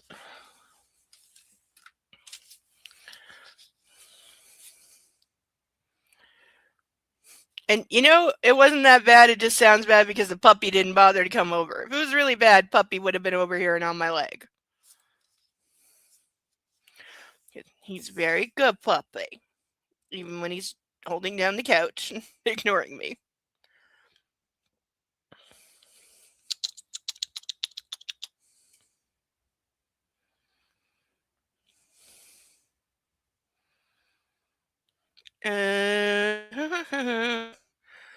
With a shrug, she walked over to me and pulled me away. Look at this. She pointed a finger at the penultimate fight. I stared at the page in disbelief. The picture showed Damien, my ex. What? So we have another guy that we've never heard of before. I snatched the brochure from Olga's fingers and gaped at it. Whether I wanted it or not, we were going to see my ex-boyfriend fight tonight. Feeling Olga's penetrating gaze on me, I swallowed loudly and turned to her. Is that what you're so happy about, you bitch? I asked sharply, slapping her with the booklet. Did you know? Answer me. Olga took a quick step back, putting the table between us and taking a sip of champagne. I might have heard this or that, she said, grinning. Why didn't you tell me? I narrowed my eyes and fixed her with a murderous glare. Why do you care if he's ex? Because we'd never have come here. She closed the distance between us and put a hand on my shoulder. Besides, Laura, there's got to be 1,000 people here. No chance you two will meet. What do you bet they wind up meeting somehow? And this turns into a thing. I cocked my head and shot another glance at Damien's picture, this time focusing on the visual elements and the information below. There was a note about his previous achievements, records, and success in international tournaments. I felt hot, involuntarily recalling some of the times we'd had together. Oh, is this the ex that used to do coke and get abusive? That ex? Or no, that was dancer guy who's already dead. Yeah, we've never heard of this guy. Excuse me. Oh, that tastes so sour.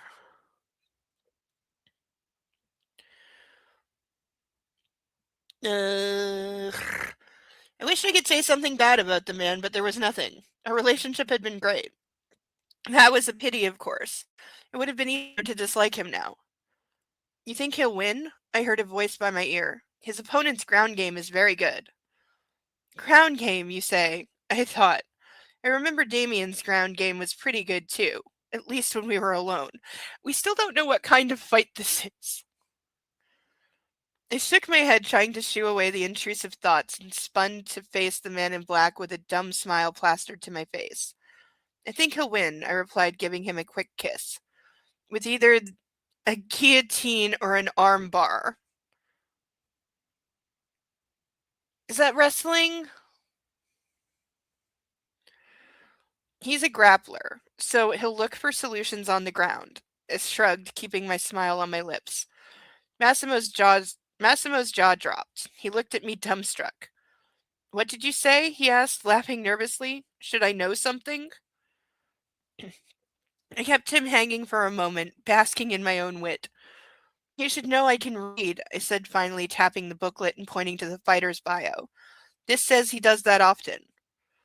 I say he tested it on you, Olga said in Polish, keeping her face impassive, but fixing me with an intense stare. Okay, she just wants to start some shit. Like, girl, shut up, not now. I ignored her, grabbing a glass of juice Massimo had placed on the table beside me.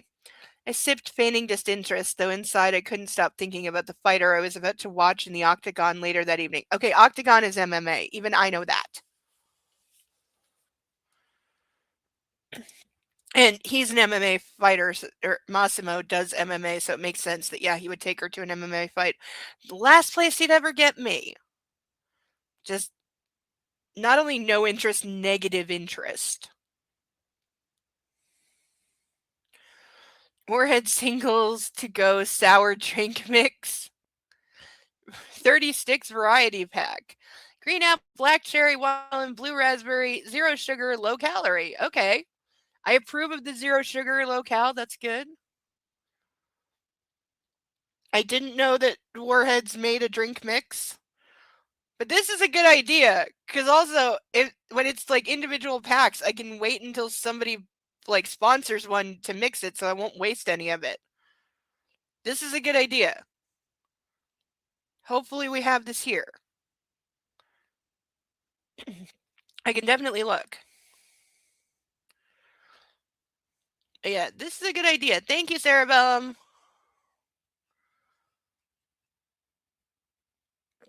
Yeah, that could be a really good idea. I know Warheads pack a punch. I've seen them in a lot of React videos.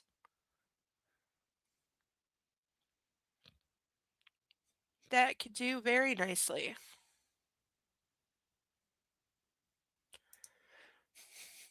You didn't know about the meter?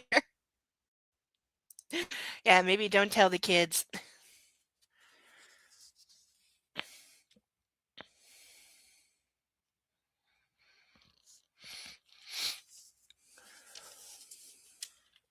A staff member appeared, inviting us to follow her. We did, trailing the woman through a wide corridor until we passed a large gate and entered the arena. I looked around wide-eyed.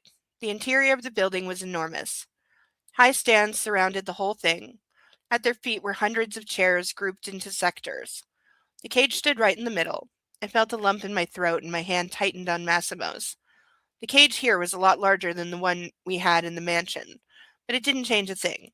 I recalled our own octagon, remembering all the things I wanted to use it for, and suddenly I wasn't sated anymore. I felt an overpowering need to have sex. You're a little public right now, but why do I think that's not going to stop them? A violent, rough fuck. This pregnancy and the storm of hormones it pumped into my brain surely make me fuck Massimo to death one of these days. That's so much more likely to be the other way around. My husband sent me an impassive look, though I was sure he was reading my mind. He smirked and bit his lip as though telepathically connected to me. The woman from the staff was still standing right beside us, but it didn't disturb him one bit. He kissed me, his tongue penetrating deep into my mouth. I wrapped my arms around him, allowing the kiss to last. We stayed like that for a long while until my brother rolled his eyes and prodded the woman to point us to our seats. He disappeared, leaving us alone. When my sudden need for love and attention passed, we walked towards the cage. Oh, it is. April Fool's Day is coming up. Could make a gallon of it and leave it in the fridge. That would be good.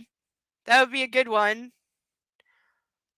I mean, depending on how much everybody likes each other, it might only work once, but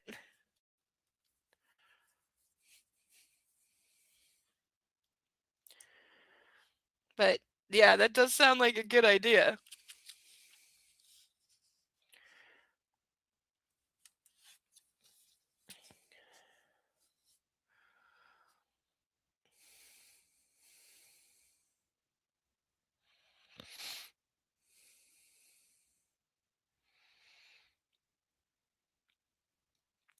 Of course, me being evil, my mind immediately goes to mix it into the coffee grounds in the community coffee pot at work.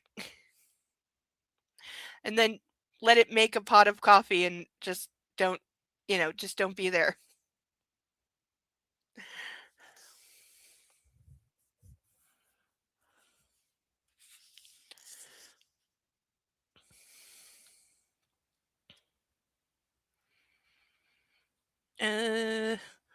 We had seats in the first row. That didn't surprise me a bit.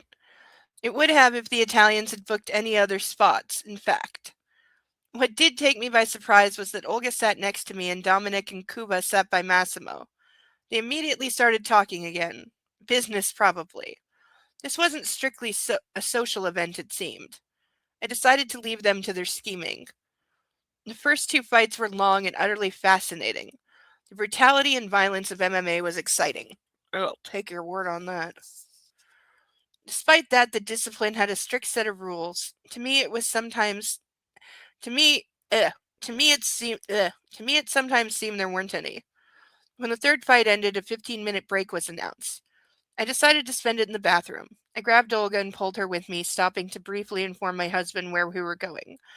At first, Massimo wanted to accompany us, but the president of the MMA Federation showed up out of the blue and saved us by stopping by him with some more business. We were introduced and then could go wherever we pleased. Isn't it great being like a dog on a leash? The thing is, actual dogs like being on a leash. Because then they know they have their human with them, and they're cared for, and they're not going to run off, and, you know, this is a good thing. Why do you think they go ballistic when you touch the leash?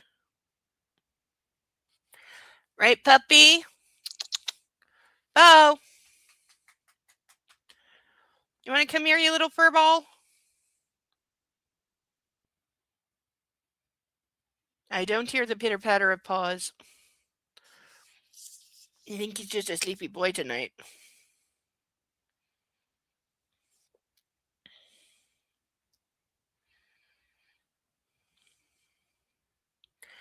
Seeing the color of our wristbands, the security guards showed us through the gate and all the doors behind it. Having passed a few of them, I suddenly realized we were lost. Where the hell are you taking me, Laura? Olga asked, darting glances at our surroundings. This doesn't look like the bathroom. I looked around and frowned. I nodded furiously, agreeing. We were standing in the middle of a completely empty corridor.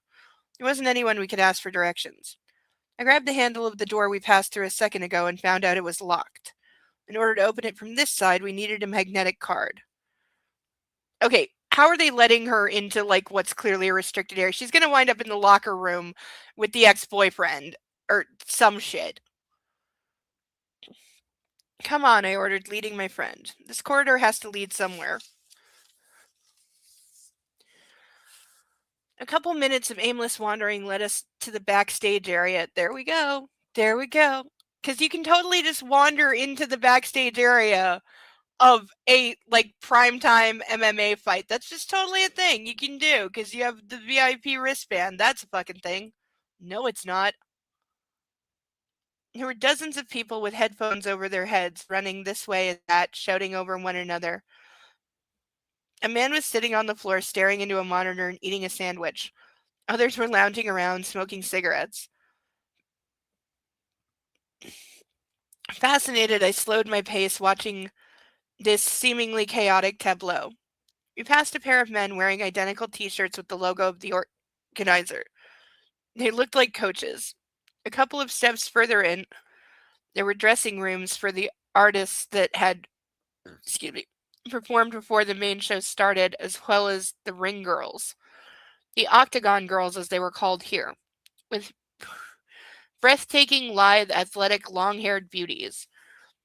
They were laughing, doing their makeup, and using the break to catch their breath. They were a sight to behold. Their manager was bustling about them, hollering and cursing, but they just ignored her tantrum. What a despicable bitch, I thought, looking at the manager. They should do something about her. Nobody is noticing that they're here and they shouldn't be. So security sucks at this place.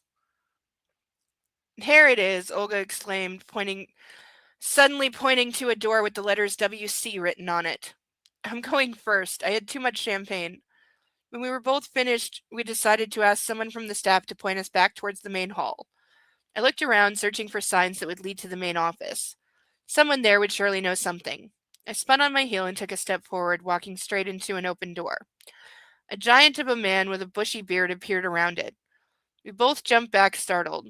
The door to the changing room swung shut, revealing a familiar face. There we go. There we go. Like we couldn't have known. Yes, she winds up running into the ex, and of course Massimo's going to come looking for her because she's taking too long.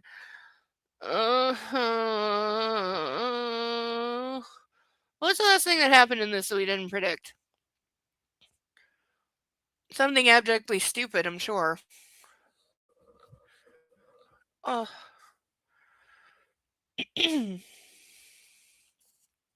Holy shit, I whispered, completely dumbstruck. That's... I broke off as Damien turned and noticed me for the first time. I don't believe it, he said, shaking his head. You're finally here. Oh god, is he going to be another guy that can't take no for an answer? Which is every guy in this series. He wrapped his arms around me and lifted me from the ground, squeezing me in a bear hug. Olga was completely stupefied too. Instead of trying to pry me from his massive arms, she gaped at the scene. Meanwhile, I could only pray that Massimo hadn't followed us. Yeah, countdown to that. I wrote you so many times. I wanted to see you, and here you are. Yep.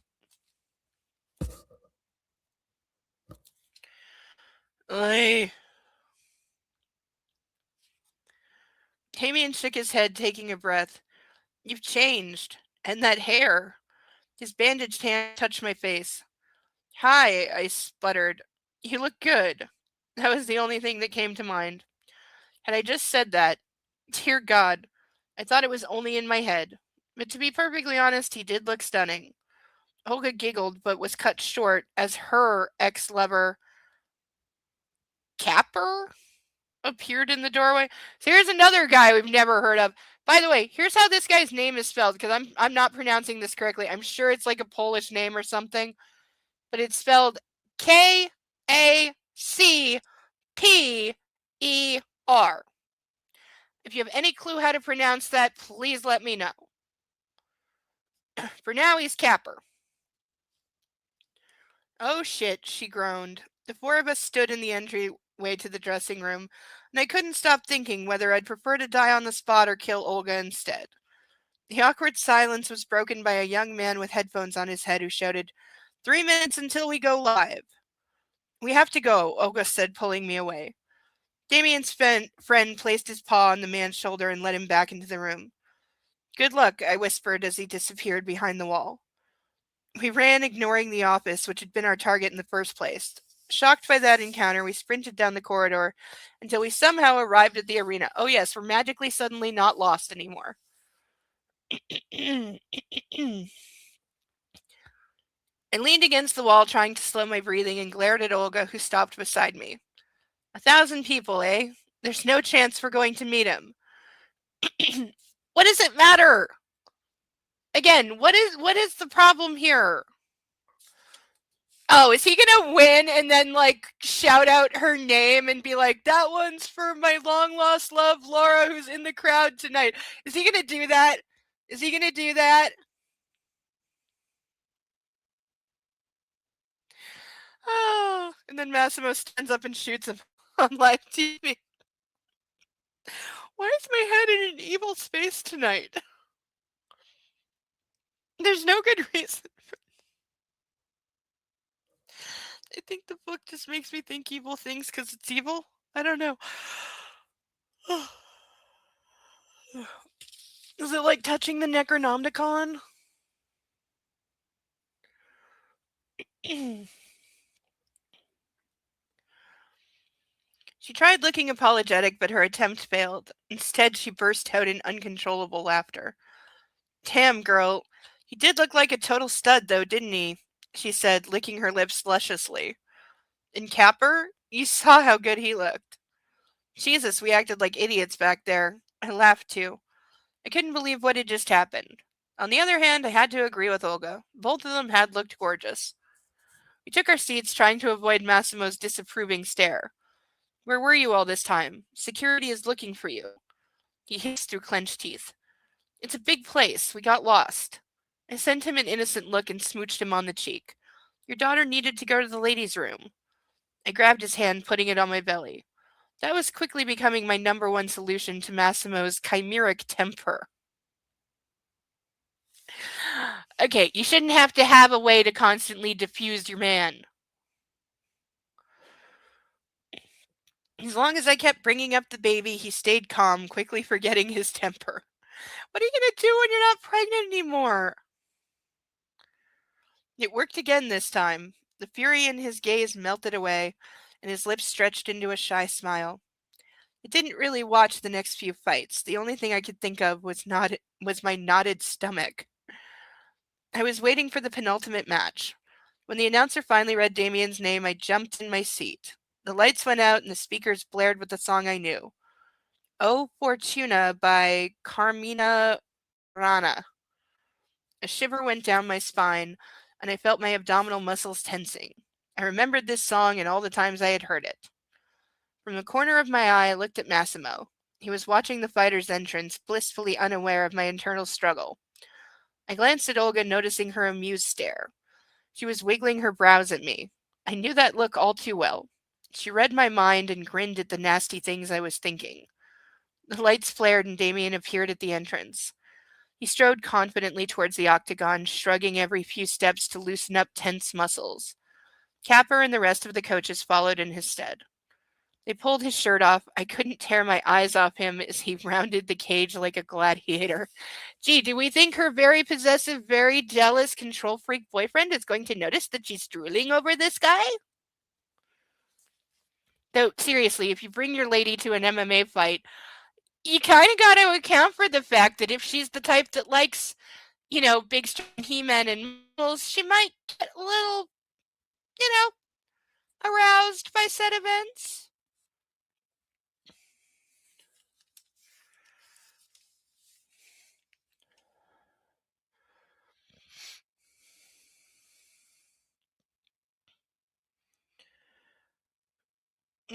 Lifting his arm to salute to the audience and finally taking his place in one of the corners. Olga's hand tightened on mine as I did my best to keep an impassive face at the sight of the mountain of muscle just a few feet away. The reflectors dimmed again and another song played. Damien was warming up in his spot, waiting for his opponent to join him, and I wondered if his eyes were scanning the crowd in search of me. I hadn't had time to explain what I was doing here. He didn't know I had a husband now and that I was expecting a baby. One of the beautiful ring girls walked around the octagon with a raised round one placard. The gong rang and the fight was on. I was getting nervous and it showed as Massimo started to gently stroke my thigh. The two fighters started off with an exchange of blows, but soon Damien grabbed his opponent and slammed him to the ground. The audience cheered as he straddled the other man and started to pummel him with his fists at an incredible speed. An instant later, as the other guy's head bounced off the ground for what seemed like the 100th time, the ref threw himself over Damien, blocking his punches and ending the fight. Everyone jumped to their feet, applauding the winner, who climbed to the rim of the cage and sat astride it, lifting his arms triumphantly. Suddenly, Damien's eyes found me and stopped for a second. I felt paralyzed, returning his stare as he jumped down and ran across the octagon. Here we go. Here we go. He's going to grab her and pull her up or something stupid. Exited through the open gate and crossed the distance between us, stopping right in front of me. Occupied with discussing the knockout, Massimo didn't even notice the mad fighter rushing over to us. Bull fucking shit he didn't. He's sitting right next to you. Bull fucking shit he didn't notice this. Damien stopped, his torso heaving, and I pressed myself deeper into my seat. That's when Massimo turned his head and jumped to his feet. Dominic and Kuba followed suit. The fighter's eyes darted from me to the man in black with visible confusion. After what seemed like hours, someone from security signaled him to return to the cage for the announcement of the winner. Damien raised his gloved hand to his lips, fixed me with a stare, and sent me a kiss before roaring and raising his arms in triumph again. People cheered deafeningly, and the mountain of muscle withdrew to the octagon. His eyes were fixed on me the whole time, and this is all being live broadcast. I froze, afraid to look to my right, feeling the burning gaze of my husband on me. Yeah, and he's going to be extremely pissed because he was just very publicly humiliated. What do you bet he responds violently? Care to explain what just happened? He snarled, sitting down. No, I said simply. I'm tired. Can we go now? No, we can't. He turned to Dominic and said something, making the younger man get up and leave for the exit. I spun to Olga looking for support, but the only thing I got was her idiotic expression as she tried to stifle laughter. God damn it, Olga. What do you say? Just be honest. He's an ex. I bumped into him when we were looking through the bathroom. I didn't get a chance to tell him we're married. I didn't know he was going to do that.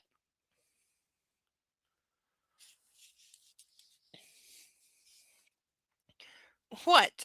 She couldn't hold back any longer and burst out in a guffaw. There's an underused word. It's not my fault we're sitting in the first row and that your ex tried to kiss you right next to your husband. By the way, this is going to end in one hell of a show. She grinned even wider. I glared at her, but her eyes were focused on something behind me. Your man is going to burn holes in me with his eyes. Do something. I turned around, looking at Massimo. He was shaking with barely repressed fury. Yep. Yep. Ugh. Him and Gray, man. Horny and angry. That's all they got.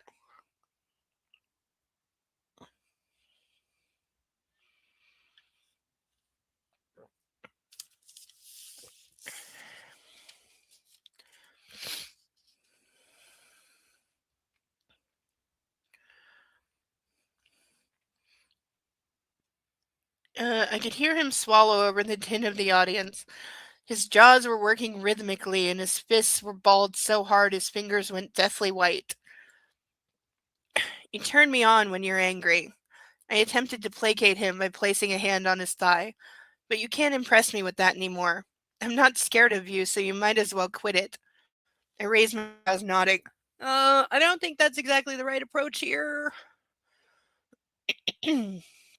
The man in black kept glaring at me for another second before leaning in. What if I bring you that left arm of his? Would that impress you? His lips stretched into a confident smirk as I stiffened. Just as I suspected, baby girl.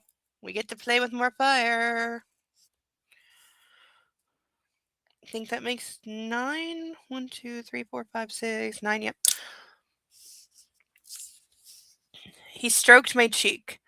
Now this is the last fight. Then it's time for the after party. I hope you're not planning anything more of the sort. She had nothing to do with it, dude. He turned away, leaned back in his chair, and followed Damien with his eyes as the man left the cage. I rubbed at my temples, wondering whether he was being serious or if that was only meant to scare me. It wouldn't be prudent to test my husband's limits. I didn't look at Damien even for an instant. I didn't watch the last fight, thinking only about what the evening still had in store for me. Going to a party was the last thing I wanted, but I had no idea how to avoid it. That's when it dawned on me. Maybe, I said to Massimo as we were walking to the exit after the show ended. I'm not feeling too good. That's exactly what I was going to say. Just say you're overtired. You're pregnant now. Your body can't take these late nights. I'm just going to go back to the car and lay down in the back seat. You go party.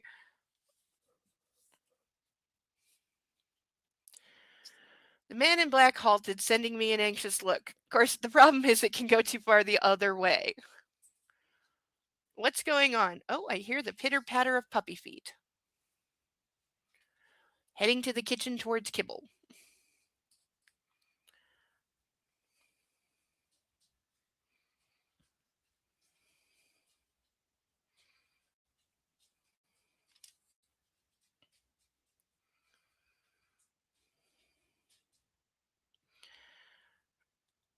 I'm sure it's nothing. I put my hand on my belly. It's just a bit of vertigo. I'd like to lie down for a moment. He nodded, grabbing my arm, leading me to the car. We got inside. Dominic joined us a moment later, taking his seat by Olga with his characteristic casualness. He started talking to Massimo. The man in black clearly didn't like what he was hearing, as he let out a rough shout, slamming his hand into the seat and making the whole limo shake. I call bullshit. The young Italian didn't relent, evidently pushing Massimo to do something. All right, I have to go away for a while, he said when the car started. Olga will go with you. Dominic already called a doctor. I knew it! I knew it! I knew it! I knew it! I knew it was going to go too far the other way. I knew he was going to overreact. I'm amazed at this point that he hasn't, kidnapped, the top OBGYN in all of Europe and forcing them to live at the mansion until she gives birth. Like, And, and like, she should have known that would be his answer. He freaks out at everything. Is he gonna shove her in the shower afterwards again and tell her he can't stand her smelling like another man? That still makes no goddamn sense at all.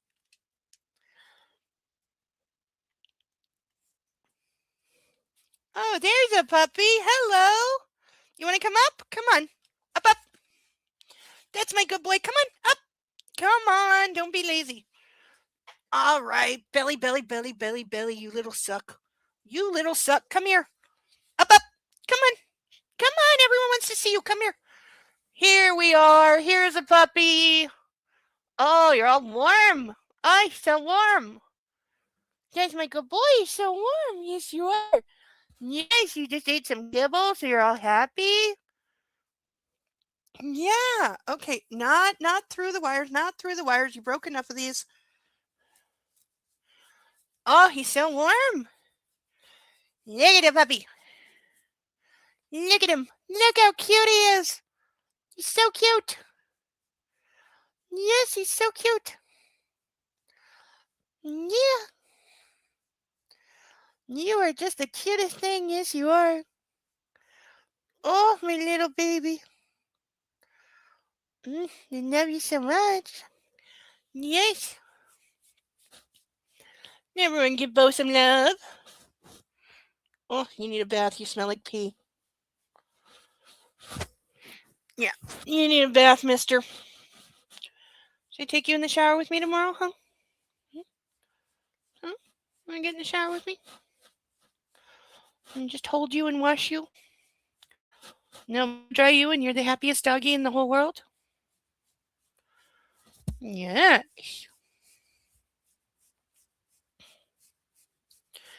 Yes, it does make you the happiest baby in the history of babies, doesn't it? Yeah. Yes, it does. Oh, yes. Oh, thank you for the kisses, you sleepy thing. You just got up for a snack, didn't you? Yeah. Snacking pets. Oh, yes, you good baby. Okay. No, I know you're sleepy. Oh, I know. Oh, I know. Look at the sleepiness. Look at the sleepiness of the puppy. Oh, yes, yes, yes, yes, yes. Oh, yes, yes, yes, yes, yes. You're so cute. You are so cute. Yes, you are.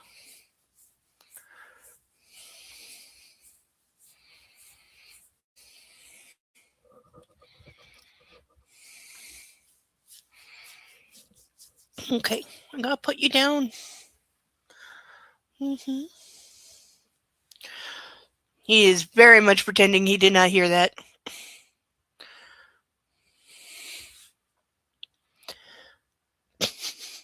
So cute.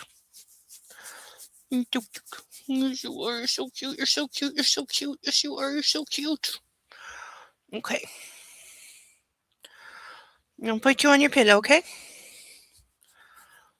Oh, not just because you're heavy. Come here. Yes, I love you. Oh, I love you, little baby.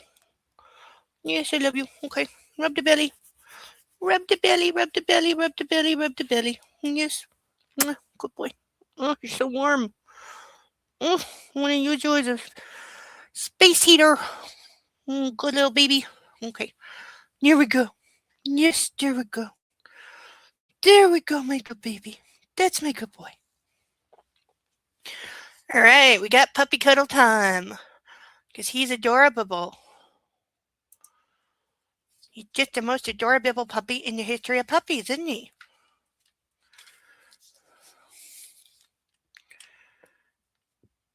Okay, I thought I forgot to burn something. I have to finish reading the page first.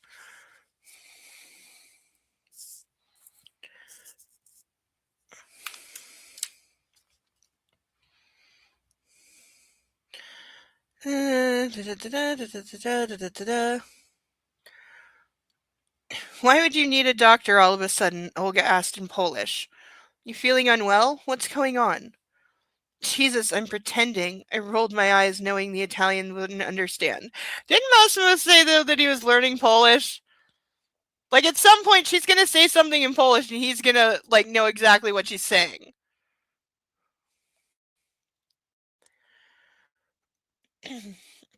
I rolled my eyes knowing the Italians wouldn't understand. I just don't want to go to the party and see Damien. I knew I recognized that guy from somewhere. Kuba chimed in with a grin. Oh yeah, her brother! Fuck! I forgot her brother's there. He understands her perfectly, of course, so he's gonna... Oh, fuck. Maybe it would be better if you didn't show up at the after party after all. Thanks, I growled in response. English, please, Massimo said, keeping his eyes on his phone. I should be back in an hour. Olga will stay with you until I return. If anything happens, call me. He sent my friend a look and she nodded seriously. What a farce, I sighed inwardly, and it was my doing again. Yeah, you really should have thought that one through, because this was very, very predictable.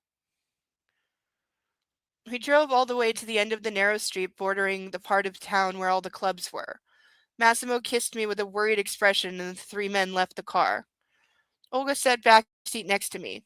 Sebastian, she addressed the driver, drive us to a McDonald's. I'm in the mood for some junk food. Yes, I agreed. Me too. Yeah, you're really not feeling well, but you're going to eat McDonald's? Look. I'm not sure how much we ate, but over the 30 minutes we spent in the restaurant, we ordered at least 3 times more than I was used to. The woman behind the counter seemed to admire my appetite, especially since my outfit completely hid my pregnancy. The driver took us back to the hotel and opened the door for us. We crossed the lobby, waving at Massimo's security guard, who jumped to his feet at our sight. At the same exact time, we both said goodnight, and he sat right back down, returning to whatever he was doing on his laptop. We stopped by the elevator, and I pressed the button to call it, leaning my head against the wall and waiting. I was tired, stuffed, and sleepy. The elevator door slid open, and I raised my eyes. Capper stepped out, followed by Damien. Oh, God. As soon as he realized it was me, he pushed away his disoriented friend who lay in Olga's arms and then pulled me inside. What? I feel like I missed something. How is he there? The door slid shut and the elevator started moving up. Hey there, he breathed in my face, propping his hands on both sides of my head.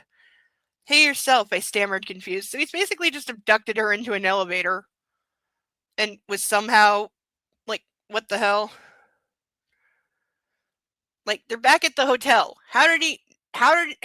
Like, this guy should be at his own after party right now. You don't just walk away from that, especially when there's news crews. How did he know what hotel she was in? Why is he in the elevator? Like, also, I'm adding to copied 50 Shades for this.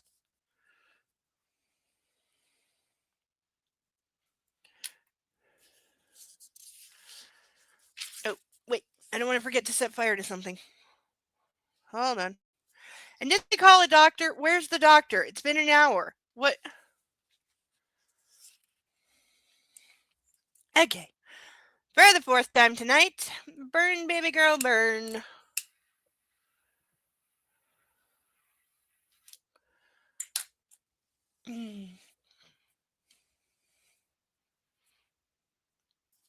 Not too bad.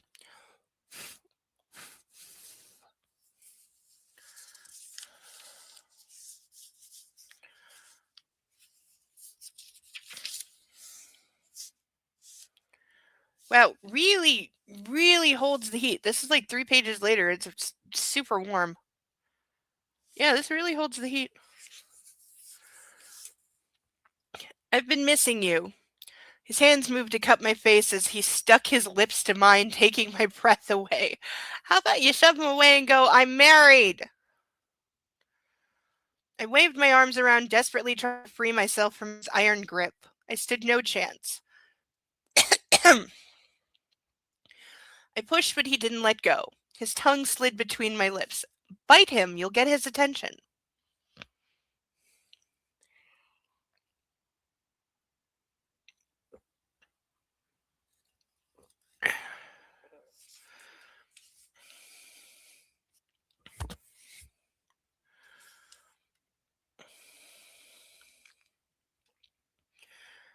I knew this feeling. In spite of the violence of that move, he was gentle and passionate.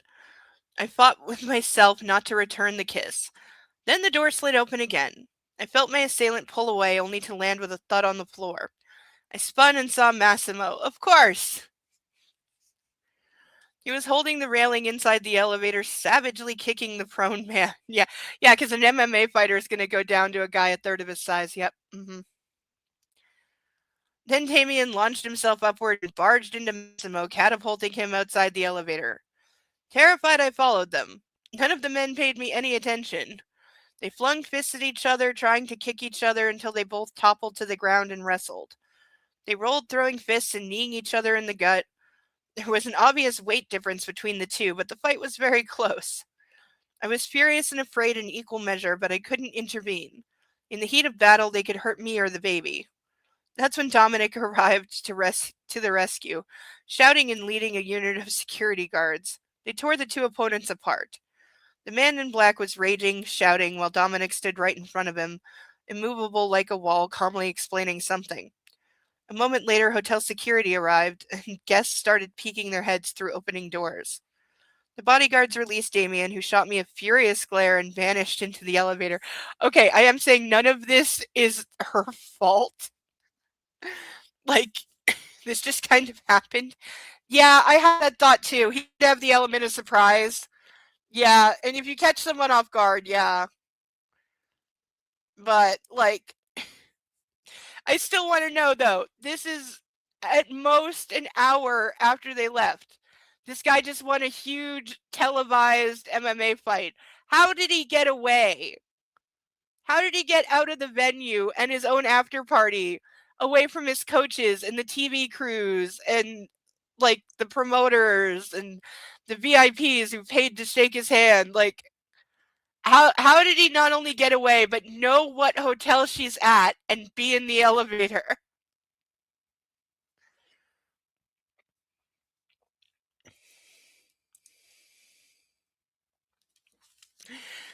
All right, we got like a half hour left. We'll probably make it to the end of this chapter.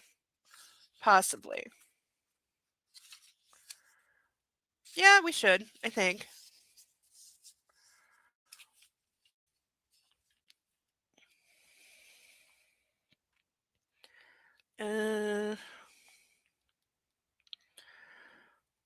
Dominic walked over and motioned me to my room, giving me a little shove in the back.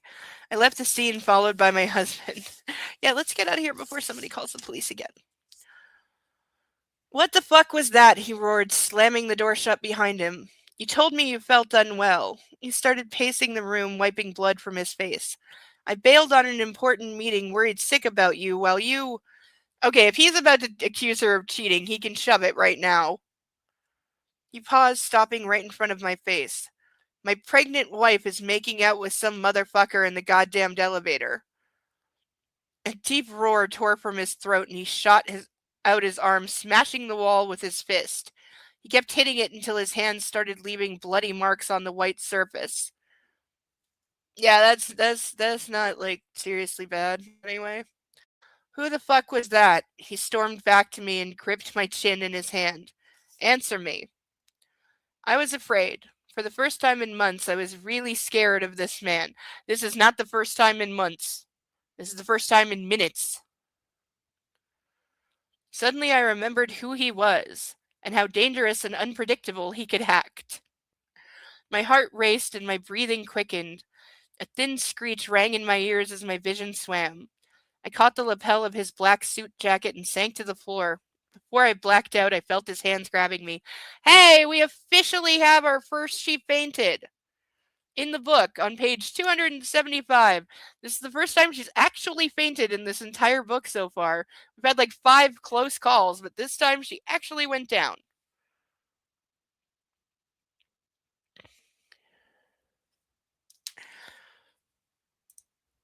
The fighter wasn't observant of the wedding rings. Yeah, also that! She's got like huge freaking engagement and wedding ring on her finger. Like,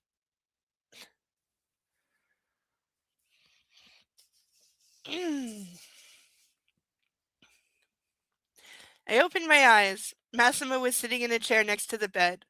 It was bright outside the window. I could see it was still snowing. I'm sorry, the man in black whispered, kneeling by my side. Olga told me everything. Are you all right? I asked, taking in his swollen purple cheek and the gash in his brow. He nodded, taking the hand that hovered by his face. He pressed it to his lips and kissed it, avoiding my stare. He didn't know I was taken. I breathed, trying to push myself up. I'm sorry, too. I don't know how this happened. I closed my eyes, collapsing to the pillow. What were you doing in the hotel?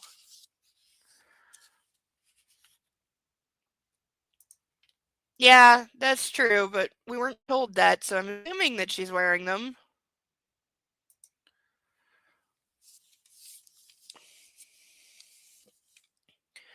As soon as I finished the last sentence, I realized it might have come out wrong. The man in black took his seat and observed me with hooded eyes. If I didn't know what really happened yesterday, I might have misunderstood the intention behind that question, he said, inhaling and running a hand through his hair. I went to a club and met who I had to, but the only thing I could think about was you, so I drove back. You were not in your room, so I called the driver. You weren't taking my calls. He told me he dropped you off at the hotel after you had dinner. I left the room to meet you halfway. That's when I bumped into you two. His bruised hands balled into fists. Why did you lie to me? When did she lie? I watched him trying to come up with a good explanation but found none. It was only the truth left. It was the only way you wouldn't make me go to the party, I said, shrugging. Oh, you lied about feeling sick, right? I said, shrugging. And since I knew I could bump into him at that party, I didn't want to take any risks. I pulled the bed cover over my head, but the man in black ripped it back off. Okay, no, she did not just do the literal child thing. I know she likes to pretend to be a little girl and he's protector daddy. I get it. But no, grown ass woman did not just like bat her lashes at him and pull the covers over her head in the little kid, you can't see me, I'm not in trouble kind of way for him to like pull them off. That's going to be in the movie. It's going to be they're going to do the move. Even if it's not in this scene, they're going to do the move. Because, ew.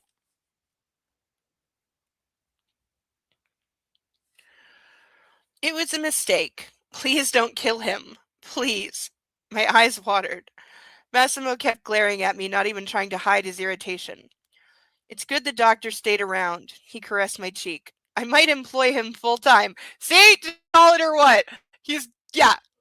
Now there's just going to be a random doctor that's just going to be following her like security does all the time. There's a puppy on my leg. Hi. Come here. Yes, come here. Up, up. Okay, come here, you. Hi. Hi. Somebody needs more cuddles. Somebody needs more cuddles. Yes, you go. Oh, my good boy. You're chubby. You've been eating your kibble. Yeah. He wants to lick my face so bad right now, but he can't. Oh, no, I have makeup on. Isn't that just the worst? Because you can't lick my face and you really want to. Oh, he's so tempted right now. He's like, please, please let me lick your face. It's what I do. And puppy, it's how I say I love you. Yes, oh, I know. All right, you can lick a little bit if you want. No, you're not going to do it.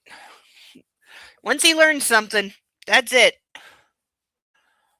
You won't lick me till I take the makeup off, will you, little puppy? No, you won't. Oh, so cute. You're so cute. You're so cute. Yes, you're so cute. You're so cute. You're so cute. You're so cute. Yes, you are. With your floppy head. You're so cute. I love you so much. Yes. Yes. We all love you so much. With your chubby little belly. With your chubby, chubby, chubby belly. Yes, chubby belly. Yes. Oh, yes. I'm definitely adding a $5 option. I'm gonna get some like dehydrated chicken treats for him. And starting next month for $5, you'll be able to feed the puppy a treat. What do you think? Is that a good idea? Is that a good idea, huh? Is that a good idea? Yeah? People can feed you treats? Yeah?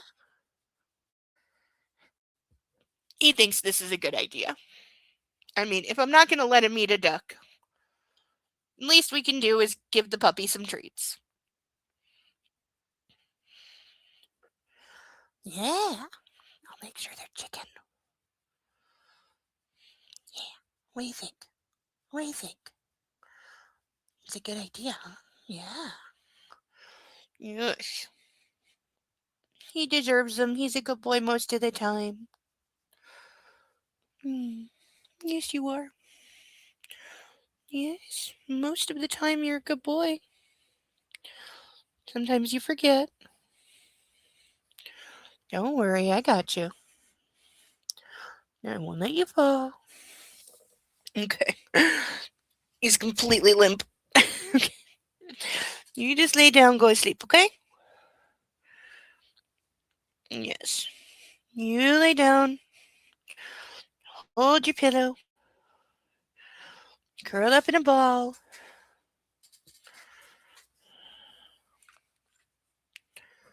He is getting heavy.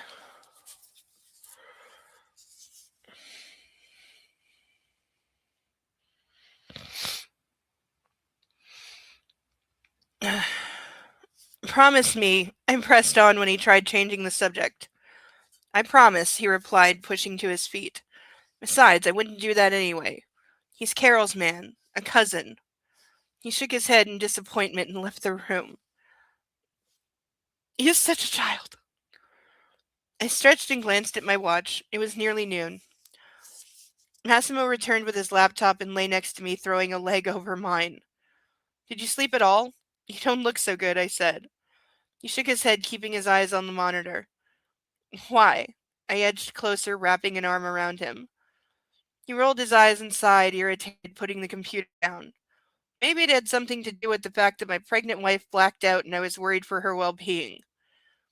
He sent me a looking at it, or maybe because my wife kissed another man and that made me so mad I won't be able to sleep until next weekend. You want me to go on? You're so sexy when you get mad. Let's not promote this. Again, you do you when it comes to fetishes, but this is not good. If it was compartmentalized and kept to the bedroom and they had like strict rules and he wasn't a rage machine 24/7 and one that she has to beg, please don't kill my ex. If he didn't have all of that, then fine. But not like this.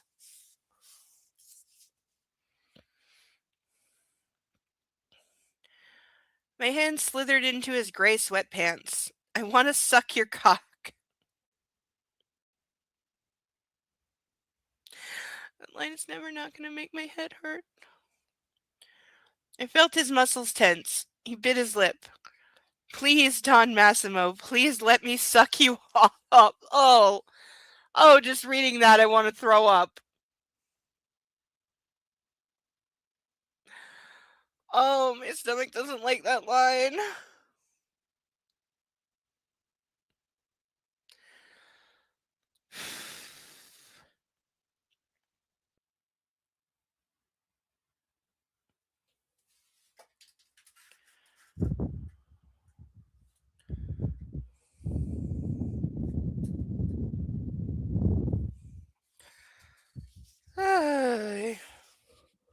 Ow. My fingers rubbed at his dick as I kissed his bruised shoulder. He nearly died a couple hours ago.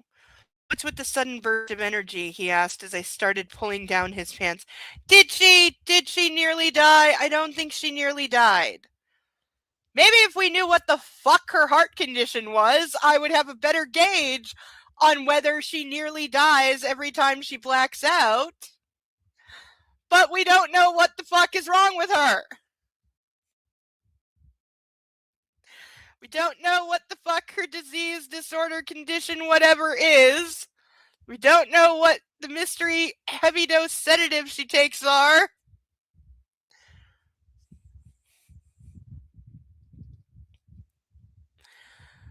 Oy vey.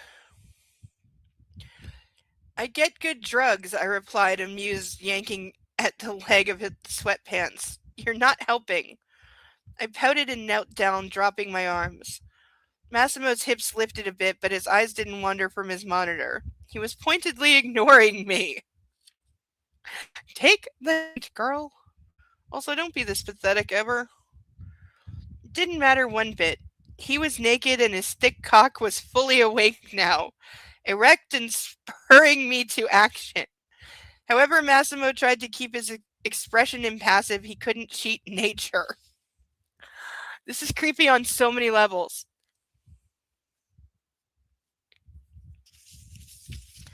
I crept up his leg, preparing for oral assault.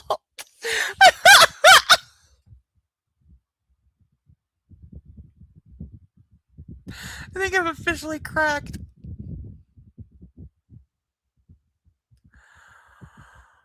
Oh my god, this is bad. Ugh. It is so bad.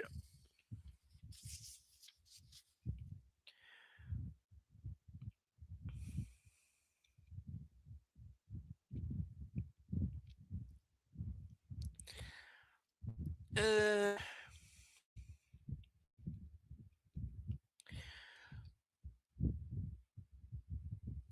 when Massimo murmured a few words in Italian and unexpectedly put down the laptop and twisted away, leaving the bed. I followed him with my eyes open mouthed, locked in place. He grabbed his black shirt from the backrest of the chair and put it on as I watched. I have a video call to make, he said, pulling a laptop stand to the bed. Oh, is she gonna be like just below camera range? Like, yeah, I'm willing to bet that happens. He buttoned his shirt and took a comfortable position before adjusting the camera on the monitor to show only his head, his shoulders, and the top of his torso. His fingers hovered above a button for a moment before pressing it. A man's voice rang out from the speaker. All the time I stayed on the bed observing my husband's usual provocation. Con Massimo, the head of the Sicilian mafia, was spread out on the mattress, dressed only in his black shirt, doing business over the internet, with his erect dick out and ripe for the sucking. Oh god. If I was trying to write a bad, intentionally bad, porn parody, this is how I would write.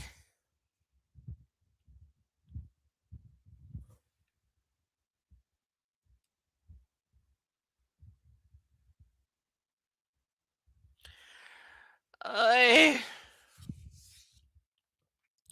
yeah, that sure as fuck is one way to put it.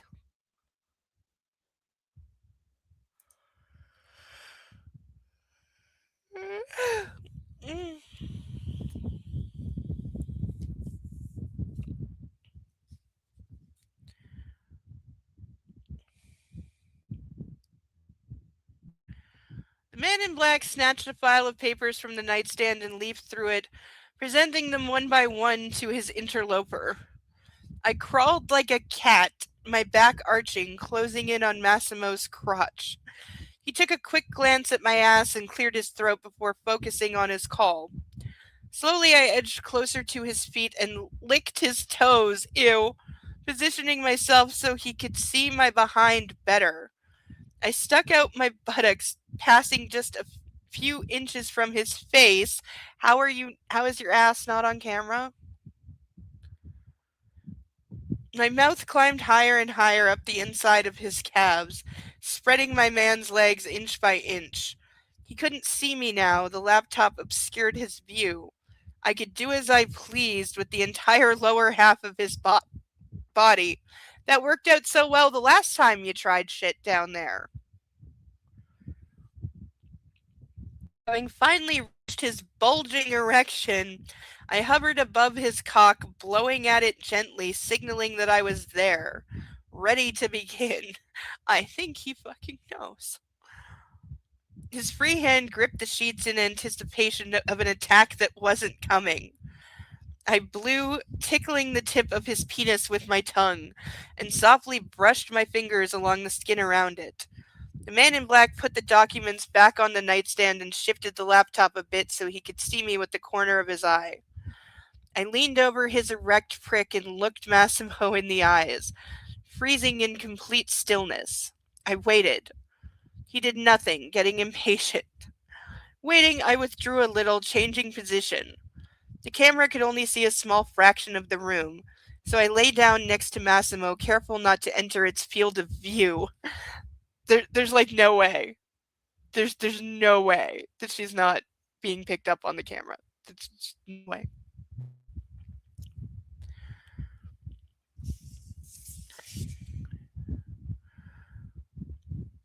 I took his hand, the one still gripping the sheets, and slid it into my underwear.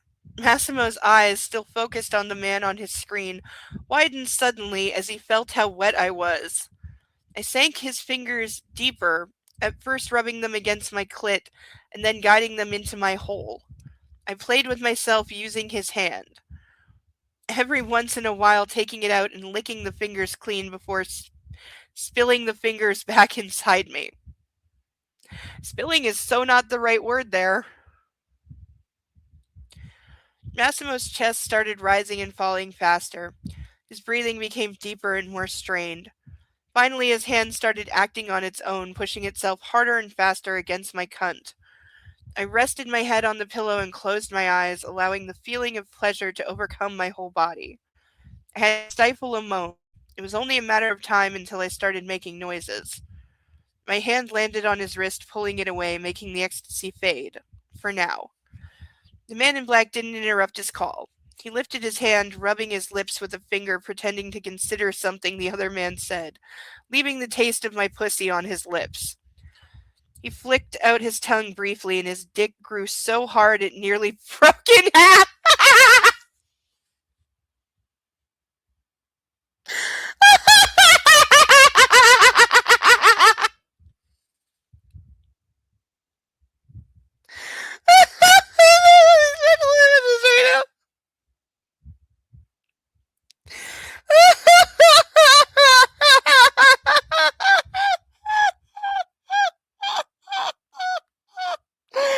Excuse me, I have to type that to 3 people that I know right now so I don't forget. I had to pick a worse one. Wait, where? I want to get it right.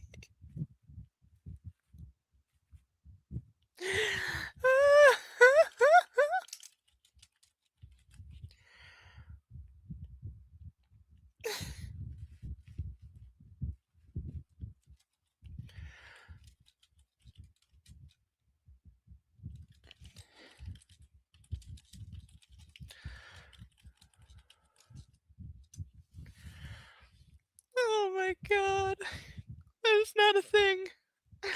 Oh, it might be true that it can get hard and then get harder, but no, the breaking in half thing, I'm going with no. Going with extremely no. It's not a thing. Oh. Oh, my face actually hurts from this smiling. Oh. What in the actual?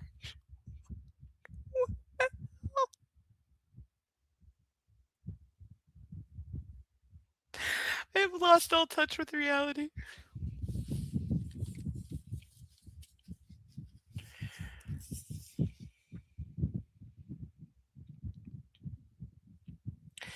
His dick grew so hard it nearly broke it out.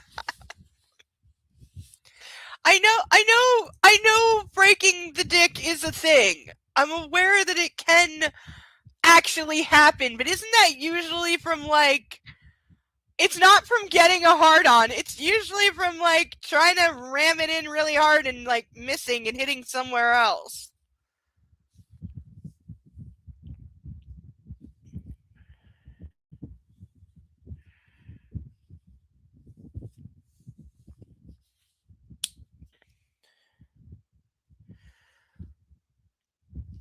Like, I know it's a thing that can happen, but I don't think it happens just from getting a hard on. Ugh, being too rough, yeah. Yeah, because, like, We got places that can break and tear, etc. I'm guessing Viagra is responsible for a significant percentage of broken dicks. I'm guessing it's involved at least a good percentage of the time.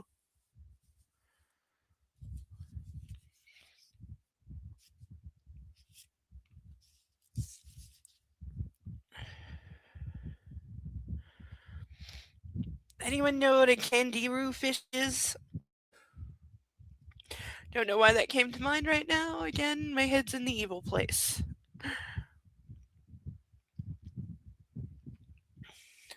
A hand hovering over his mouth flew towards my head, grabbing my hair.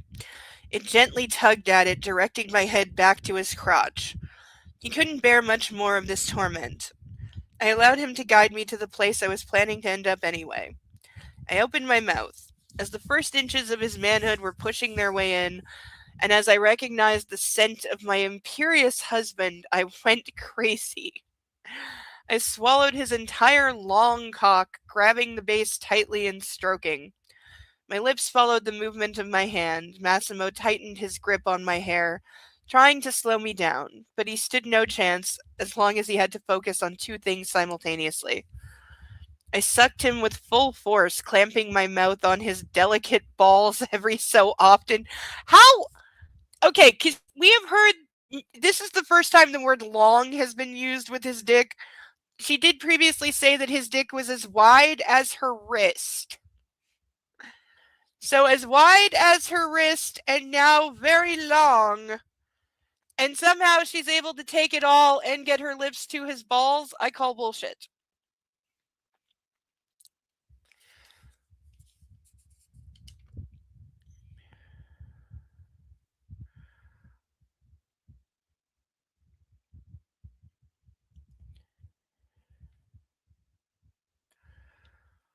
His hips began to fidget, wriggling nervously. His entire body tensed, and his voice broke. I raised my eyes. Massimo was sweating profusely, and his face was contorted in an expression of deep regret. Letting me play with him suddenly wasn't such a good idea. This conversation must have been very important indeed. Otherwise, he would have ended the call a long time ago. I liked torturing him like that. It was turning me on better than most anything else could. Massimo snatched the papers from the nightstand again and pretended to look at them. He was actually staring at me. His body was burning with passion. His eyes were dark, and through parted lips he was greedily gasping for air. Then I felt it. The first drop, before a great wave of sperm flooded my throat. Massimo was still listening to the voice of the man speaking to him, desperately trying to look like someone reading through a stack of documents. He was shooting his seed into my mouth the whole time. That's on the list.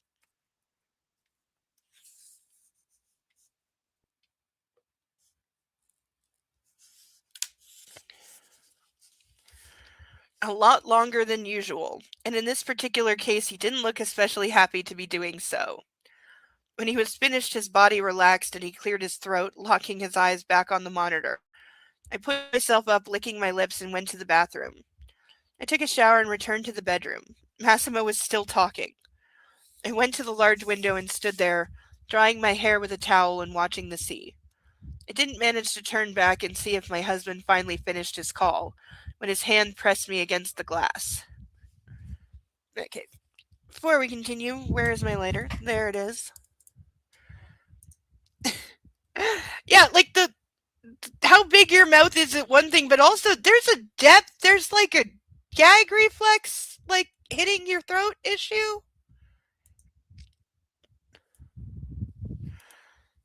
Alright, also one of my most hated words when used in this context, seed.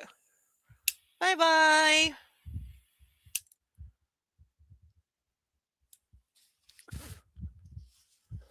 It's hard to tell if it's still on fire sometimes.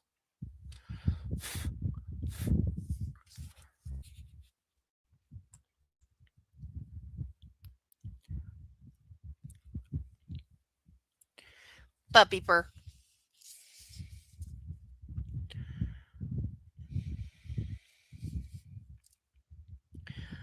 You are unbearable, he said, tearing my bathrobe off and slamming the towel to the floor. I'm going to punish that little ass of yours for that. He lifted me into the air and carried me to the couch. You like to test my limits? Okay, kneel. This is going to be bad.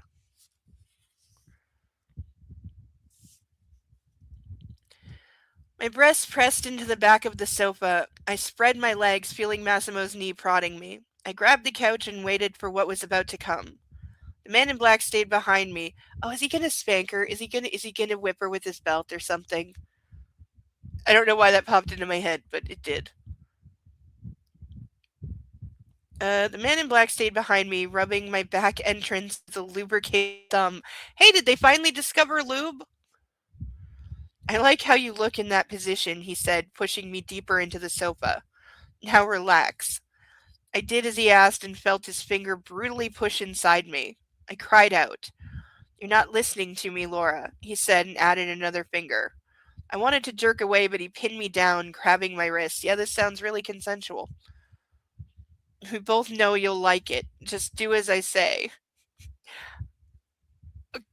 There's that just doesn't sound rapey at all. Not at all. Like you cannot write this and be unaware of how it sounds.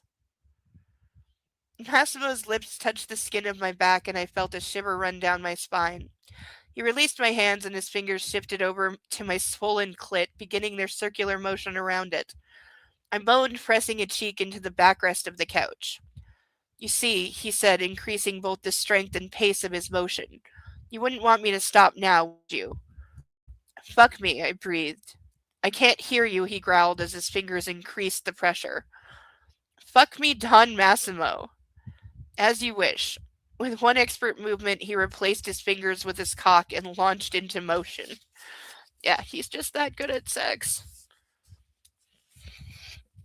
His hips slammed into my buttocks again and again, but his hand didn't leave its place on my clit even for a second.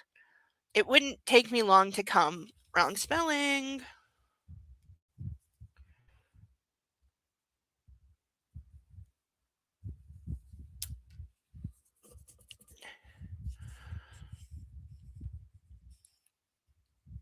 Mm. Especially since I'd been close before as I had been sucking him off. At one point, the thrusting stopped. Massimo grabbed my waist and rolled us over. Now I was sitting astride him, facing away. That's called reverse cowgirl. He spread my legs and sank his fingers into my hole. I cried out loudly, not caring who might hear. Massimo's other hand clamped around my breast, pinching my sensitive nipple. I was on top, so I had the power. Bull fucking shit. The rhythm was under my control. I propped my hands on the backrest on both sides of his head and started racing towards orgasm, picking up the pace with each second. My arms weren't strong enough to keep this up for long, and they started shaking just a couple minutes into the exercise. The man in black placed his hands on my hips and impaled me on him with full force. Play with yourself, he breathed straight into my ear, as my fingers set off with their circular motion. I felt every muscle in my body tense, while my voice died down in the frantic heaving of my lungs. Massimo kept lifting and dropping me over his cock until I orgasmed. That does not sound sexy, just the way it's written. It doesn't sound good. Totally and overwhelmingly. As I came, I felt him spill seed inside me with a loud roar. Oh, we get one more time to play with fire. Since probably our last, we've got 1, 2, 3, 4, 5, 6, 7, 8, 9, 10. Damn it, 6 short. With a loud roar, additionally multiplying my ecstasy. We finished together in concert. Massimo placed me carefully on the couch next to him. We were trying to calm our breathing, laying on our sides when the phone rang. Massimo inhaled deeply and took it. For a moment he only listened, finally bursting into laughter. Noises, he asked in his fantastic British accent and listened some more. In that case, I'd like to rent all the rooms bordering mine. Move the guests somewhere else and compensate them any way you see fit. Put it on my tab, thank you. Okay, I'm sorry. If you're complaining about sex noises in a hotel, you need to figure out where you are. He hung up and hugged me tighter. Puritans, he chuckled. I kind of agree. In Italy, we would be an example to be followed, instead of a nuisance to complain about. Nobody tells me how loud I'm allowed to fuck my wife. End of chapter. We are going to stop there for the evening. I didn't think we'd make it all the way through the chapter, but we did. Let's see. Where did we start tonight? Oh. How many pages did we get through? Because I think we set a record.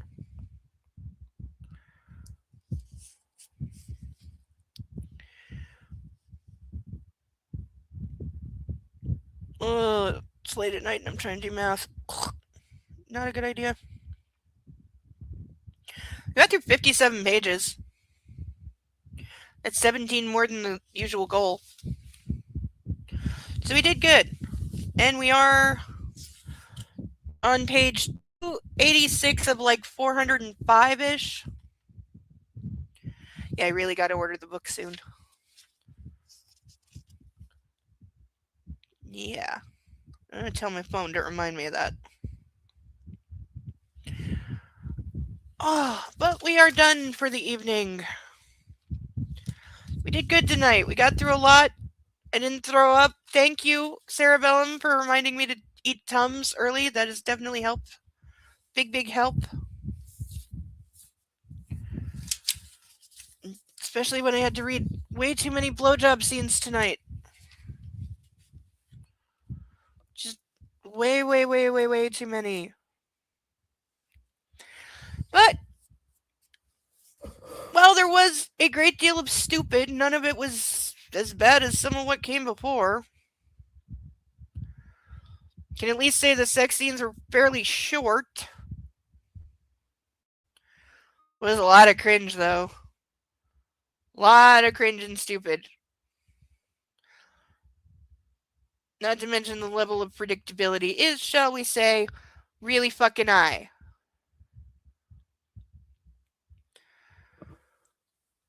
But that is going to do it for this week because I desperately need some food. Ugh.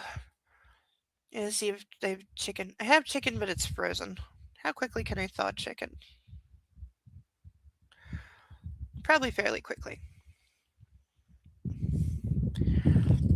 Puppy is under his puppy bed, curled up and sleeping, but he says he loves everyone, even all the kitties watching.